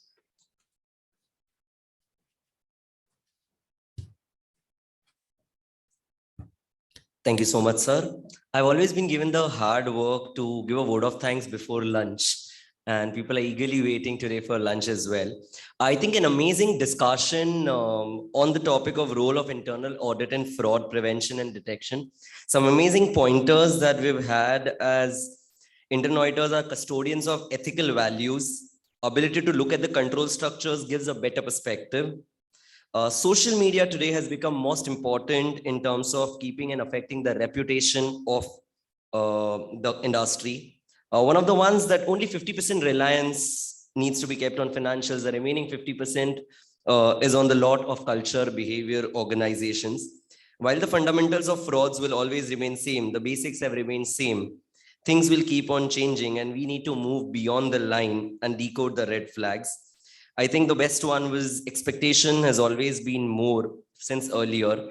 The role and expectations are changing. We internal auditors being the superhero. I think we need to go beyond the data analytics and check what documents are provided. I think the role of internal audit has come a long way. While recording everything physically, right from very basic of year, I think there was a time in such conferences, we used to record everything on notepad with a pen and paper. Today, we record everything in notes on my mobile, as we all of them do today, right? I think the role of internal audit has gone beyond. Thank you so much, all the panelist speakers, Ratul sir, Nilesh sir, Sanjay ji, Chakr, Apani sir, and super moderation by Suprabhat sir. I would also like to thank our WRC chairman Murza Kachwala sir, the committee chairman Rahul Parikh sir. We also have Rajkumar Adukia sir with us. Thank you sir for being there. All the participants, thank you so much everyone this year with the Yeshman Khania. We'll take a 45-minute lunch break. We'll be back at sharp 2:30 starting off this session. Thank you so much all the physically and virtually participants. Thank you.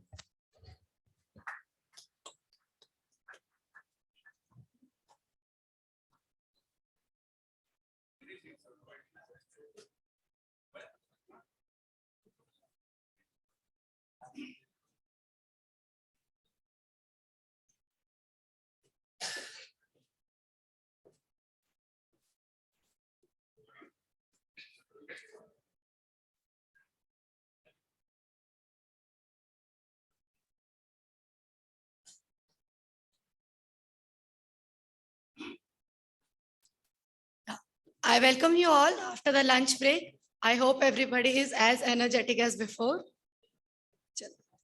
Now I request CA Rahul Parikh to escort CCM Rajkumar Adukia ji and CCM Preeti Savla ma'am along with our speaker Suresh Dalvi ji on stage.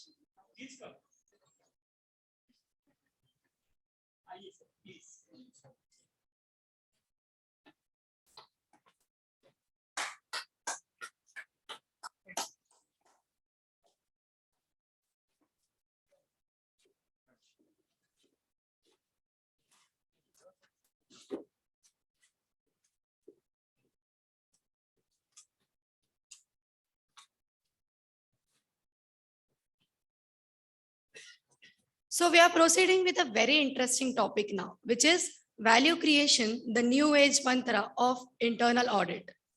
Now, what is value creation basically? Value creation is primary need of every business. It is rightly said that companies who solely focus on competition will soon fade away. But the one who focuses on creating value will thrive. So with this, I welcome CA Rajkumar Adukia ji, our Central Council member, for his opening remarks.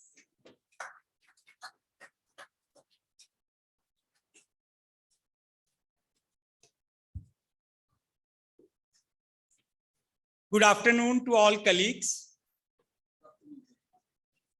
We are going to have a very stimulating food for our mind. You know, we had a food for our stomach because we are going to talk about value creation.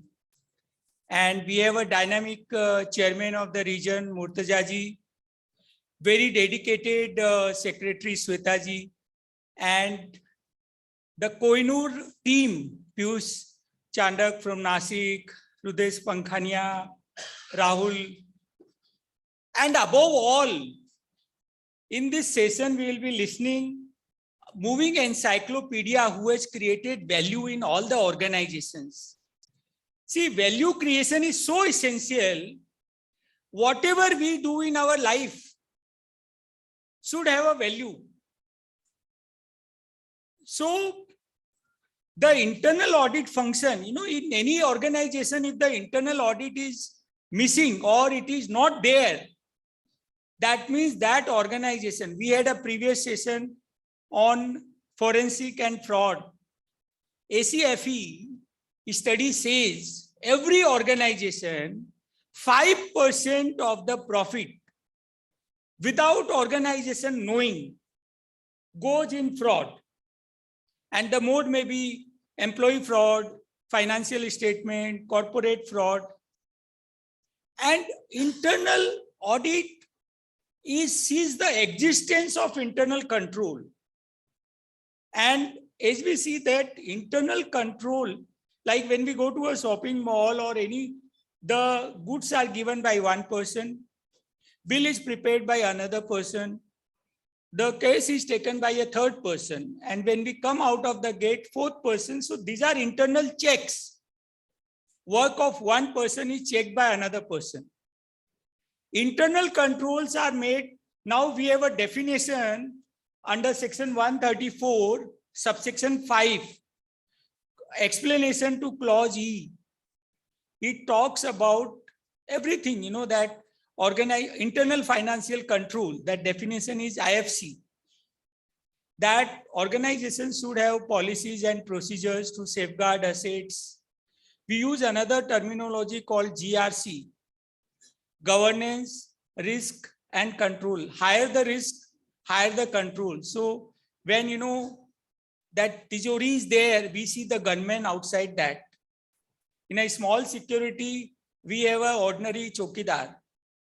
So value creation in internal control, and therefore some organization, where I had an experience to work as an internal audit. What the internal auditor does normally, wherever we did an internal audit, if an error is once found, then in subsequent report, that kind of error cannot get repeated, because one has to improve the internal control and see that that area becomes error free.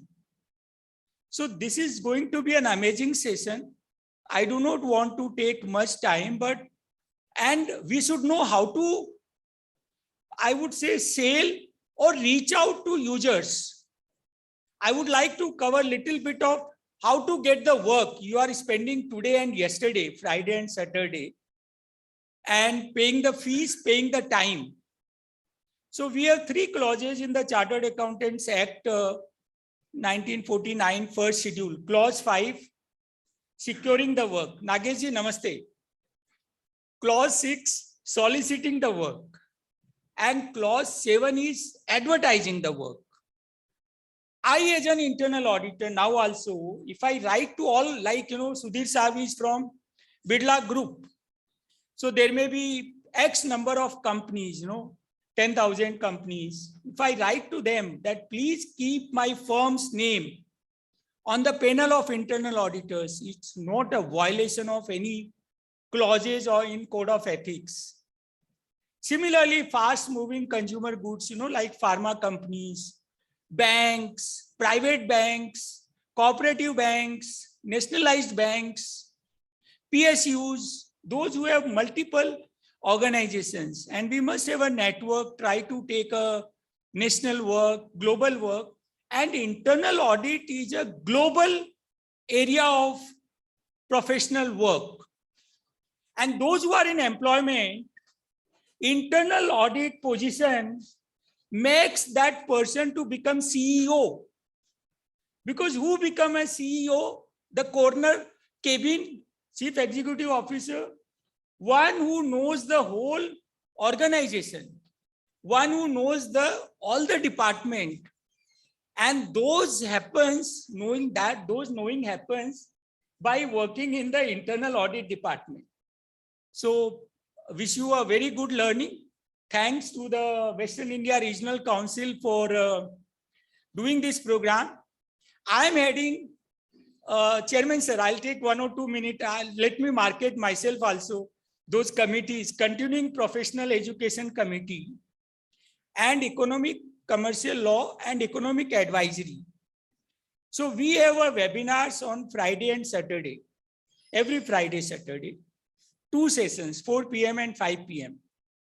So every week we need 4 speakers. For the year, we need 52 into 4, 208 speakers. And we need 1 moderator, 2 moderators every week. So each one of you are welcome to be a speaker. I have always spoken on a topic where I do not know anything. But that I do 2 months, 3 months in advance. I select a topic which I do not know anything. So choosing a topic becomes a passport. Then I Google out, buy all the books like we have on first floor, Taxman. You see all the books. Reach out to all experts. Like I have reached out to most of the experts, Deepji, Nageshji. I travel with them, sometimes if you are in a position, we make them as a co-faculty. So during train also you learn, other available time you learn. So there are various ways of learning. Like Purvi, become a convener of a study group. Take up the opportunity to address the study group. Then there is another opportunity to learn and earn, and that is to write publication. The institute gives an honorarium of 500 rupees per page.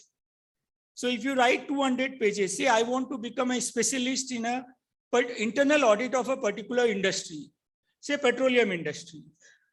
Take up a task of writing a publication. By that process, I will know all chief internal auditors of all companies in that industry sector. And so my professional work will increase, the income by writing a publication, and an audit evidence. I am an authority on this subject, then only I can write. Now, if I am a beginner, I cannot do that. So there are lots of way we can learn, earn, and enjoy our work. Thank you.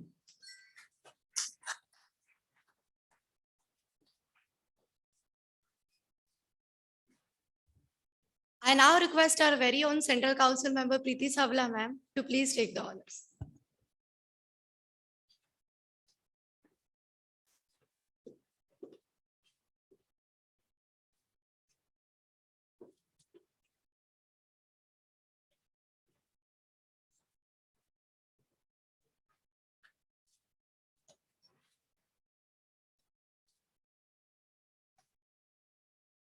Thank you. Respected Central Council member, C. Rajkumarji Adukia on the dais, very respected faculty, Mr. Dalvi, who is from Aditya Burla Group, the coordinator, C. Rahul Parikh, the chairman of the region, C. Murtuza Kachwala, secretary Shweta, treasurer Piyush, I can see RCM Rudesh. I can see a lot of members in the subcommittee, members in industry and business, members in internal audit, all my seniors. We have already received the panelist and the moderator of the next session. And all my dear friends, a very good afternoon to all of you. So in 2020, I recollect those days when the first time we have devised the 2 days internal audit conference. And at that time, internal audit committee was headed by C. Murtuza Kachwala. I was the chairperson, and a lot of panel discussion, 45 minutes panel discussions we have structured. And during that conference, we have devised this clock.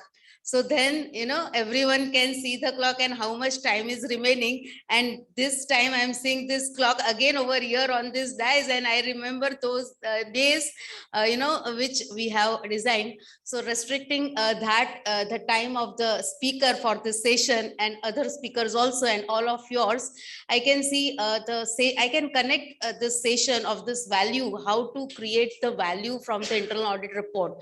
Majority of the times internal audit function is been actually given by the companies only and only because it is a statutory required. And if we give some value add to the company, then it really matters a lot. And nowadays, the talk of the town is all about sustainability and ESG, that is economic risk and governance. And friends, this is a very upcoming area.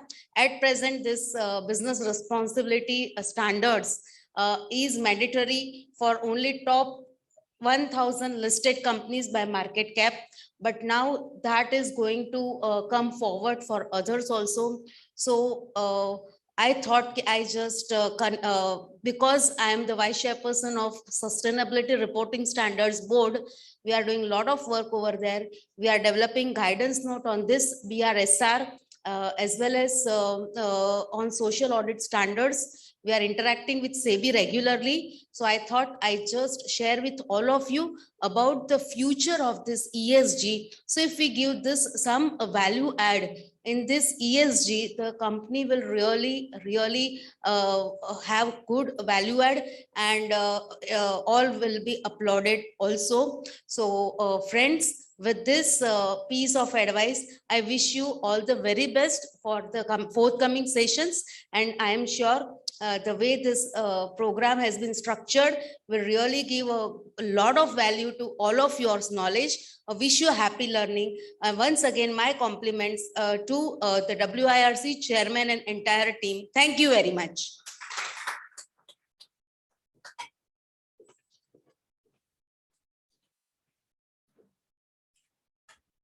I now request CA Dhananjay sir, who is Internal Audit Committee member, to introduce our distinguished speaker, CA Sudhir Dalviji, who is Group Executive President, Corporate Audit of Aditya Birla Group.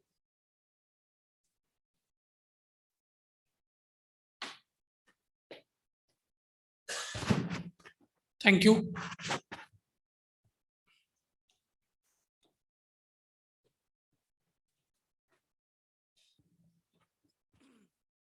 Good afternoon, everyone. It's my privilege to welcome Sudhir Dalvi sir as speaker of this session. Mr. Dalvi is Group Executive President, Corporate Audit at Aditya Birla Group and has over 3 decades of extensive experience in diverse verticals in areas of internal audit, risk management, forensic functions, and financial management.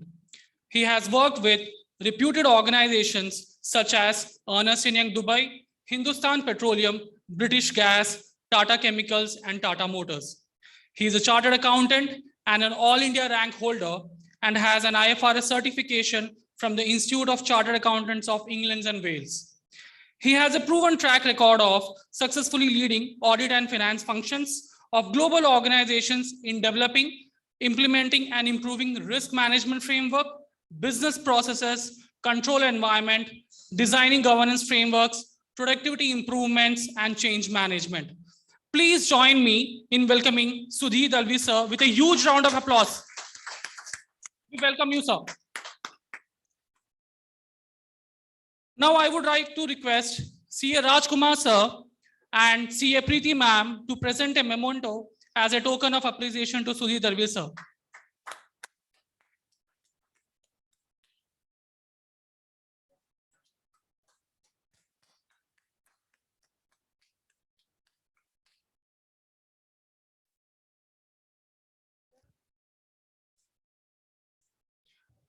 Thank you, everyone.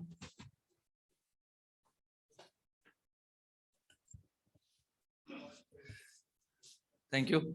I now request Dalvi sir to kindly deliver his address.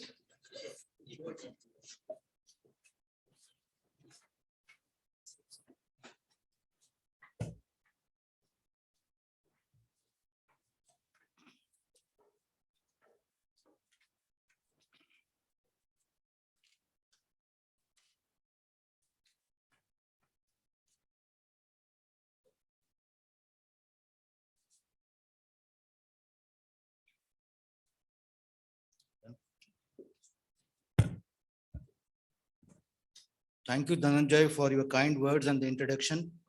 And at the outset, let me thank all the WIRC members, ICI, as well as the eminent faculty members who have been here on the dais outside in the forum also, for giving me an opportunity to share my thought process and a platform to share this particular topic, value deliverables by the internal audit.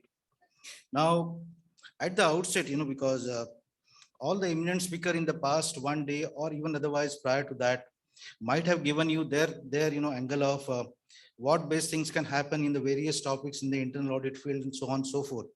So what am I going to add further to that, value added, whatever, their thought process they have delivered in the past so many conferences and all. So it will be interesting to see whether you are along with me to, share, and this is going to be a journey together, I don't want this to have a more of a presentation or something. Let us have a dialogue also. So at points in between, so if you feel like you need to stop me or need to ask something or need to share something on this particular topic, feel free to be open about that. Don't wait for things to be asked to you or given a pause to you to ask the questions. With that, let us see what we can look at the value deliverables for the internal audit. At the beginning, let me have some disclaimer like what you have for all the movies. Like the content of this presentation is sourced from the various public platforms and solely for providing a understanding of the subject matter. So I am not the originator, let me tell you, because I'm as equally like you. Only thing I'm with this side here on the dais, but otherwise I am all part of you. So with this disclaimer we start. Now the session's overview is broadly divided into 9 parts. So we'll go to each one of them in detail as we proceed in the due course of the presentations. But these are the 9 parts. I'm not reading them out. As we go there, we'll understand what it is. Now let us understand now what is the current scenario. Like, as you all well know, you are all professionally qualified chartered accountants, or even more than that, couple of other degrees as well. So internal audit is basically mandated by the various statutory requirements, maybe Companies Act, maybe various regulatory requirements which are coming up from time to time, and so on and so forth.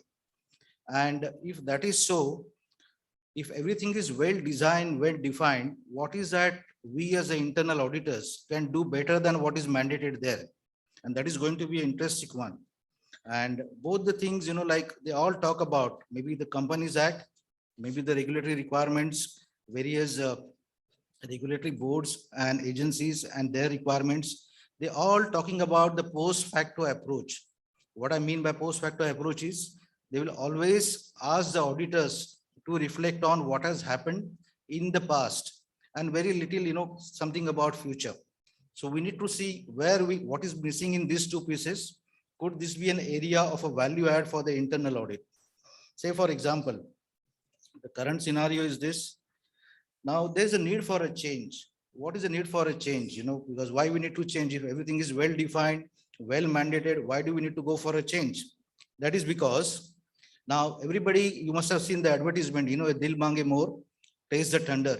Let me give an example of water. Maybe the ancient times, or maybe hundreds of years back, there was a need to have water, then the need and the value add to have a clean water, then the need and a value add to have a tapped water, then a need and a value add to have a processed water, or whatever you call mineral waters, then bottled waters. And then we moved on for, at every stage to add a value, to have a colored water, flavored water, and so on and so forth. So as many stakeholders are there, as many, different needs are there. And every piece, the simple piece of water, which is itself is a valuable commodity or valuable proposition, was added a value. At the beginning, somebody would have thought, what better can I add to a value? Water is like a life. What can I add a value to the life material like water? But yes, I think over a period of time, we look back and we say what value addition we have done. And the furthermore value addition has happened in terms of not only what we talk about the taste, the thunders, or, the cold drinks. Furthermore, you go to the hard waters. It is not a topic of this thing, but you can always see what value add propositions happens. We as an auditor, we have to always understand what piece which is not there, where we can improvise it further. And that is what is, call for a need for a change. I'm talking very generic. We will come to the topic, maybe towards the midst of the presentation as to what do my thought process, entails me to tell you could be the value deliverables for the internal audit. So moving further, now there's a need for a change. Why there is a need for a change? Because the geopolitical risk, it requires no mention what is going on with the war, in the Russia and Ukraine. Things will happen which are outside your control. Now you will think, what that has to do with the audit. We'll come to that at the end of this slide, what that has to do with the audit. But yes, there are factors which are happening, which are outside the scope and control of an internal auditor as a function, as an internal auditor, as a person. So also this geopolitical risk changes the socio-economic factors, correct? And this also have a relevance on the dynamic market conditions. Now, all these things, these are the factors which will help us to understand, can we do something better rather than doing the mandated work, rather than doing the defined work, rather than doing the things which have been asked to do, can we do something more than that? And that is what changing the workforce dynamics. As auditors, as internal auditors, we need to change our mindset. We need to change our skill set, and we need to change our thought processes also, because gone are those days when one can say, I'm a chartered accountant, I can do this only, or I cannot do this for whatever reasons. We have to be versatile. We have to be adaptive, correct? And as I said, all the 4 factors above, they are challenging the regulatory environment, correct? And many times you see a lot of laws keeps on changing, a lot of new laws keeps on coming. See the Companies Act got changed in 2013, correct? So things will keep on changing. So nothing is going to be constant. So even the nature changes. So what the function should remain the same. It all will keep on going changing. changing. And then all these 5 factors above, what will happen to the auditor? The changing business operating model. And whom do we serve? We serve the businesses. The business change, then the auditors, their thought process, their skill set, their way of delivering, what to deliver, when to deliver, how to deliver, everything is going to change drastically. And that change can happen not for the sake of change. We need to see what value additions we can do by making those change. If you do only for the sake of change, then it is a matter of just delivery, but the value addition piece may not be seen. So you always see what is the compliance and what is the cost effectiveness, efficiency parameters, and so on and so forth. So value is more to do with the other parameters, which are efficiency, effectiveness, and so many other things, like risk management, brand reputation, so on and so forth.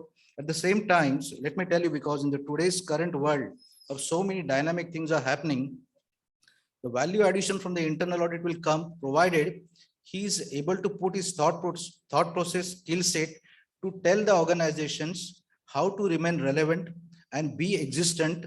You should not be out of the corporate entity, as a corporate entity. If you don't understand the market dynamics, an internal auditor could be one of the agency which can give the organizations the insight to this, early insight to this. I'm not saying you become the manager of the organizations, but you can be a trusted partner of the organizations. Okay. So now the value delivery is a journey. It is not a point at a given point of time. It is not a point delivery. It is over a period of time. It is a process delivery.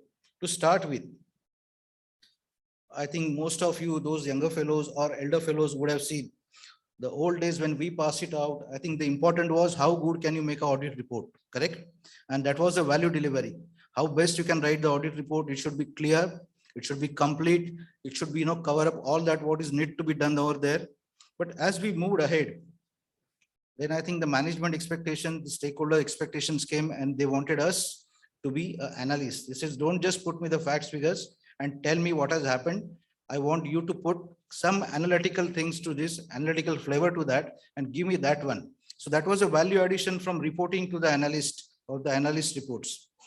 Moving further, I think it was not sufficient after some time, and the expectation came.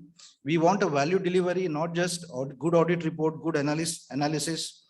We wanted some solution also, things which have gone wrong, things which are not as desired. What can we do? So give us a solution also. Don't just highlight the problem, give us a solution. So that was a value delivery from point analyst to point, like solution provider. Moving it further. Then they said, okay, you become the value advisor. You become my advisor to, whatever you do, you advise me. Don't just do, for saying this is what has happened, so do this. You advise me otherwise also. And then came the next stage, where the value additions or value expectation was there, and that is trusted partners. At this, I'll take a small pause. Let me understand, do you understand the term trusted partner for internal auditor to be a value delivery mode position for this particular function? Unless it is too difficult for you all to understand, then I have to dwell much on this. Anybody?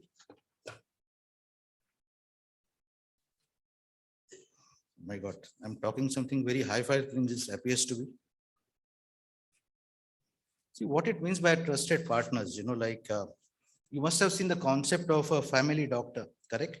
While the doctor, he is a medical professional, he will give his advice, he will give his, treatment recommendations, whatever. But when he becomes a family doctor, there's a huge change. You see the value add. He's not any other doctor. He's a doctor, but he's a family doctor. The same concept, we have to take it to the internal auditor. He has to be a trusted partner. Now you understand a little bit better. You are able to relate it out. Okay. Now what it means, like the auditors, we have to change the gears, but that doesn't mean we have to leave the audit. Like the doctor, he will still do his job, but he'll be a family doctor.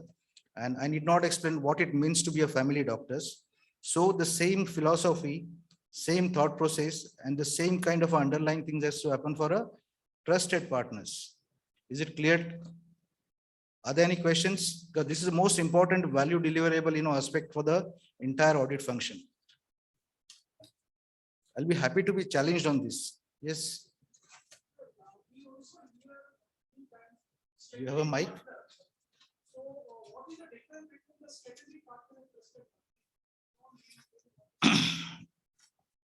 See what happened, if you ask me, strategic partner is a subset of a trusted partner. Trusted partner is each and everything will come to the business management, the business stakeholders, and strategic partner will be only for the strategic matters. Correct? So if you ask me, trusted partner is a very larger term. Everything is covered there. May it be strategy, may it be operations, may it be a particular situations, maybe HR situations, may it be something very high level, like I can say non-compliances, having something to do with the operations in that. So many things will come in because the management will come to you, and provided you are able to instill the trust as an auditor, they will say, because you have seen this thing across my operations, probably you would have seen across all operations during your career span, probably you are in a position to relate this with your professional, whatever forums and other things. So you are in the best positions, to see, because the management would be able to see only for the given business at the given point at different forum. So you are traveling around. So you tell me what it is. And while you tell me, you act like a manager. You don't act like an auditor. While you keep that hat there as an auditor, like a family doctor tells us, look, this is sugar high. Agar nahi karega to kya ho sakta hai, correct? BP high, kya ho sakta hai? Change your lifestyle, your wife, your kids, so many things, so many things. So that's how it has to happen for the internal auditor.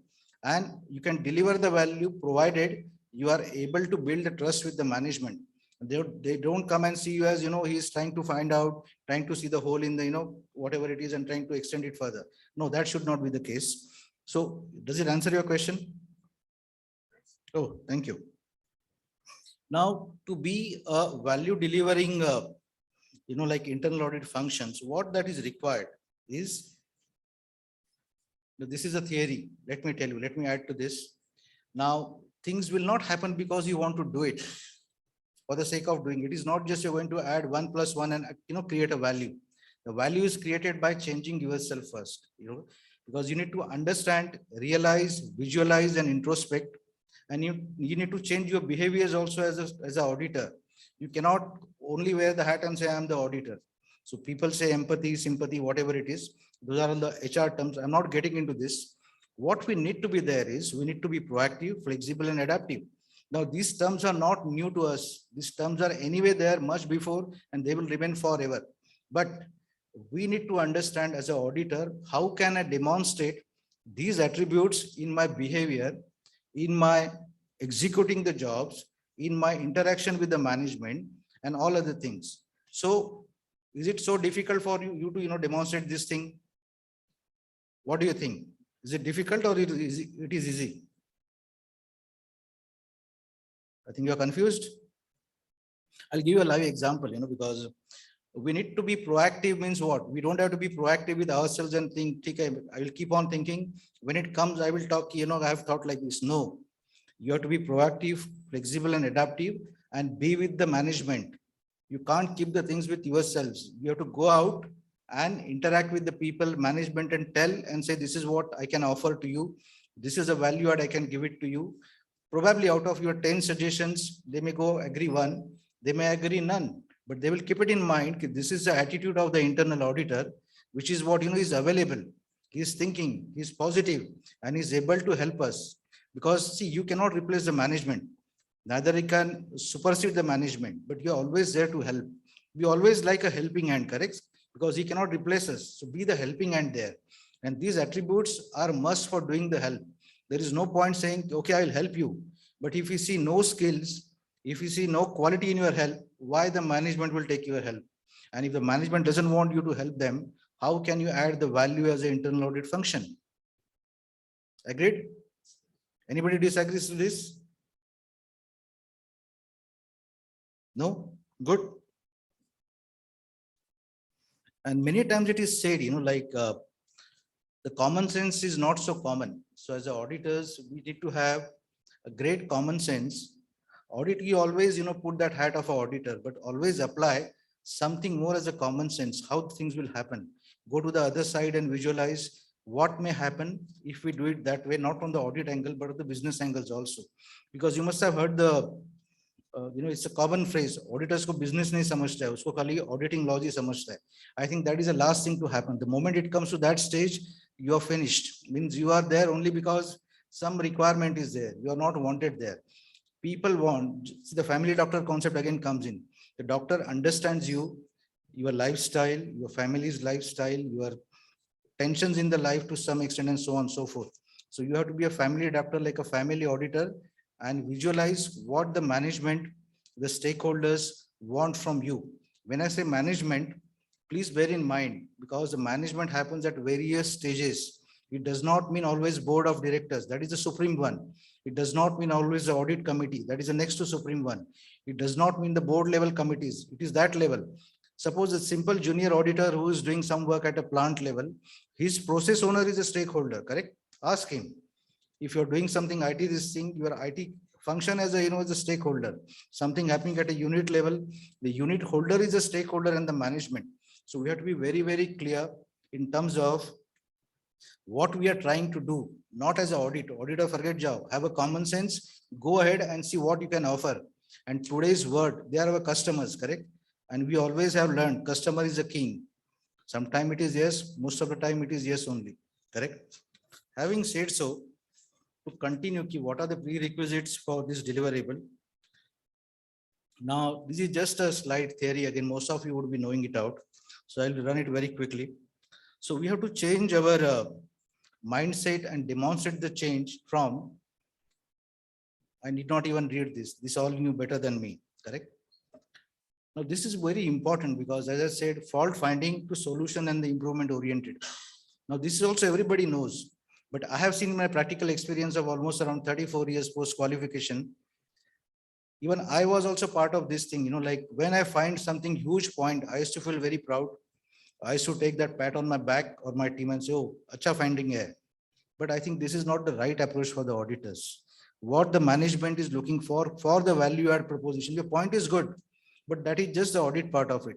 How to add the audit deliverable is what solutions you can provide. Now, solutions, you may not be the best persons. You cannot be the omnipresent, knowledge holder of the entire business processes. Go to the appropriate, forums, go to the appropriate connect where you can, or you have seen the entire thing. So what you think best, or you can suggest how best it can be treated. Simple thing, a family doctor concept, correct? He says, okay, there is an issue there, like this thing is there. There are blockages there in your this thing. I can't treat you. Go to a recognized hospital, go to Lilavati, go to Induja, go to whatever it is, correct? That should be the auditor. He should not say, ki main khud karta hu, then finished. So that kind of a trust, that kind of a value delivery should be there in the internal auditor as a function or this thing. Then only it can be seen what is a value deliverable audit function is changing from. The next one. We all know what is post facto. It is mandated, defined, drafted. This is what you need to do on for the period given, for the data sets or whatever is happening for the given areas. Now, what do you mean by real time? The real time doesn't mean ki kal ho gaya, aaj bata rahe, correct? Real time means it's like an alert to the management after giving, and mind you, because there is the risk associated with this. The alert should not means you should start ringing the bell all across the things. Like भगवान के पास हम जाते हैं मंदिर में एक दो बार घंटा बजाते हैं, वो एक घंटा 1 hour if you start striking the bell, what will happen? It will be noise which is not very pleasant, correct? Similar way, you should be able to put the real time means actually at the the real time and the real alert. It is not supposed to be a okay, aisa ho raha hai. It should not be gossiping. It should not be a thought process. Apply your common sense, apply your facts together. More or less, this is what is happening, correct? So वो जो बोलते हैं ना, like जहाँ fire होगा वहां पे, जहाँ पे स्मोक होगा वहीं पे फायर होगा, तो जस्ट स्मोक आइडेंटिफाई करके आप मैनेजमेंट को बताओ, बट डोंट थिंक कि मेरे को लगता है वहां पे स्मोक आ सकता है, then it is not correct. That means you have been given access to look at the things and you are trying to use the access without applying your common sense. Okay, so this is very essential for the real time alert, but real alerts also. Now, today's world, gone are those days, because I remember in my early part of career, we have a sample selection, and even I think ICI had some guidelines on how to select the samples, blah, blah, blah, blah. Today's world has gone totally outdated that concept. Everybody wants a complete delivery, complete package. If you go and tell this is what, my outcome is there based on, so I think they will accept, but they will not seek it's a value added thing. If you said, this is what the complete populations I have reviewed, the complete period I have reviewed, and based on that, this is what is the outcome. This is a value delivery. And that is what would be appreciated by the management, rather than saying a sample based delivery. And there are ways and means to do the things, because I think some eminent faculty members in the past sessions have taken you through the technology and digitizations and so many other things, system-based things. So you can learn into this. To be a value delivery, you have to enhance your skill for those things. It doesn't mean you have to, start applying that, but you should be able to refer that. You should be able to understand them better, how you can fit what is where. As simple as that. For example, it's, like take a vehicle as an example. If something goes wrong, you should be able to at least know what is going wrong. Is it because the tire is flat or engine problem or whatever? You may not be able to change the engine, but you should be able to, at least identify the problem and refer to the appropriate person. If you do that, you have delivered the value, rather than you report and say, no, this car is at a standstill. So what? Everybody can say so. The one who says first, maybe you are the first ones you are saying, uske baad mein bhi jo aa raha hai, wo bhi bata rahe hai, hum log kar rahe hai. Because yesterday also on YouTube, I just went through one example. I think one of the industrialists whose charter plane was stuck, and people were trying to, fit what has gone wrong. And then, he was trying to hire something, and he said it will take time. He had a need to rush something for urgently. And suddenly one mechanic came and he says, no, if you give me a chance, I will look into this thing. He says, okay, look, he said his team, you move aside, give him a chance. So he fixed the thing, within a very small time. And he says, okay, how much is your fee? He put some very exorbitant amount. Say, for example, he put, say, 50 lakhs or whatever. He's an industrialist, let me tell you. Amount is only for representation purpose. He says, you only change one screw there. You fitted only one screw there. Correct? So, wo screw ka, do I need to pay you 50,000? Because you are looking at me as an industrialist and you are charging me, I think, 50 lakhs or 50,000? Or what? He says, no. एक screw change करने के लिए मुझे hardly fees is 500 रुपए है. But out of among 10,000 screws, which screw to change, उसके लिए वो 50,000 है. Because I need to identify that screw. It is not fitting. So please understand the skill is, the identify and give it to the management. That is a value add by the internal audit. It is not doing it yourself. Identify something more. I think this is enough theory now. Okay. Now moving further. Now, the value doesn't come out of isolation. There is always a value preservation. There is always some value there at a point of time. Say, for example, if you see what is the value there for the internal audit up till now, which we have created over the last, it's a legacy. When the, like for the last couple of decades or whatever centuries, it's a continuous auditing we learned as a value. Automation is there and preventive controls are there. But that value is there and we have to preserve it out. When you say value creations, we have to add the value to this set of things. And the additions can happen in any one of those. Now, 1, 2, 3, 4, I've just maintained for, say representation purpose. Any one of you can add something more to this also. Correct? Can you add anything to more to this? I'm surprised you being a chartered accountant, most of you being auditors there. I thought the list will be more than a dozen. And they would say, ये तो कुछ नहीं है, मेरे पास तो इसकी काफी कुछ है. So that should be the confidence.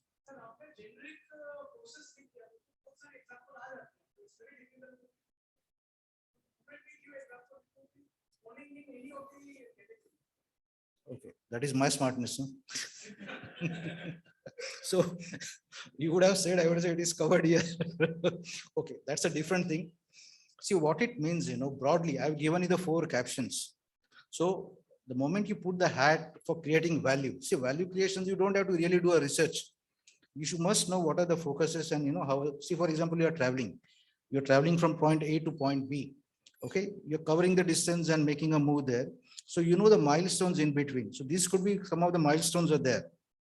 So eliminate complexity and redundancy. People like the simpler thing. People are moving from complexity to simplicity in the life and all aspect of life. May it be professional, may it be personal, may it be any other thing. That's what. Of course, some youngsters could be, exceptions to this, but I'm sure over a period of time, they will also come to this stage. Now, improve the processes. We always say the process hai ke nahi hai, but we don't give them, a chance to look at the improvisation perspective, because the value addition from the internal audit will come only if you improve the process. Improve the processes means what? Do I need to make any change just like that? No. Please understand, in one of the slides earlier, I said, all those 5-6 factors, they keep on happening. Certain factors will emerge as an exception, one-off factors, certain factors will happen over a period of time. So the entire nature, the way nature keeps on changing, the function also keeps on changing, the business also keeps on changing. So if you say my process will remain same as it was there 5 years back, I think then we are not fit for the auditors. We need to look at what has changed, for which the process was built. I'm sure if it is the same, I think it could be one out of the case, but most of the times the process will change. The process will require a change. If you are as an auditor able to identify that and give that element of peace to the management at various level, and that's what going to be the value add for the internal audit. Now, do you understand what is meant by promote behavior change? Anybody else? See, I'm not a HR person, neither do I want to talk about the HR here, but it is very important part of it. I think one of the things when I qualified, because abhi bhi hoga, people used to say MBAs are better than chartered accountants. It's always this thing. The only piece was there, we are functionally great, academically great, all other things. MBAs could be none of them, but they have certain, like skill set, which they thought, is better than doing the academics, practice on this. But that is a very generic thing. What it means is, when we look for, the auditor, he has to change his entire thought process. The thought process not only starts with the brain, it starts with the body language also. Because I've seen many a times, the auditors always goes on a very questioning mode, always demanding mode, and he'll always see kuch na kuch to usko proving wrong will make him win. It doesn't happen that way. It doesn't happen that way as you move into the, cadre. Because there is no right and wrong. We are also part of the right and wrong. So promote the behavior changes, you as a CFH or you as a chief audit executive, not only you, because you are not represented alone. You have an entire team there. The entire audit function and the people of the audit function will have to demonstrate at every level, even the junior most fellow also, because he is dealing with his stakeholder. So it cannot be the case whereby the boss is good to everybody, but the last person in the ladder is bad to everybody. That will not give you anything. Because in arithmetics or whatever maths we have, whatever, any minus into plus is minus, no. So that will have a minus effect. So you have to change and promote the entire behavior right from your brain to body, both. So when you go and meet somebody, you have to have that endurance of listening to him. You may not agree with the views. Don't put diplomatically, but put sympathetically, and tell him what is your views. You can agree to disagree, but not forcefully. No, all these things matters a lot if you work for the big groups and big conglomerates, because there are a variety of people are there. They come from a different background. They have proved their metals in the given business, given group. You may be too junior to them or too new to them, who would have joined them. So all those things are there. So only thing which you have is आपके हाथ में तलवार है audit की, but उनके हाथ में भी ढाल होती है ना बड़ी. So don't try to play with this, correct? So what I mean to say is, please change your behavior as an auditor and ask the entire audit team also, to have a very positive. Positive cut doesn't mean whatever they see you will listen. Huh? Positive ka matlab, you are alert, you are acceptive, and you will see to it that, like you have a different point of view, you will put it in a very articulative way. Correct? When I look at my people, I've got a large team of people, who reports to me. I look for those skill set rather than somebody comes and say, "Maine ye point nikala hai, bahut udhar maal hai." All that is fine, but then somebody who comes and say, "This is our view, this is management view. What can further happen with both those views?" Correct? That is what is more important. Okay. Now and finally, because we have our audit plans, audit goals, all of us have your, what do you call, appraisal system, your own goals. But for audit as a function, because you are looking into the entire organization's, perspective, all processes, you need to understand and focus on the organizational goals and priorities. At times beyond your own goals and this. Believe me, I have learned from, my early young days of a career, those who help the organizations will succeed finally, if not immediately, rather than those who help themselves will succeed immediately, but finally they may not have a place, So you have to understand the organizational goals and how best we can relate our goals to them. How best, not as a only boss, not as a only manager, not as a only senior manager, not only as, maybe as a supervisor. The entire function's goal have to be aligned with the organizational goals, agreed with the management, and then to tell them, look, this is your goal. I'm going to support you by taking this subset of goals to me, and this is what I can add the value to you. Don't you think any management will like or dislike this kind of an attitude? Instead of that, you go and say, I'll go and find and try to pick holes in what you do. Or suppose you have got this capex, I'll try to see how best it is not so correct. Nobody likes that, correct? So while doing so, of course, you're going to tell them, this is what is likely to be the areas you need to step in. Or if I look it from an outside view, this is what I look. It may not be entirely true, but that insight is going to be, the what do you call it, the outside, inside out, whatever the HR terms. But this kind of a thing will really help the management and the attitude and approach of an auditor. If they see a change and it is going to help the management, to think the audit function is going to have a value deliverable. Now this is what somewhat we are at the half of the presentation. And now what we'll start with, how we can deliver the, the audit value.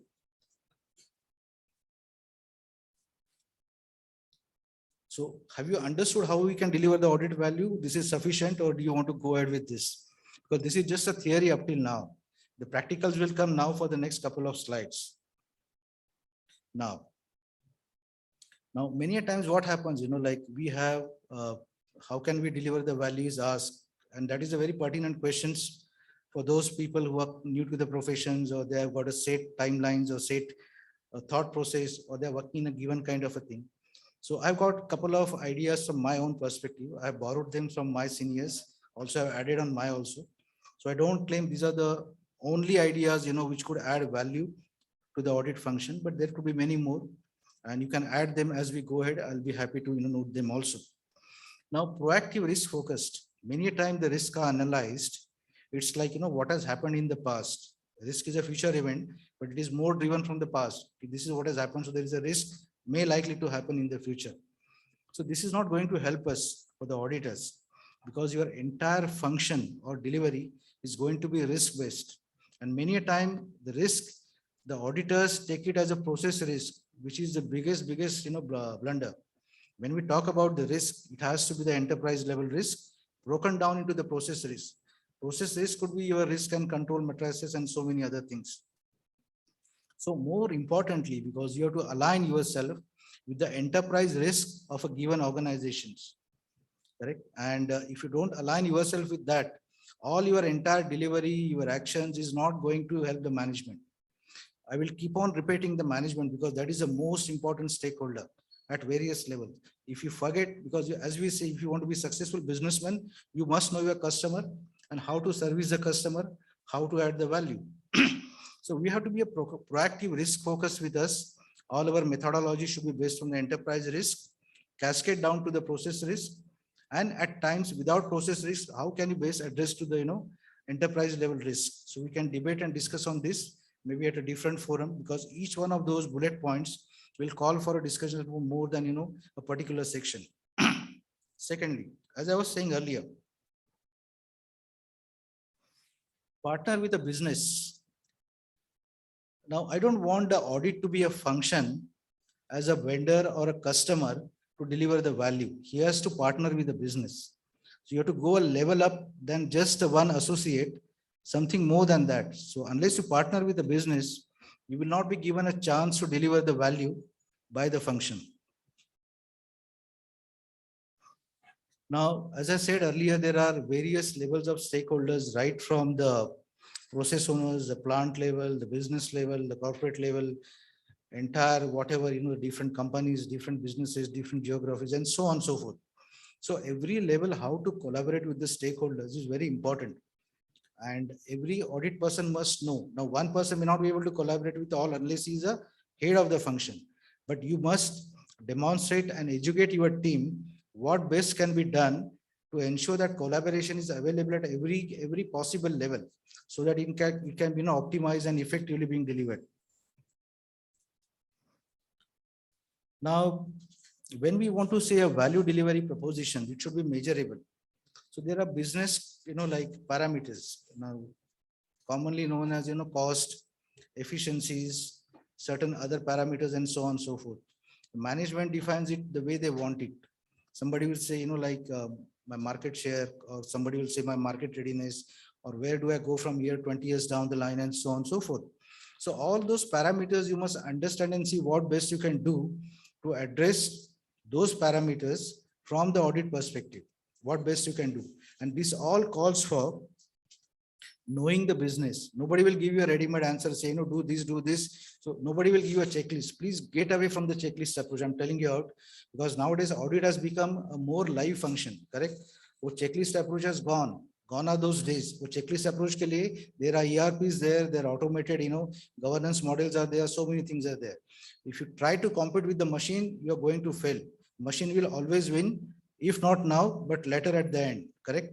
So you'll have to get away with this and try to understand what are the core influence matrices for parameters for the management, understand them, and try to best how can you relate with them, and can you do something more. Ask the management whether what can you do something more. At the best, wo kya bolenge, mat karo, theek hai, but at least you have understood what is it, correct? And finally, align internal audit function with the business needs. This is again a very standard thing. We always think, like we do align with the business need, but do we really? Because we do our own self-assessment and we say, yes, we have aligned with the business, but that is the self-assessment. This is not correct. You have given the paper, somebody has to verify and see how many marks you got it. Many a times it happens in our CA exams. People say, "Arey, mere ko paper bahut acha gaya, but main fail ho gaya." So this is not going to happen.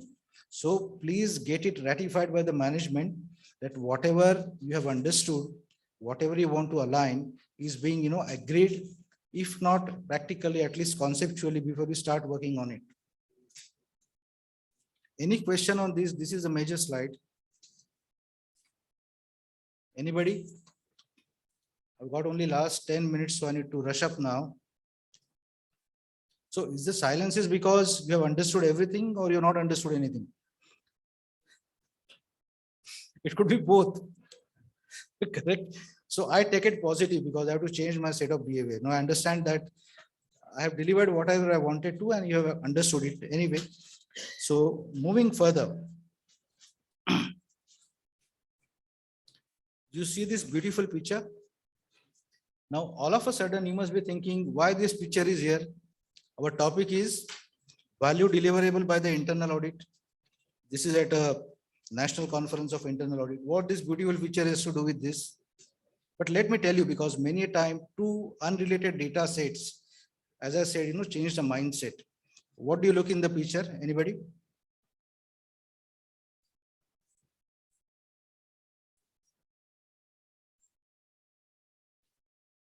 What do you see?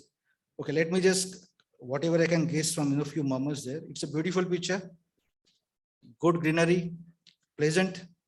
Okay. And because you are looking at it that way, correct? So what it means?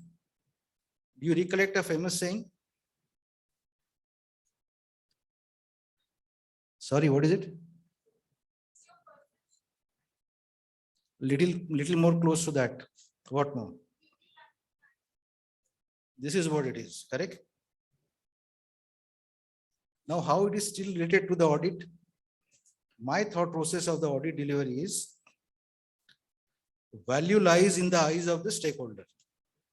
So this saying I have converted to means, like for example,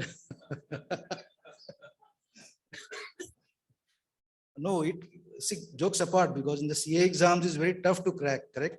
We recollect certain, like short forms and all, short notes. The material is so huge, you can't recollect everything. So you put some short, short forms or something. So this is what, like value lies in the eyes of stakeholder. So I should not be saying I'm creating the value. As an auditor, as an audit function, should not say this is what my value. It should be done by the stakeholders. Say this is a value. You agree with this together. You come to that and then go ahead. So makes sense. Now it is related there. So what we started with something unrelated, now it has become close relation. This is what is called for, change of a mindset, change of a thought process. And believe me, because everything is possible, change is the most difficult things to happen. Correct? And we'll have to change ourselves, the mindset as auditors to deliver the value. Now, further, this is again theory here. Like, what is a value deliverable for the internal audit? I've just put it there, correct? I'm not going to just, repeat it out.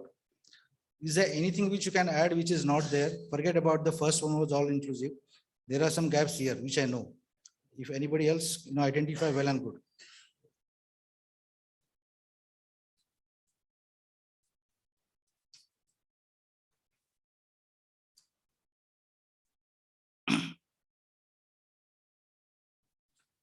Is it so difficult like a CA paper?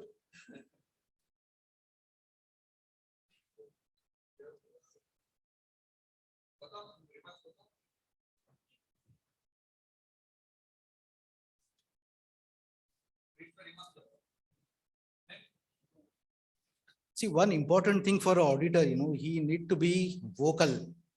We cannot keep quiet and just deliver the report. That is last thing to happen.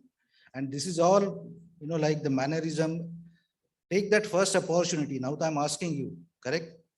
So, because nobody will, if the baby wants to invite the attention, he or she has to cry, correct?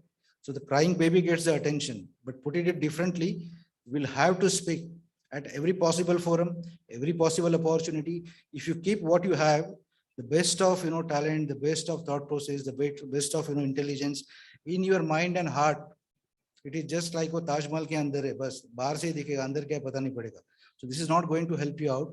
So again, to add the value, the another piece of thing comes is the auditors have to be, I would not say talkative or verbose, they have to be communicative, effective communication, crucial communications. So it should come. So the answer expected is no, this is fine, nothing more than that. I think it covers all. See, somebody said that is the safest answer, correct? Correct. So anyway, so this is what it is. So I've got 4 minutes, so I'll rush up now instead of waiting now. And I've just prepared this way forward for the value deliverables. Okay. The first and the foremost is technology. So I'm not getting into know what is this robotic process, what is this artificial intelligence, what is this machine learning, so on. You all must have gone through, not only in this particular forum, but so many other forums. What does it mean? So please use those effectively to deliver your value. How to use those effectively, these sessions will tell you, or you will understand in detail, correct? Then talent and skills. You have, when I say talent and skill, it is not only recruitment. You have to build your own talents and own skills also. Just passing the exam is just an event which has gone. Which has already happened. No, it has got no further relevance now.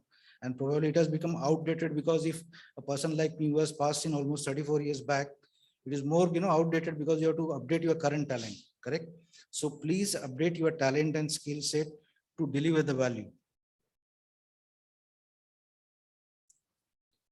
Now, while the reporting is like everything for us, goes to the reporting started with, but when I said the high impact report, because I have seen the cases in my career, for the sake of writing report, people used to take a pride in writing 30 pages report. How does it matter? It is just adding value to the, Radhi. That's it.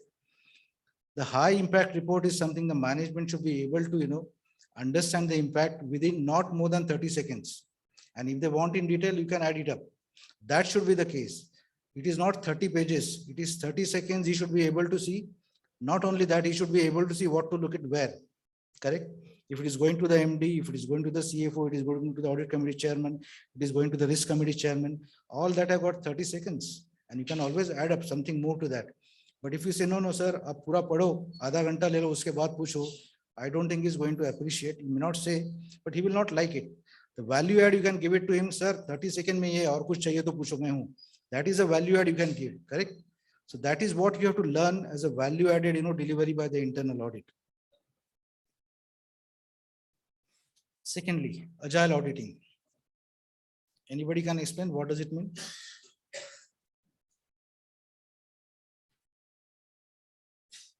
This is a very important concept. It is not auditing, it's agile auditing.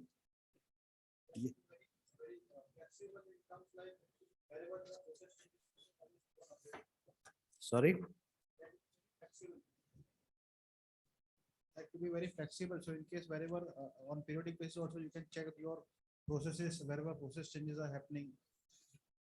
And to keep on changing your methodologies wherever required from timely basis, instead of sticking to one single plan. No, that's you're close to that. So what it means is you should be real time. See, all these are all put together, agile means whatever is required. See, for example, say for example, like you have to catch a bus and the bus is already there, then you have to run. You cannot go at your own speed to catch the bus.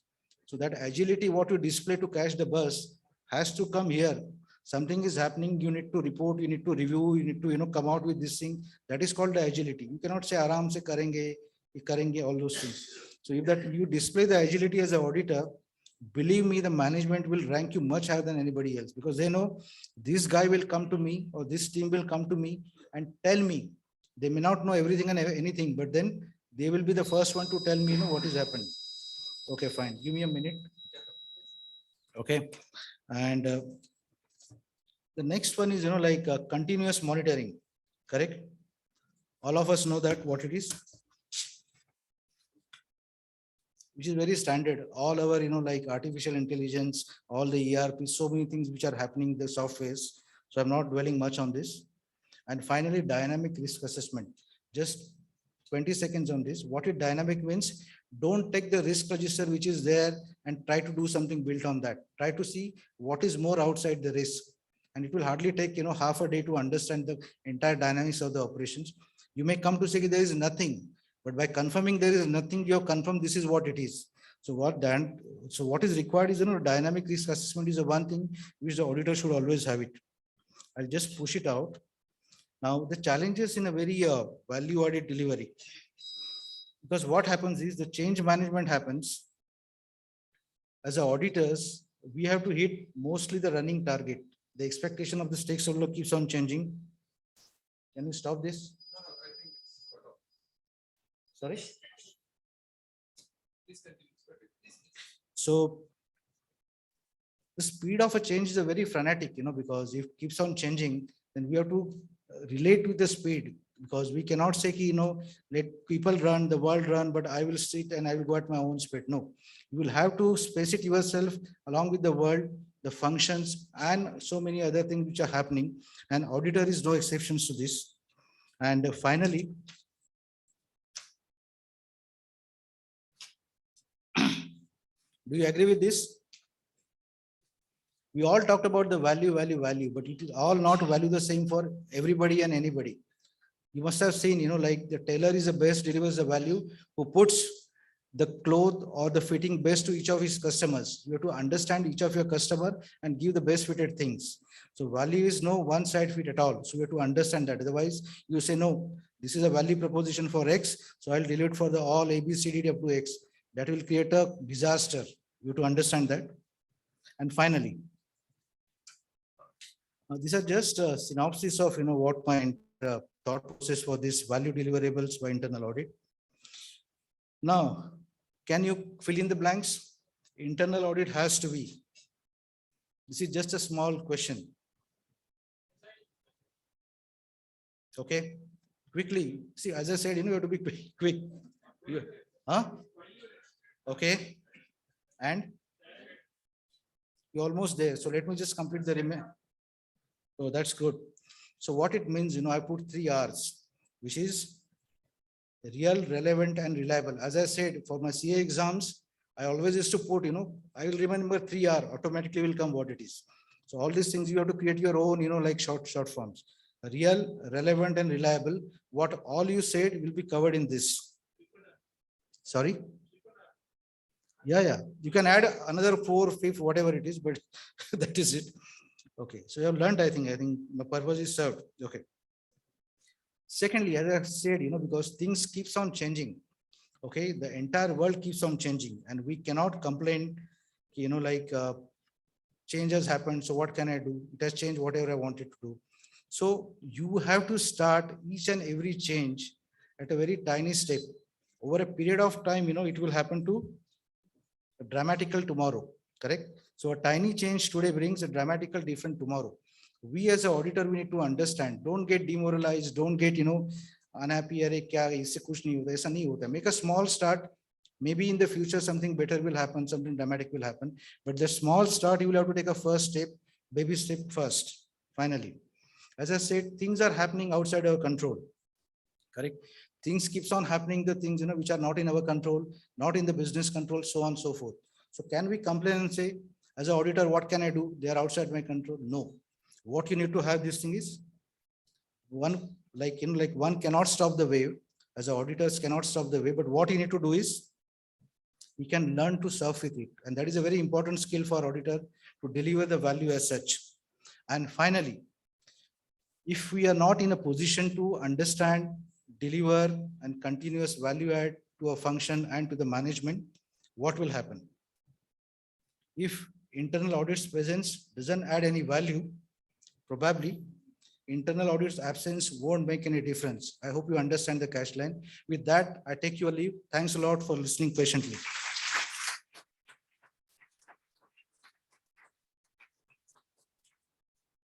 Do you have any question answer session? Yeah. Anybody has got any quick questions? I'm here. Yeah. Any questions?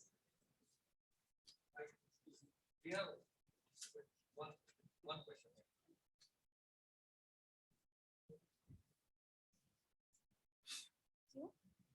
So please don't judge me for this, but sometimes in the process of adding value to the report or to the audit, we go overboard and shoot up our cost. And the remuneration may not be commensurate to that. So as a junior internal audit professional, what would you suggest us? Like where should we set a Lakshman Rekha or where should we stop and how should we do that? Look at the first line. Look at the first line, real, relevant, and reliable. If you extend each one of these adjectives, relevance means, as you said, cost aspect, which is not disproportionate, correct? The moment it becomes disproportionate, it is not going to be relevant. Right. Correct? So that's what I said. See, this is just an example I said. It's my thought process. Each one of you with your varied experience, which you will keep on getting, as a part of your this, develop that mindset to get into this kind of a thing. Thank you, sir. Yes, okay. Last, I would say, assessment. Last question. Yeah. We will take So maybe I would say that it's not a question, but I really appreciate the way Dalviji has made his viewpoint on the overall value add from the internal audit perspective. So I'm a more than 25-year experience holder as far as internal audit function is concerned. So I can relate your viewpoint, and I wish to support my way of looking at it. I'm sure I'm absolutely echoing the same thing which you are talking about. So we all know that you can't be more loyal than king. And when we talk about the business, ultimately the management, the owner, they know the best and they do the best and they create the value.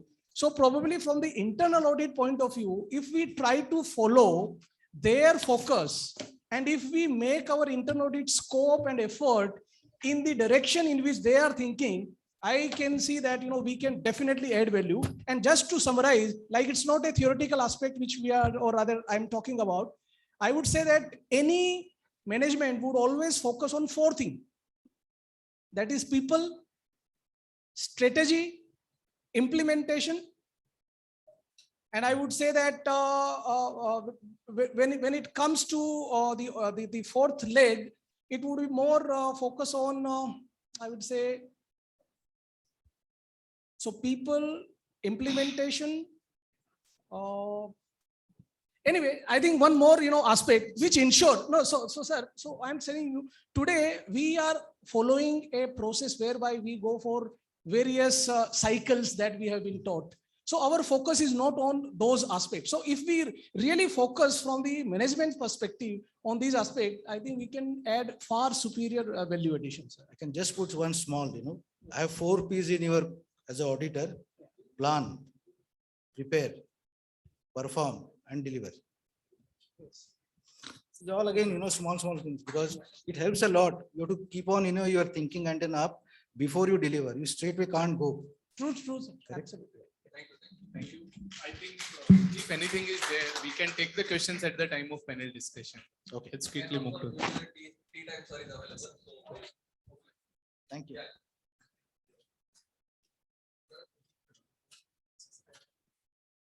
Sir.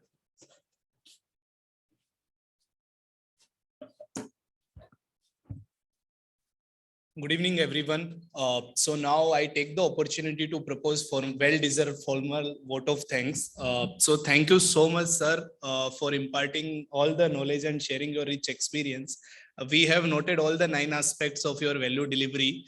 One thing which you said, that we have the common sense is not so common, so we have to have common sense always, when we are pursuing the audit, and the prerequisite, all 3 prerequisite of value delivery.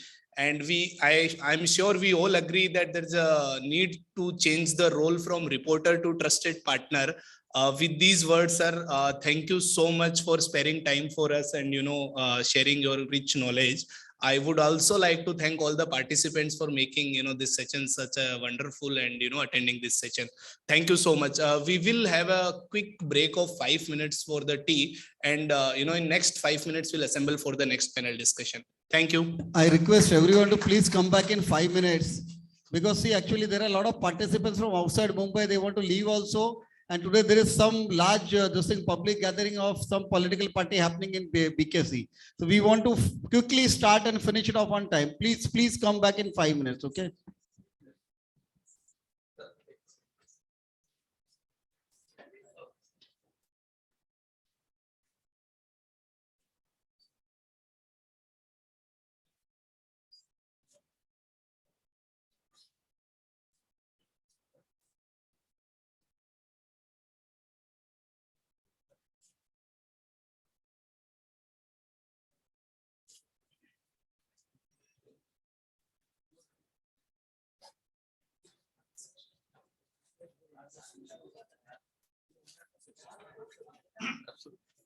Okay. Chalo.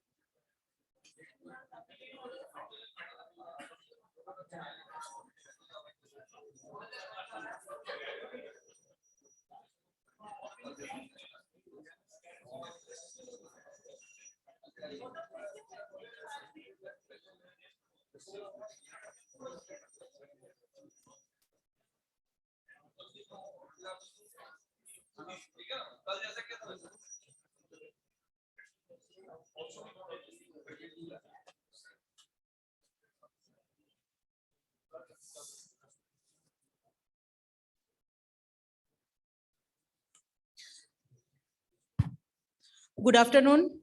May I request everyone to take their seat, please? And may I request our council member Saurav Ajmera to escort our panelists?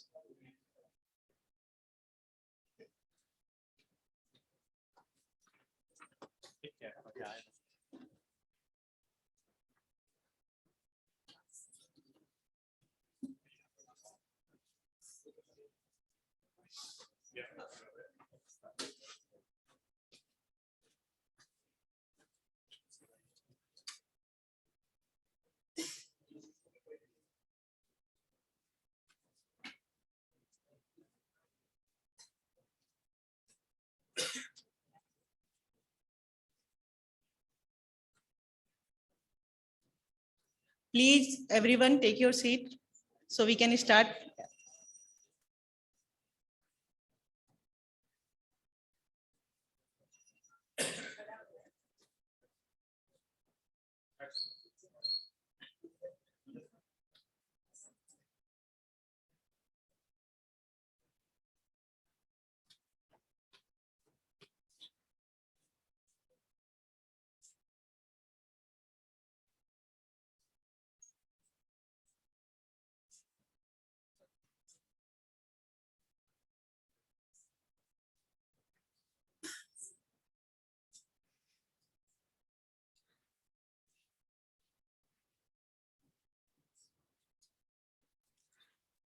Good afternoon, all.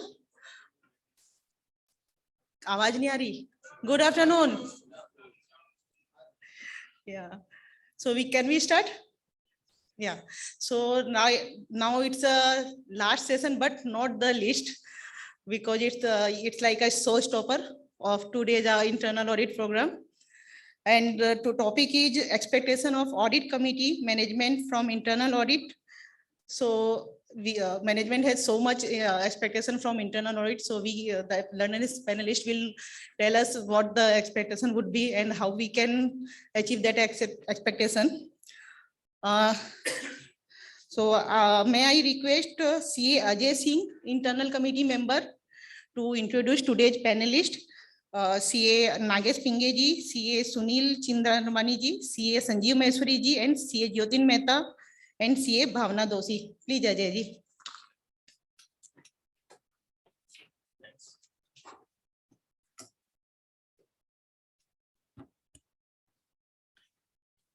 Good afternoon, friends, members, and participants,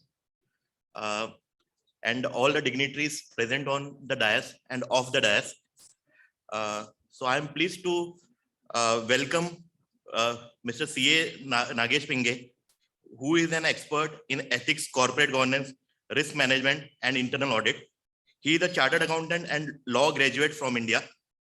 He has also completed executive education program from the Stephen M. Ross School of the Business of the University of Michigan, USA. In a career spanning 39 years, Sir has worked with many organizations of repute. He retired from Tata Motors in November 2016 as Chief Internal Audit, Risk Management and Ethics. Prior to that, he was Chief Internal Audit of Reliance Retail Limited and JSW Steel Limited. Mr. Pinge has also worked for ICICI Bank and its group companies in risk management as a Chief Risk Officer, Regulatory Compliance and Internal Audit, Group Head Internal Audit. He is an independent director for many companies in Goa, Carbon, Arvind Fashions, MCX Clearing, Corporation Aditya Birla, Sun Life Insurance Inventia Healthcare, Hero Housing Finance, and Utkarsh Small Finance Bank. As a professional outreach, sir is the past president of the Institute of Internal Auditors of India. He is a recipient of ACIIA award given by Asian Confederation of Institute of Internal Audit for outstanding contribution in internal audit for the year 2017. He is also a recipient of ICII award given by the Institute of Chartered Accountant of India for the year 2014. He is regular faculty at Masterclass for Directors being conducted by the Institute of Directors of India. Mr. Pinge has authored a technical guidance note on risk-based audit for banks being published by the Institute of Chartered Accountants of India. Co-opted member of the Internal Audit Standards Board of ICII for the year 2022-23. So I would like to invite CA Pinky Kedia, to give memento to Mr. Nagesh Pinge. Ajay. Okay. Yes. Okay.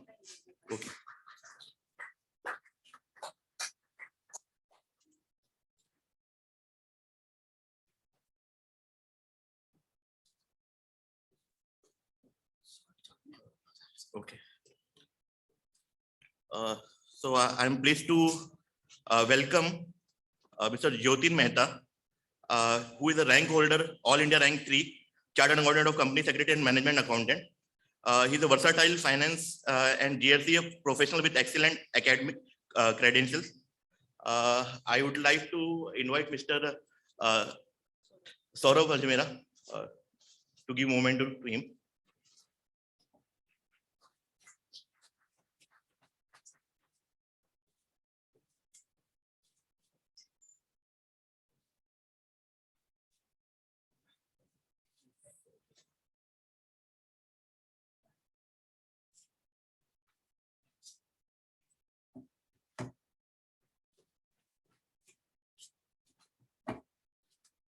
Now, I am pleased to welcome CA Bhavna Doshi, partner of Bhavna Doshi and Associates LLP, BDA, an advisory firm with specialization in the fields of taxation and corporate restructuring.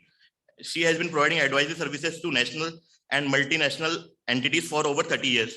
So I would like to,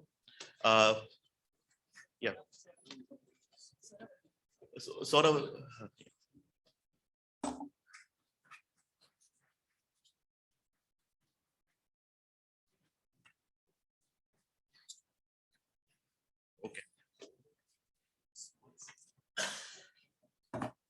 So I'm pleased to welcome Mr. Sanjeev Maheshwari.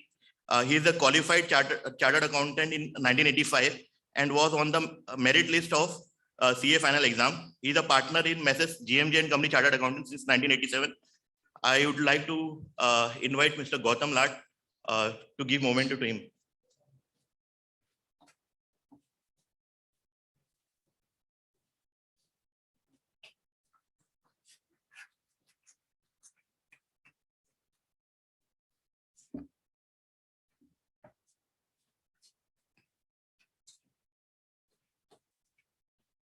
So I am pleased to welcome Mr. Sunil Chandravani. Mr. Sunil is the CEO of Nykaa Advisory Services. He is a chartered accountant by profession, a qualified technologist and IT security specialist as well. So I would like to invite Mr. Saurav Ajmera to give momentum to him.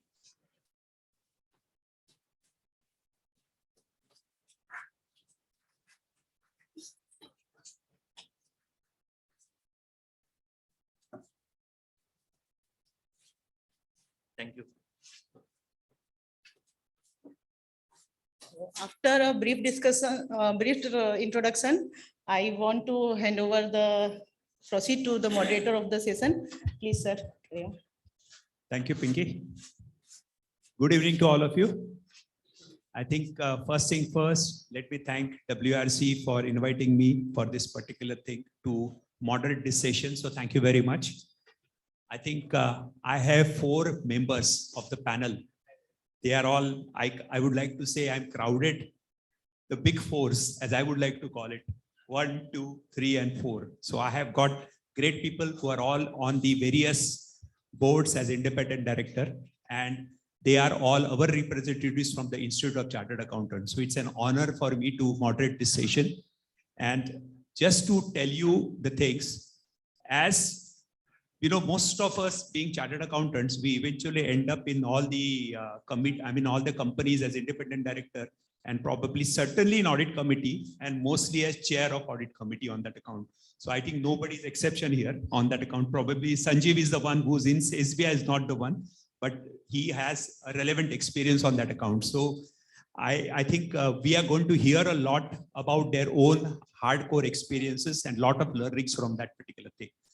For me, I always believe as an audit committee, if you are an audit committee member, there are 6 or 7 stakeholders who really take, I would say they come. It is like, this, what I say in an orchestra, the Philharmonic Orchestra of Zubin Mehta, there will be about 100 players. They will come with all their instruments, and they in synchronization will, come out with a magnificent kind of performance. In that, we have some 5 or 6, I would say, contributors. Similarly, the players in the audit committee, they come. One of them is internal audit. That's a major profession. Second one is statutory auditors. Third one is a compliance function. Then CIO, Chief Information Officer. Then CFO is there with his, the financial assurance under the ICOFAR, as we call it on that account.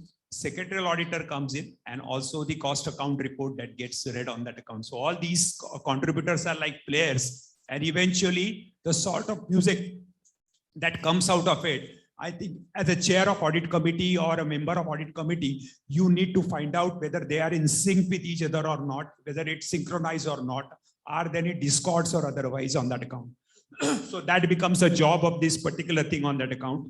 So in that particular context, you will get to know from the body language, from the presentation, the way internal auditor makes a presentation, what exactly is the tone that he's conveying, what messages he's conveying on that account. So we are going to hear a lot on that particular part. So first thing first, I think this is our first meeting as internal auditor, as I can clearly see, which is in physical mode. And that is where I would like to ask this question to, in fact, to begin with the lady of the things, Bhavna Ben. Bhavna Ben, this epidemics really took heavy toll. Suddenly in the month of March 20, we realized we can't move, but work has to go on. Audit committees started happening through video conferencing and all other modes kind of thing. But at the same time, people could not reach places and everything on that account.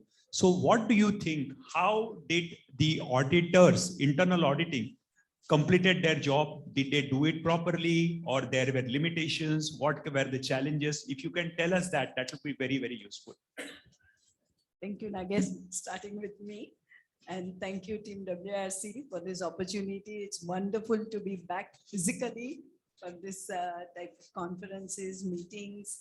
Nagesh, coming to your question, it was a challenge, like for everybody else, also internal auditors. But what I found was that the approaches of internal auditor and external internal auditors were a little different.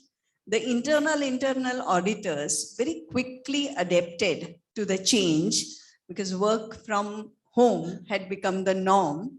And then the responses also, I found that depending on the industry, for service industry, it was different. For manufacturing, it was different. They all changed quickly. They changed their scope, they changed the planning, they changed the focus.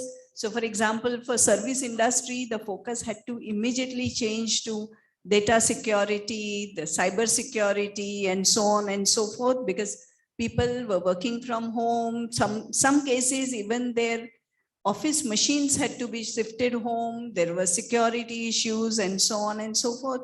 Whereas on manufacturing, it was very different. Some of the plants, at least in the initial days, were closed. Thereafter, they were working partially, and physically visiting them was very difficult.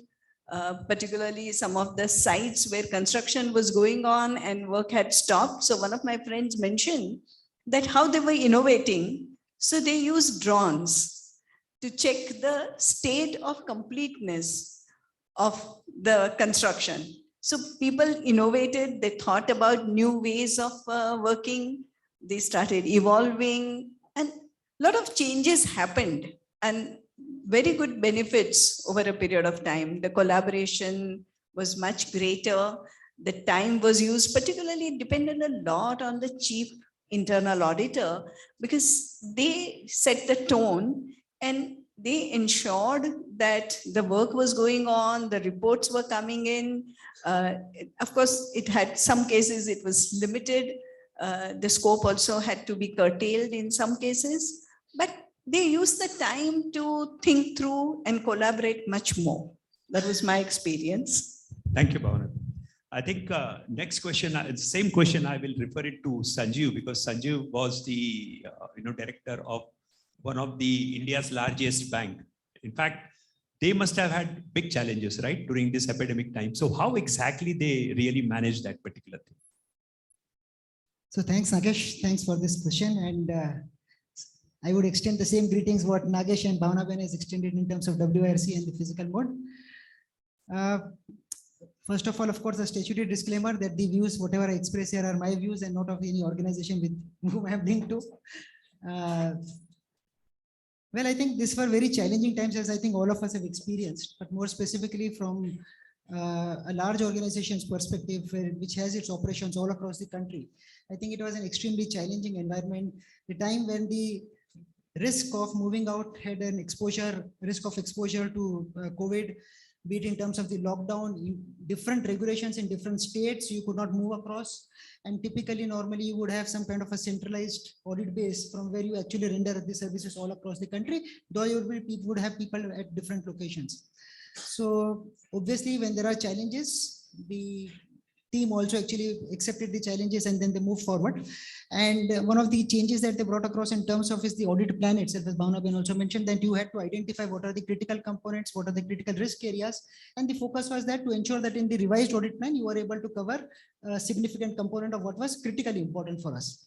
Second approach that we did was in terms of having a cluster approach. So rather than having people moving all across within the state itself, so that there could be a movement in terms of within that geographical location. So you are able to do some kind of an on-site work as well. And that revamping in terms of course, was balanced with there being no conflict of interest. That fundamental parameter had to be kept in mind while working in such a large organization. And obviously, technology had to take a front seat. A lot of changes happened in terms of instead of offsite, a lot of work happened on the on-site part of it. New recruitments also, which were taken during those particular part in the audit departments, were actually done in terms of normally they are actually sent across to different states. But here the recruitment had to happen in that particular geographical location, keeping the conflict in mind, but keeping them posted also in that location. So that interstate movement had to be reduced significantly because different states were having different policies for the quarantine period.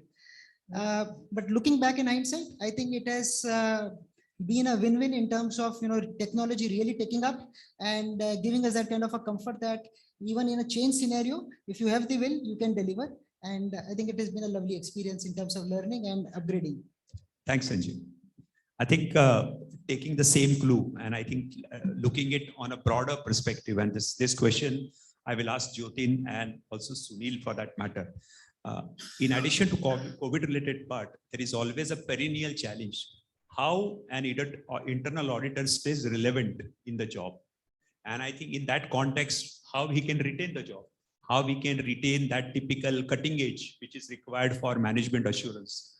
What exactly today's internal auditors, where you are on the board, Jyotin is on the board, I'll first ask Jyotin to respond.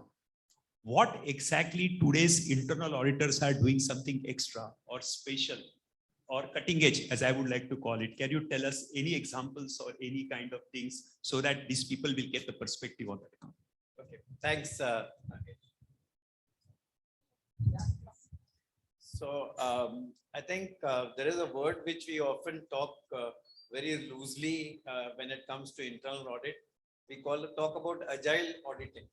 And I think the pandemic has actually forced everyone to be agile, because agility is about being nimble-footed, being able to adapt to changes very fast. And what I can clearly see as a change, at least in some of the internal auditors, is the ability to relook at processes, keeping in mind the new vulnerabilities that have come in because of the change in processes, like work from home or hybrid, the type of controls that you need to bring in. So it's not just focusing on the way you used to do audit otherwise, but people have realized that if the work happens differently, the audit also has to happen differently. And I think the other thing which I am seeing as a very positive thing is the ability to manage resources in a very flexible way. Because we were used to, going to the locations, doing a traditional audit. Now people have become more, open to getting remote auditing done for almost 60% of the audit processes, and then only whatever is absolutely required is to be done at the site. So I think both in terms of efficiency and in terms of compressing the audit time, there has been a big change which I am seeing in most of the companies where I am operating. Thanks, Jyoti. What about Sunil? What's you? Thank you, Nagesh. So your question particularly on what is it that internal audit can do to be on the cutting edge and kind of retain their jobs comes down to how can internal audit add value back to an organization. And if you take a look at what businesses have been experiencing over the past 18 to 24 months, one, I think business models have started to change. A lot of companies who were probably operating in a physical environment or complete physical distribution models, those have all moved online. Second, even if you take a look at the entire set of people processes of how people were hired, recruited, inducted, that has again completely changed. If you take a look at business partners, collaboration, delivery mechanisms, all of that have changed. So at the end of the day, organizations are getting digitized. New business models are coming about. There's a lot of volatility in the business. And towards this is where if internal audit adds value back to an organization is when it starts saying relevant.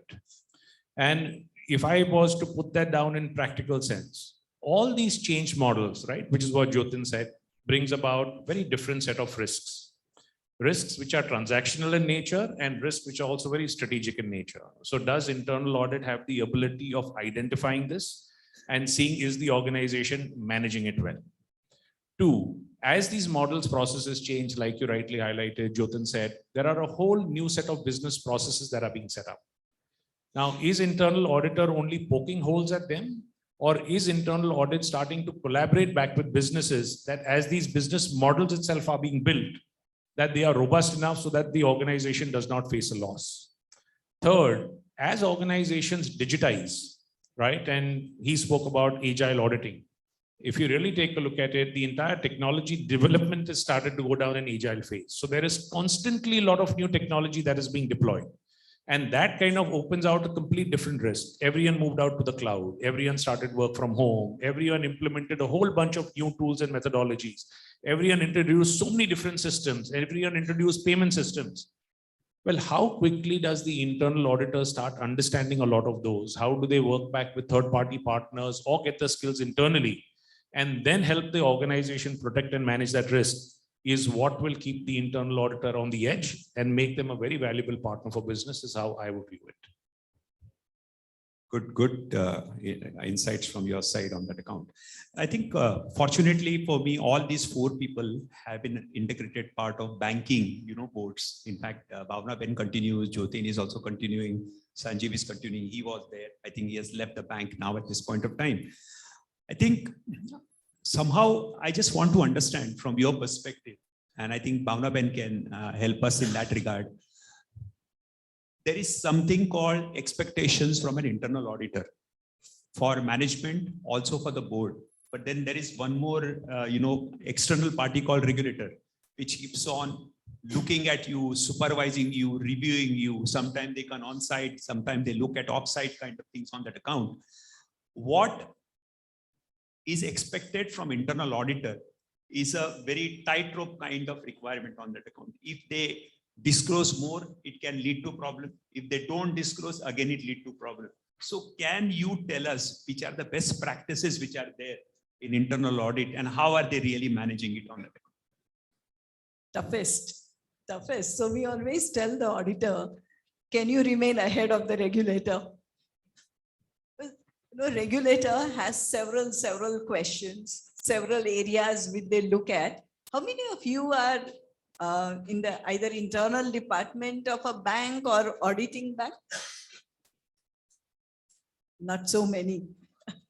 So you must have experienced probably as part of the internal audit team, the Reserve Bank, the regulator, their observations, RAR, and then following up on that so strictly. So what we expect the internal auditor to do is to tell us what are the trends, what is it that's coming up, what is changing, and which are the areas which they feel are not so strong or where they are little vulnerable, where they want the processes to be strengthened. They are working with the business teams, but where they feel that the responses are not so quick, not so fast forthcoming, where we can help and ensure that they get quick responses. And of course, in all the responses that they give to the regulators, another very important and critical aspect which Reserve Bank these days expects is the risk-based approach. So how have they evaluated the risks and how have they drawn up their audit plan, the program? What audits or which are the risk areas which they consider critical? So what areas will be taken up every quarter, every 6 months, yearly, and then look at them, evaluate them. So this is how, Nagesh, we start with. Yes. Sanjeev, you want to say, because you are one of the largest bank of that regulator. So not in that way, but I think I would like to hear from you. What's your, feel on that particular part? So Nagesh, I think that the regulator has got a very important role and which actually gets translated through the regulated entity. And for the regulated entity, it is actually like a Lakshman Rekha of what it has to do. And the entire business unit, the entire risk-based system, the entire audit segment, the entire compliance department, all works around this element of what the regulator wants. And I think there is a role for each one of these elements, be it in terms of the business unit or the risk committee. I think the regulator also expects, largely that all the compliances of the various issues which actually are flagged off in the various processes that they carry out are actually monitored very closely by either the audit committee or by the main board itself.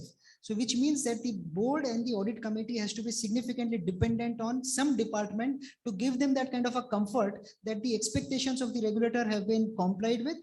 And on that count, internal audit department is the most significant important unit, which actually gives them the comfort of ensuring that everything is within the Lakshman Rekha. And typically you will have that in each organization, there will be, say, for example, a regulatory threshold, an internal threshold would be of a lower element. And then IAD actually ensures that, whether it is done appropriately or not. So to my mind, I think internal audit is, IAD would be a very significant component, playing a very significant component in ensuring that the compliances of the regulator are done appropriately at the entity level, because whatever said, the business unit might have a risk of actually crossing the threshold, or a risk department also might have an element of maybe missing out some element. It is the IAD only which can actually give this kind of a support. And that's what I believe is the most relevant contribution which it gives to the audit committee on this count. Thanks, Sanjay. I think I will now move to Sunil. Sunil is in fact expert in what I call the information security related parts on that account. And I think just to tell everybody is aware, data is the new oil of the digital world today. I think all of us are aware that protection of data is very important. And I think we all know it, but we don't seem to be listening it in India, because when our cars are coming for insurance, we get enormous, enough number of calls from all the insurance companies to say, they tell you very proudly to say, we know your car when it is getting, coming for renewal, only tell us whether there is a no claim bonus or not. Similarly, when it comes to other kind of renewals like health insurance and all, you keep on getting it to say, we will give it to you at much cheaper rate compared to the thing. That means if you are on that board, that means your data has already gone to your competitors. It has already gone out in the things on that account. So this data espionage and these kind of things on that account, I have learned a lot from Sunil during his old times when he was a practicing kind of advisor to us on that account. We have taken enough help on that account. Sunil, I think I would like to hear from you, and especially in the banking and even for any other companies, like for instance, if you are sitting on a board which is of insurance company, which you are sitting on the board, which is the, you know, the 5G service provider and all of the things. Data is very important. In Europe, you have GDPR rules. A lot of restrictions are there where if I'm moving out from one service provider to another, I can tell the earlier service provider to say, please delete my data and confirm it to me back. And this is what GDPR rule is all about. Today, our data protection bill is still in the bill mode. It has not gone to any further things on that account. I would like to hear from you today's how these companies are protecting data in bank or even any other companies, even if you are on a pharma company or anything of that kind, data is important. So can you help us? What exactly are today's companies doing so that this internal auditors can get benefited? You're right that today, if in any corporation, in any company, whether you're financial services or you're non-financial services, at the board level, one of the biggest risk that sits out there is risks related to technology. Right from what technology you're using, to how you secure it, to what it does to your data and information that's available. And I think for every internal auditor, right, we are all skilled, we are qualified in the art of accounting and audit. But one element out there that all of us need to learn and understand and pick up is technology. Because technology is all pervasive. It is all pervasive in even how you audit. And therefore, to understand what's happening in the world of technology, I think becomes extremely important. And I do know that the Institute does put out a whole bunch of programs. Now, if you think about it, what has started to happen was that previously you had monolithic systems, right? There was only an ERP. And therefore, there was a single database, and that's how business would get transacted. And therefore, so long as you secured the database and you secured access to that and who could see what, you were in a reasonable state of security. What has happened today? There is no more single database, right? We moved from a database to today what you have concept of a data lake. So almost data, right, structured and unstructured, from a whole bunch of different systems is coming out and residing in something called as a data lake. Interesting word, data and then lake, right? We were already struggling with cloud. Now we are going back to nature, lakes and clouds. And this data lake actually resides on a cloud, right? And the best part is in today's world, you find that systems run distributed database systems because the speed with which transactions are happening, and particularly if you take a look at financial services, you can't afford to have those systems all sitting in one single monolithic structure. How many of you guys have heard of a database system called Cockroach? No one, right? And if you are in the payments industry, you know, that's almost like one of the other systems which is there. It's one of the best distributed database systems that people are now starting to explore, get used to it. Now, can you imagine that you as auditors are going out and auditing, but aren't aware of all these things that are happening? And you aren't even aware of how and who can access the data. I'm sure everyone's heard about APIs, right? Now, do you really understand what an API is, or do you just use the term API? Right? Now, a whole bunch of systems start interconnecting with each other through the use of APIs. And therefore, how the usage of that API is being governed and who all can access data from there, all of a sudden starts to put data security-led issues, right? Everyone's talking about analytics, dashboards, systems, right? There is another term which comes out as, I forget the term, but it's like where you call these now as community users, right? And all people are being equipped to actually access the data source directly and pull out all the relevant reports. Now, the moment you open that out, means you can imagine the quantum of information that every person can access. And now how do you control what he is accessing, why he is accessing it, from where is he accessing it, and what is happening to that data? And therefore, how is that data itself being kept secure? And when you start layering all of this by turning around and saying that you've got a huge amount of attrition happening with your developers, with your technology staff, which in any organization, I shouldn't be surprised, it's in the region of 30 to 40%. Every organization should be extremely worried about how its data is being managed, right? There are a lot of tools, there are a lot of systems, there are a lot of processes. I'm sure you all guys have been through the whole IS audit methodology, but how is that being actually implemented on the ground? That is where you will start to discover that there are tremendous amount of holes and weaknesses. I have quite often asked people saying, so do you know of organizations being hit with spyware, ransomware? These are very large organizations. They had spent enough amount of money. How did it all happen? It was ultimately the discipline of what needed to get done was not followed through. And I think that is where, if you understand the basic principles of managing IT security, and you are ruthless in how you report it and bring it to the attention of the audit committee and ensure that that gets fixed, that is the biggest support that you can actually land up giving to any board. Just want to ask one more thing. Cyber security people are talking about. Can you just give us more leads on that particular part? Yeah. So cyber security has been there for donkey's ages, right? It's not a new thing that's come about now. But because today we are operating in a world where we are using a lot more cloud resources, we are connecting. Previously, everyone was very happy that you need to have LAN systems. Now there is no more LAN systems, right? Everyone's jumped onto the Wi-Fi networks and finds that as the most easy way of connecting through that. All of these are opening us out to risks. In your own organizations or in your company's organizations, how many of those companies are running phishing attacks? Anybody? In the companies where you audit, how many of them have done phishing attacks? If these are the number of hands going up, then you realize that every company that you're probably either auditing or working for or doing that is hugely susceptible to where they will create these holes that start coming into the system through which viruses, Trojan horses, ransomware, and every other malice can come in, which can cause problems. The sad part is in India, we don't talk about it adequate enough. There are enough number of large companies who I've seen who paid ransom.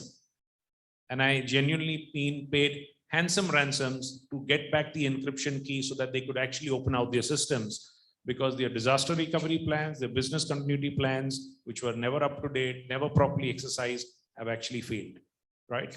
Now, simply put, right from saying what your security posture is, who is the one who's managing that? Are you equipped with adequate tools and budgets to be able to manage that? And are you auditing those on a continuous basis? Unless you're following all of them, it does not work. In all the boards where I am, if ever there is a large proposal that comes up that says that here is the technology program that we are going to run, and that does not have an added budget to how this will change my security-led issues and continuity issues, and that is not budgeted, I am the first one to object to all those proposals and throw it all out, right? One last part that I will tell you is that we are all now moving to the world of bots, right? RPAs. You guys have been dealing with RPAs, right? Organizations are using bots. They are using artificial intelligence. They are using machine learning. All of us are now starting to get so much more dependent, right? For turning around and saying, machine ने बोला है, ये मुझे order करना है, machine ने बोला है, वो logic machine का है. That is another place at times at which you have to turn back and stress test it and evaluate it, saying, is that making sense? Or has something gone wrong in the logic of what was to be run? And quite often or not, you will find that those are other vulnerabilities that do.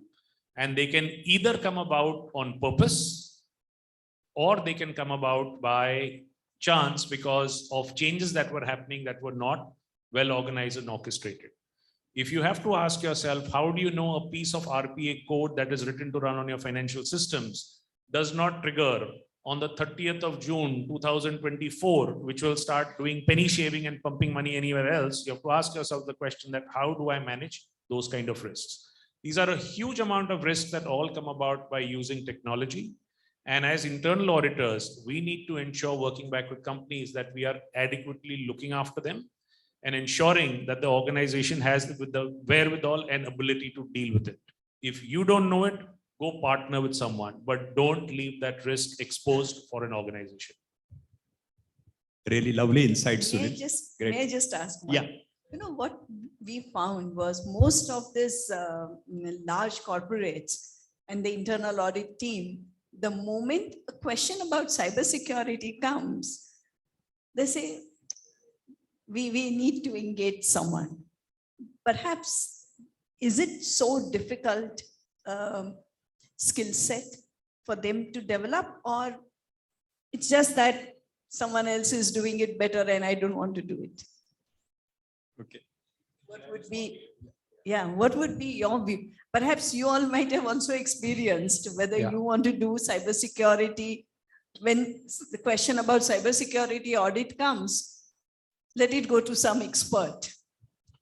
So my view on this would be is that if you wanted to do audit of technology and you have not spent time equipping yourself, and that means you've not learned coding, right? So if you don't know how coding happens, you need to know some languages in which coding happens.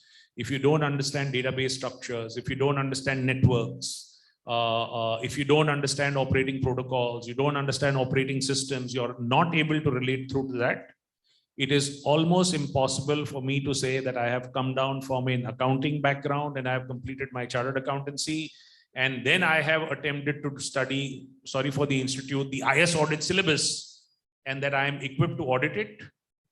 Sadly, you are completely ill-equipped to audit it. You need to collaborate back with a technologist, and only then will you be able to do an ideal audit. So my background when I got into it was that I was a dual major between doing accounting as well as a master's in systems management. And hence I was able to do that. But as time progresses, you discover that with all the new technologies coming in, unless you are not spending your time at least a couple hours a week reading up on this, you will not even understand it, what your IT head or your IT security head throws out at you. So I have had several audit committees where someone will turn around and tell me, saying, oh, yes, we've done this. And I say, okay, can you walk me through that in detail? By the time I strip it down through, they turn around and say, yes, we haven't done anything of this. Nagesh, I'm tempted to make one comment. Yes. I have seen the same thing what Bhavnaven said about internal auditors feeling that when it comes to IT security, it is some expert who has to step in. But as an audit committee chair, I've always insisted that you cannot be hands off. It happens that the minute you start discussing the topic, the internal auditor goes in the background and then the consultant or the outside firm takes over and they give a fair, good presentation, but the internal auditor doesn't take participation at all. And that gives me a sense of worry. So my, guidance to all of you would be that it is not possible, perhaps all of you to have the expertise, but whenever that is happening, don't just be observers. Whatever participation you can do and gain understanding, please do that. But at the end of it, you are the link between the audit committee and the expert. That's my suggestion. So what you're saying is absorb the technology, absorb the technical know-how. Good. At least know what sort of questions to ask and how to select the right, because you need to know for your organization's requirement, what would be the right. I think I'll ask some question to all of you. Just raise hands. How many of you, when you are doing internal audit, use sample methodologies? Nobody is using samples? All. You know one thing, today now, the trend, and I think this is where Sunil will tell me, things of sample is past. You have to look at entire transactions. You have to look at the entire universe. Your deviations that come out of it are the samples. Is that right, Sunil? So I think in that context, I just want to know from these, big fours, as I call it, basically, what kind of audit tools and automation that today's companies are doing it, that will really come I in think handy. let me ask the audience, because several people raised hands. So what sort of automation tools are being used where you all, yeah? Yeah.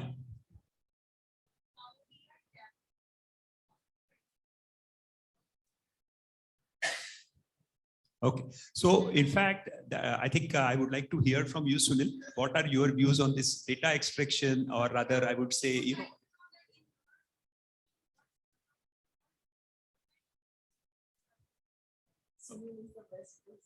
yeah, Sunil, can you just elaborate a little bit on that?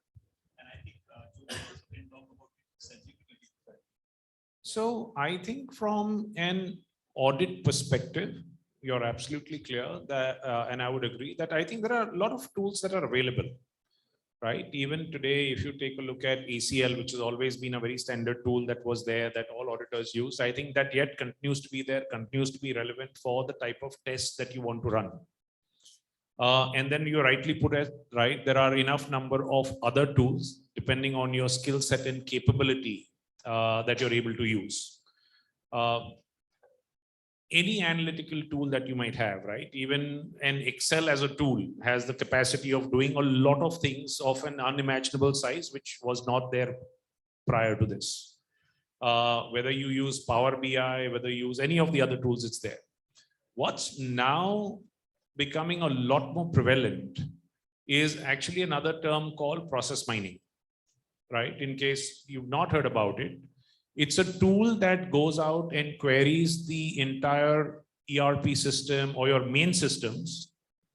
And based on the timestamp of how a transaction has moved, it actually develops an entire map of where and how your transactions are moving. And process mining as a tool has the ability of figuring out, saying it takes your entire universe of transactions and it will say all your transactions have flowed through this process path. Here are the ones that followed a different process path. So in the sense, if you put in a transaction, it went to him for approval, it went to her for approval, it got paid, that's a transaction part. If he rejects it, it came back through to me and went back. So it actually maps it out and can graphically show you how many were such that were going through. You can query that by size, by value, by function, by where what happened, so that you can exactly come to know, saying, hey, where are these process deviations happening? Which goes back to your point for saying it's no more sample. It's 100% pull out that you can afford to do.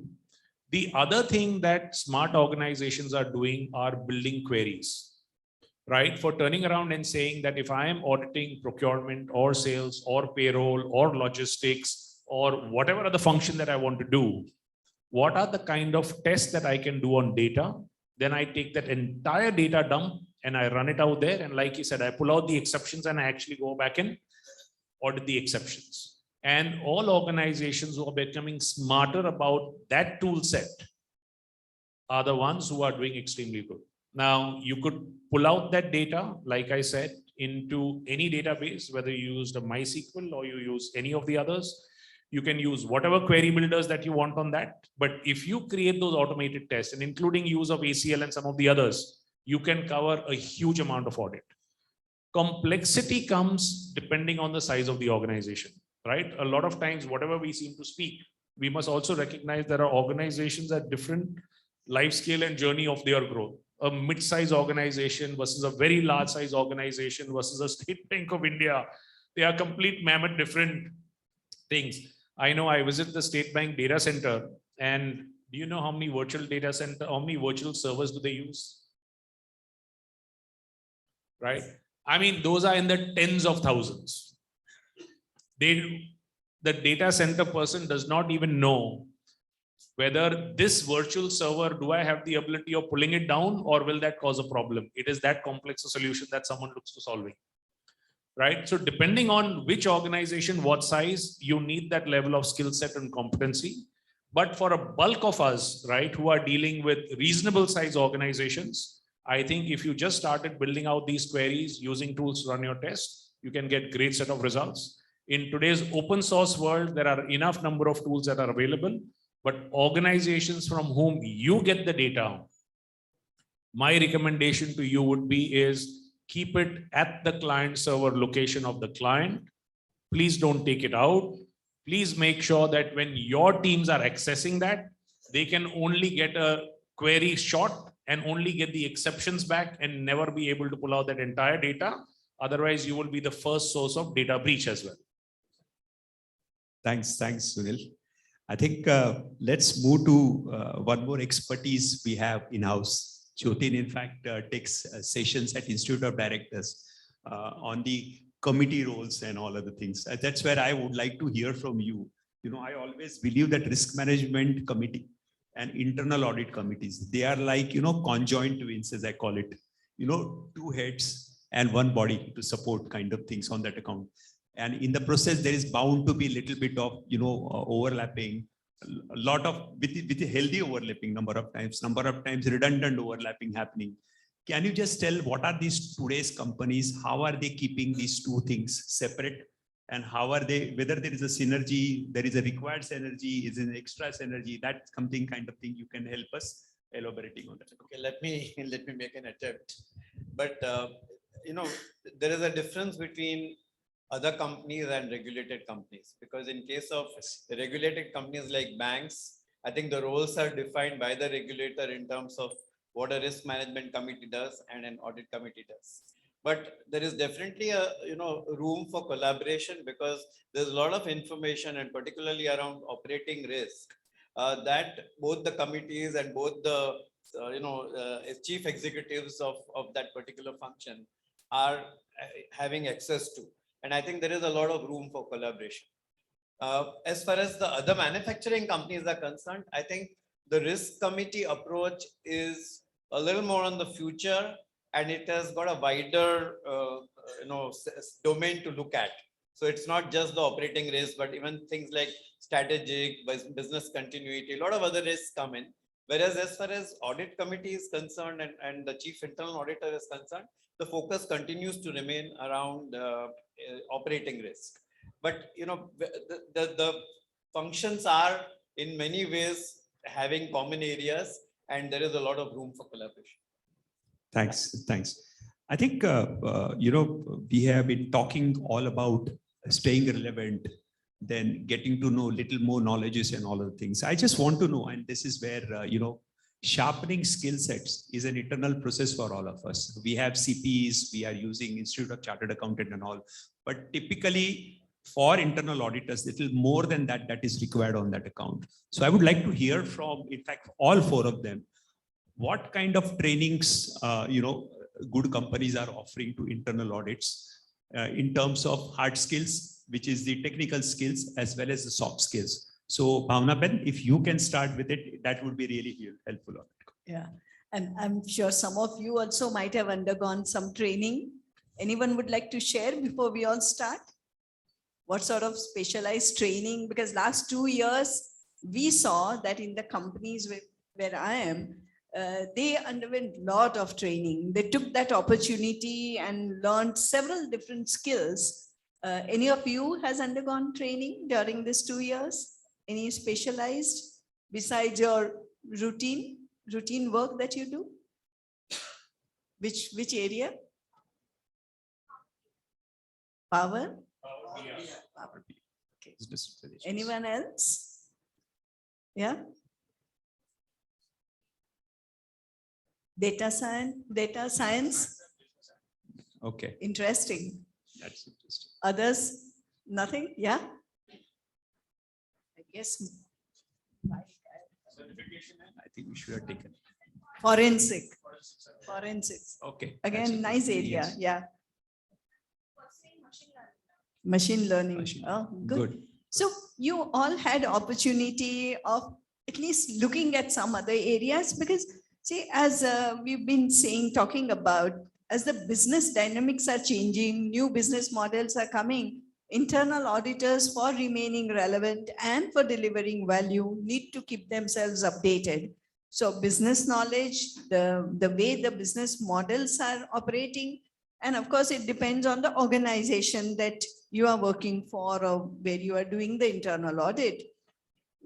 What are the special skill sets that you will need to do audit there? So what we found, how the companies, or at least where I'm involved, they're doing is one, of course, there is much greater collaboration.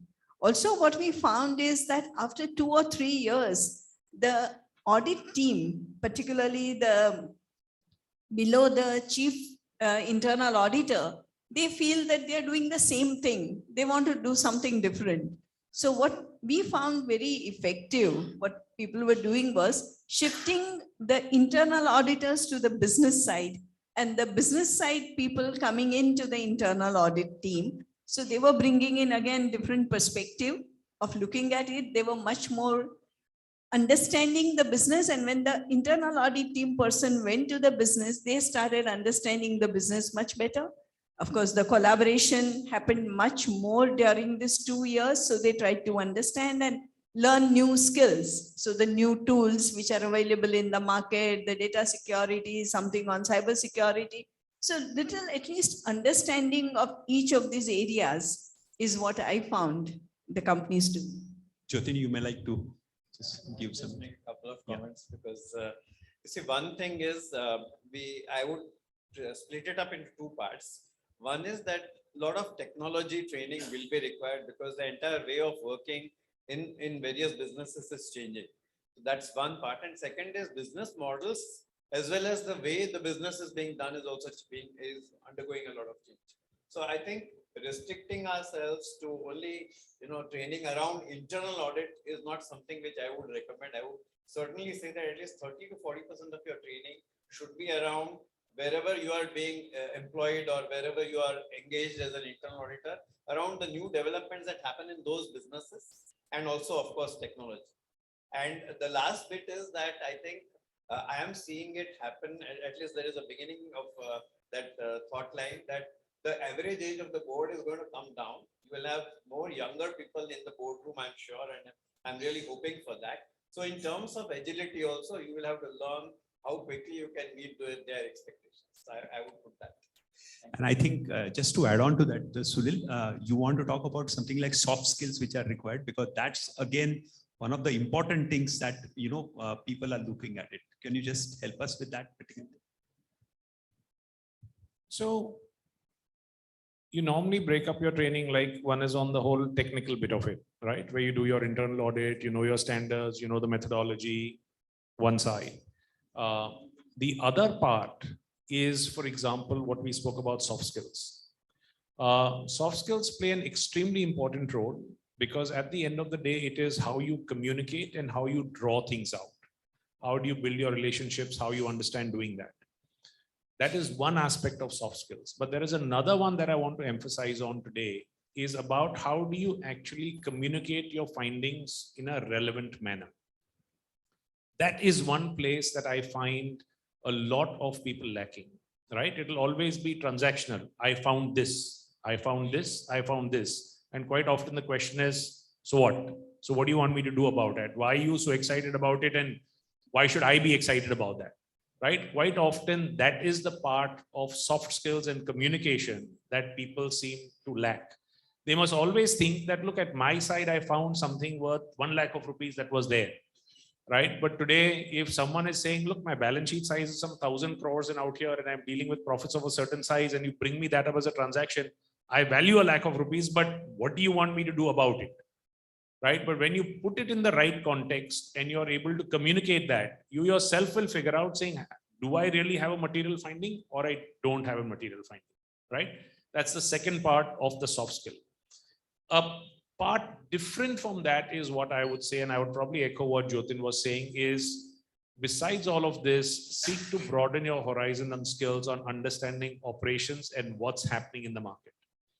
Whether there are new logistics models coming into play that you could give a point of view on by understanding that, whether it is new sales techniques that are happening in out there, there is different in manufacturing technology that is taking place. There is IoT type stuff coming in, which you can use. There is SCADA type stuff that's coming in. So you must expand your horizon on all the other operational things. You're not expected to be a master of it. But if you seek to understand it, you will then know all the right questions to ask. People will see you and people will collaborate back with you. So that's how I would think that you can really augur your soft skills and non-technical IA skills. Thank you. And I think in one of the companies, I must say, people previously always used to say intelligent quotient is everything. Then people started talking about emotional quotient is required. Now the third party coming, and which is far more important for internal audit, is adversity quotient. How a person behaves when there are things which are adverse against you, how he really deals with it.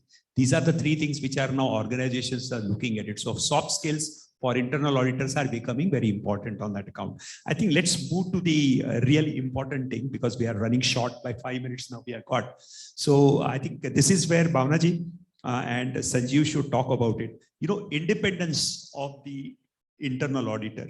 I think we keep on talking about it. There is something called 3 lines of defense. That's what we are saying. And 3 lines of defense is nothing but business, then people who are advising business, and internal auditors. So they should be in 3 different kind of layers, and they should not do Lakshman Rekha. They should not come into the things. But now the new concept that is coming in is that the person who is an internal audit can also move comfortably into even business if required on a transactions kind of basis on that account. So far he's keeping the independence intact on that account. Now there are 2 levels of looking at it. People say sometimes organizations are structured in such a way that they are in baker and checker are separate kind of thing.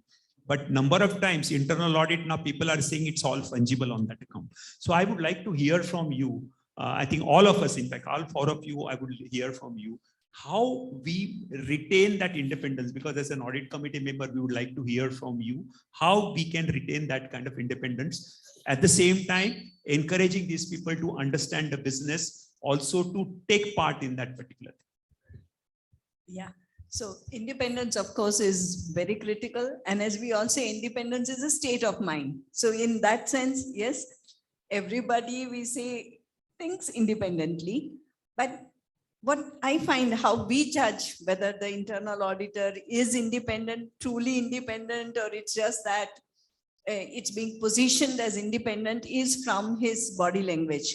When we ask questions, the way he answers, the way he's dealing with different businesses, and when the other businesses are there and the way they communicate with each other in the meeting tells us whether they are independent or not.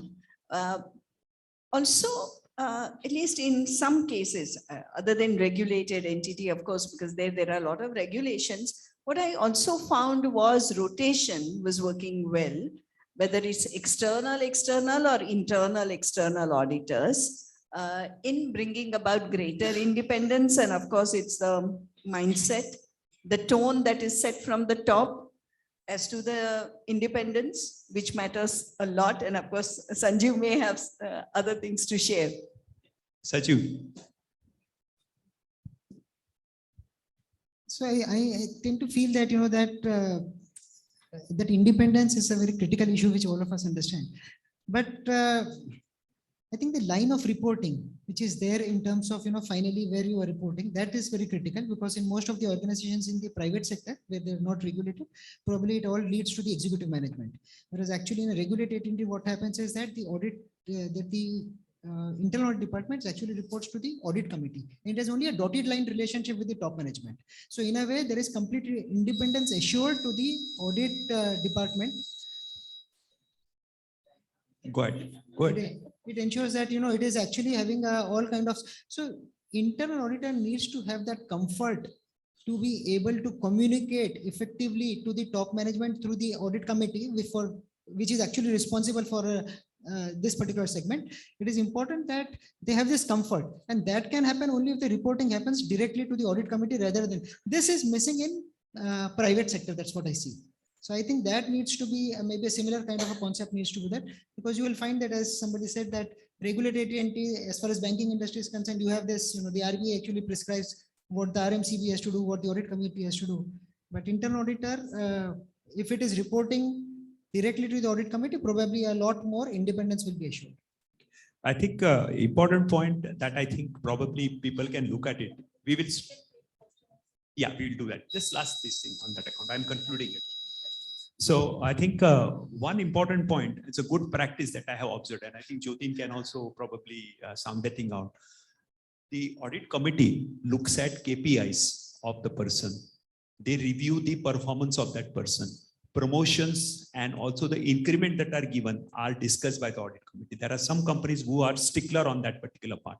By virtue of that, even if that person is given somewhere to work and that independence then is retained, because these are the critical parts where his promotion, his everything gets decided by the audit committee, that particular thing can become a good thing. And I think a lot of companies are implementing that particular thing. So on that account. Rakesh, I may just add Yeah. one sentence. I think I see here a role for the audit committee also to ensure that independence, because the way you leverage the internal auditor in the organization, because at the end of the day, he is one of your resources for getting your control environment assurance. So I think there is a responsibility on the audit committee also to keep on reinforcing this independence part. That's what I feel. And also anyway, the appointment and also exits have to be reviewed by the audit committee anyway. So I think that's something which is required. I think we are now running short on time. So I would like to offer anybody has any typical kind of thing you want to see, feel free. But I think you have to give them mic, otherwise we miss them out on that account.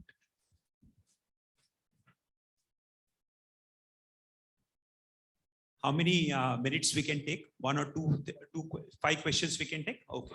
Yeah, 5 minutes. Okay, 5 minutes. Good evening, sir. So don't ask two big questions. No, so sir, this is regarding the adversity question which you mentioned.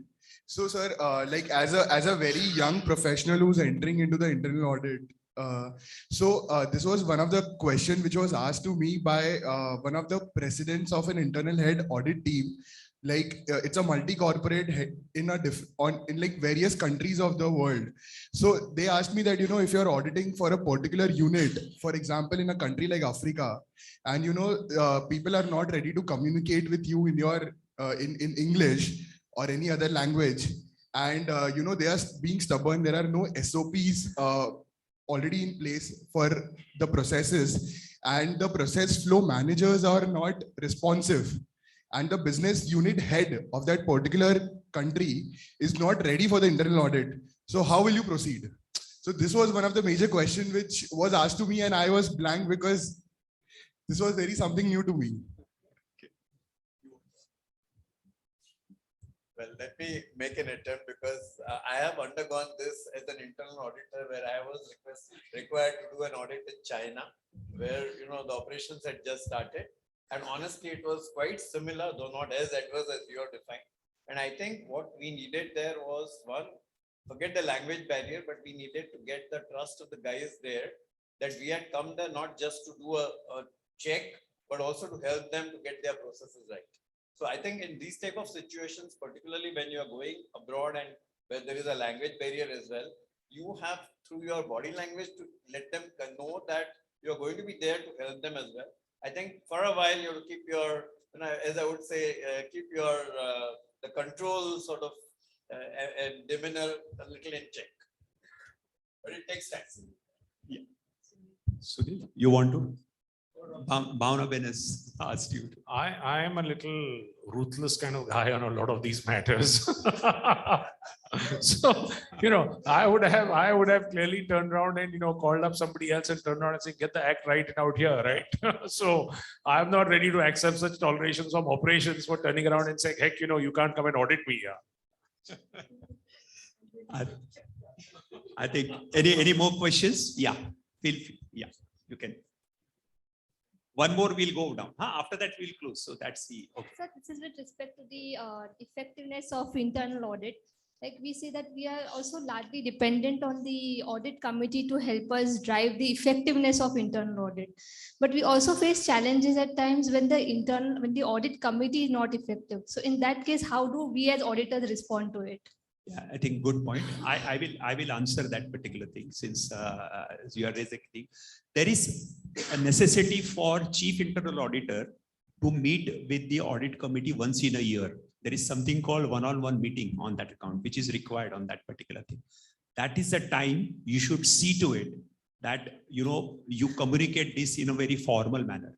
And if let's say you have a concern of informing that in a formal manner, then there is something called pre-audit committee meetings. Most of the chief audit committee, chair of audit committee insist on that. For instance, wherever I'm on the board, I ensure that I do not like any surprises in the audit committee. I pre-decide what is going to come and what is not going to come. So in that also you will get an opportunity to talk about it. So this is one. Another one, as you rightly said, sometimes I don't know, and I think we are running short on time, but the times that internal audit presentation you get, it could start from 5 minutes to even go up to 50 minutes on that account, or even 1 hour. So 1.5 hours also. So it all depends on what kind of opportunities you get. You should never let this thing go. It is like, I always say, I'm a Hindu. I go to Tirupati temple. There is something called, sometimes you get hushed out in just even less than 1 minute. Sometimes you can be there in that thing of 3 minutes. So that data, you should get ready in all respects on that account. I'm not saying five minutes is fair, but I think you should see to it that you come out with a crisp presentation.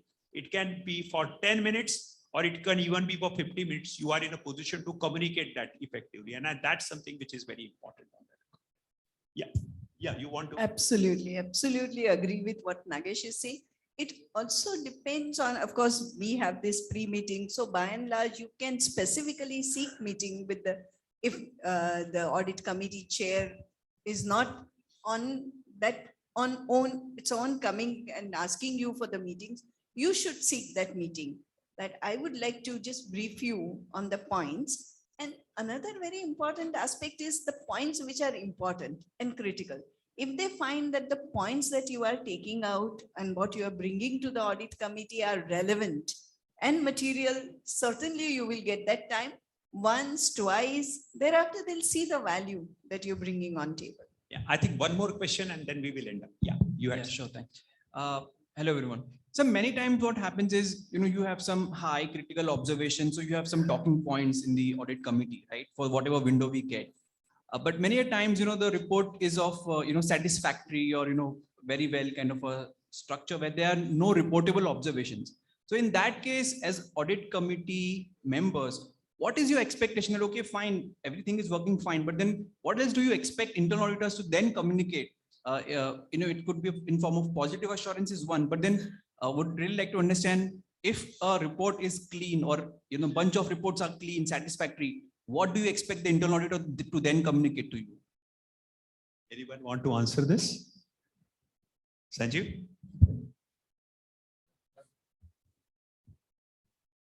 I would think that, one is of course that if it's a repetitive element that, time over time, quarter over quarter, if you find that there are no observable comment, I would really have a doubt on the exercise that has been carried out. Okay.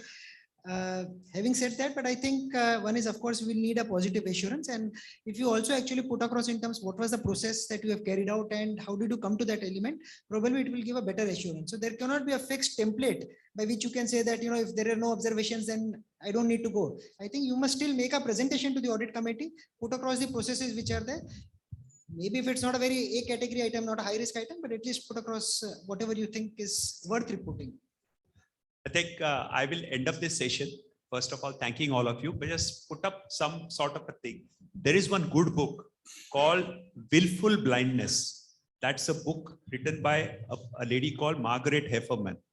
Okay. In that particular book, there is one lovely kind of para which comes in where it says, and this is for the person who has asked this question, no comments, no observation, that kind of report if you get, it says that accountants, independent directors need to know that the business collapses are invariably preceded by a long period of clean audit reports, both internal and external, nil fraud report, and no whistleblowing complaints. And I think you should know that if consistently from the internal audit side, you say that everything is honky-dory, then you are not running an organization. And I think that's something. With that, I would like to conclude this session, thanking all of you.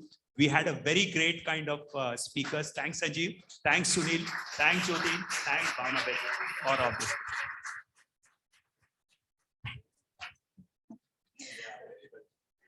Thank you all the panelists. What the takeaway I have taken that in COVID period, everyone has to be agile, ability to relocate the process, work, etc. And business model started to change. So hence our internal audit procedure and system should be changed. And we as an internal auditor, we need training of lots of technology. And With that, I want to invite our mastermind of this national conference program, our beloved and energetic chairman, CA Murtuja Kachwala, to share his word of wisdom. Please, sir.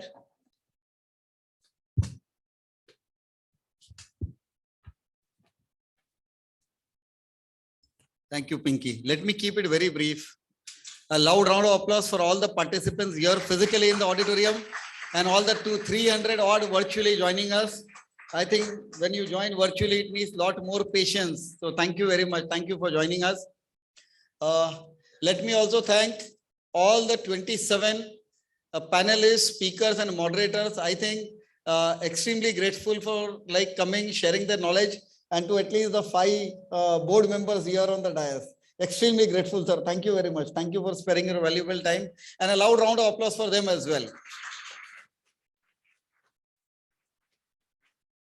Let me thank all the Internod study group member, the Internod committee members, all the coordinators who came up for the introduction, mementos, etc. And I should also thank the team behind.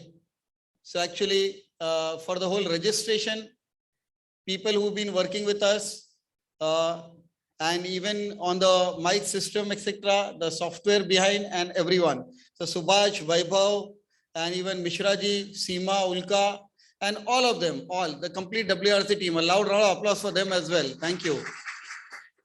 Of course, to all the Central Council members, all the Regional Council members, and a big thank you to the Vice Chairman of the committee, Saurabh Ajmera, and Chairman of the committee, Rahul Parekh. Extremely grateful, guys.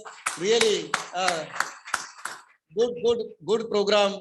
I don't see like 6-7 years back, 50-60 people in an Internod program, and today we could have 500 plus. So really hats off to all the dedication of all the guys behind. Thank you. So I think with that, we are happy to close the session. Thank you very much. If anyone has got any questions, we can still hang around and try to answer them. Otherwise, you can always write to us at wrc@ici.in. We'll try to answer them. Thank you. Rahul bhai,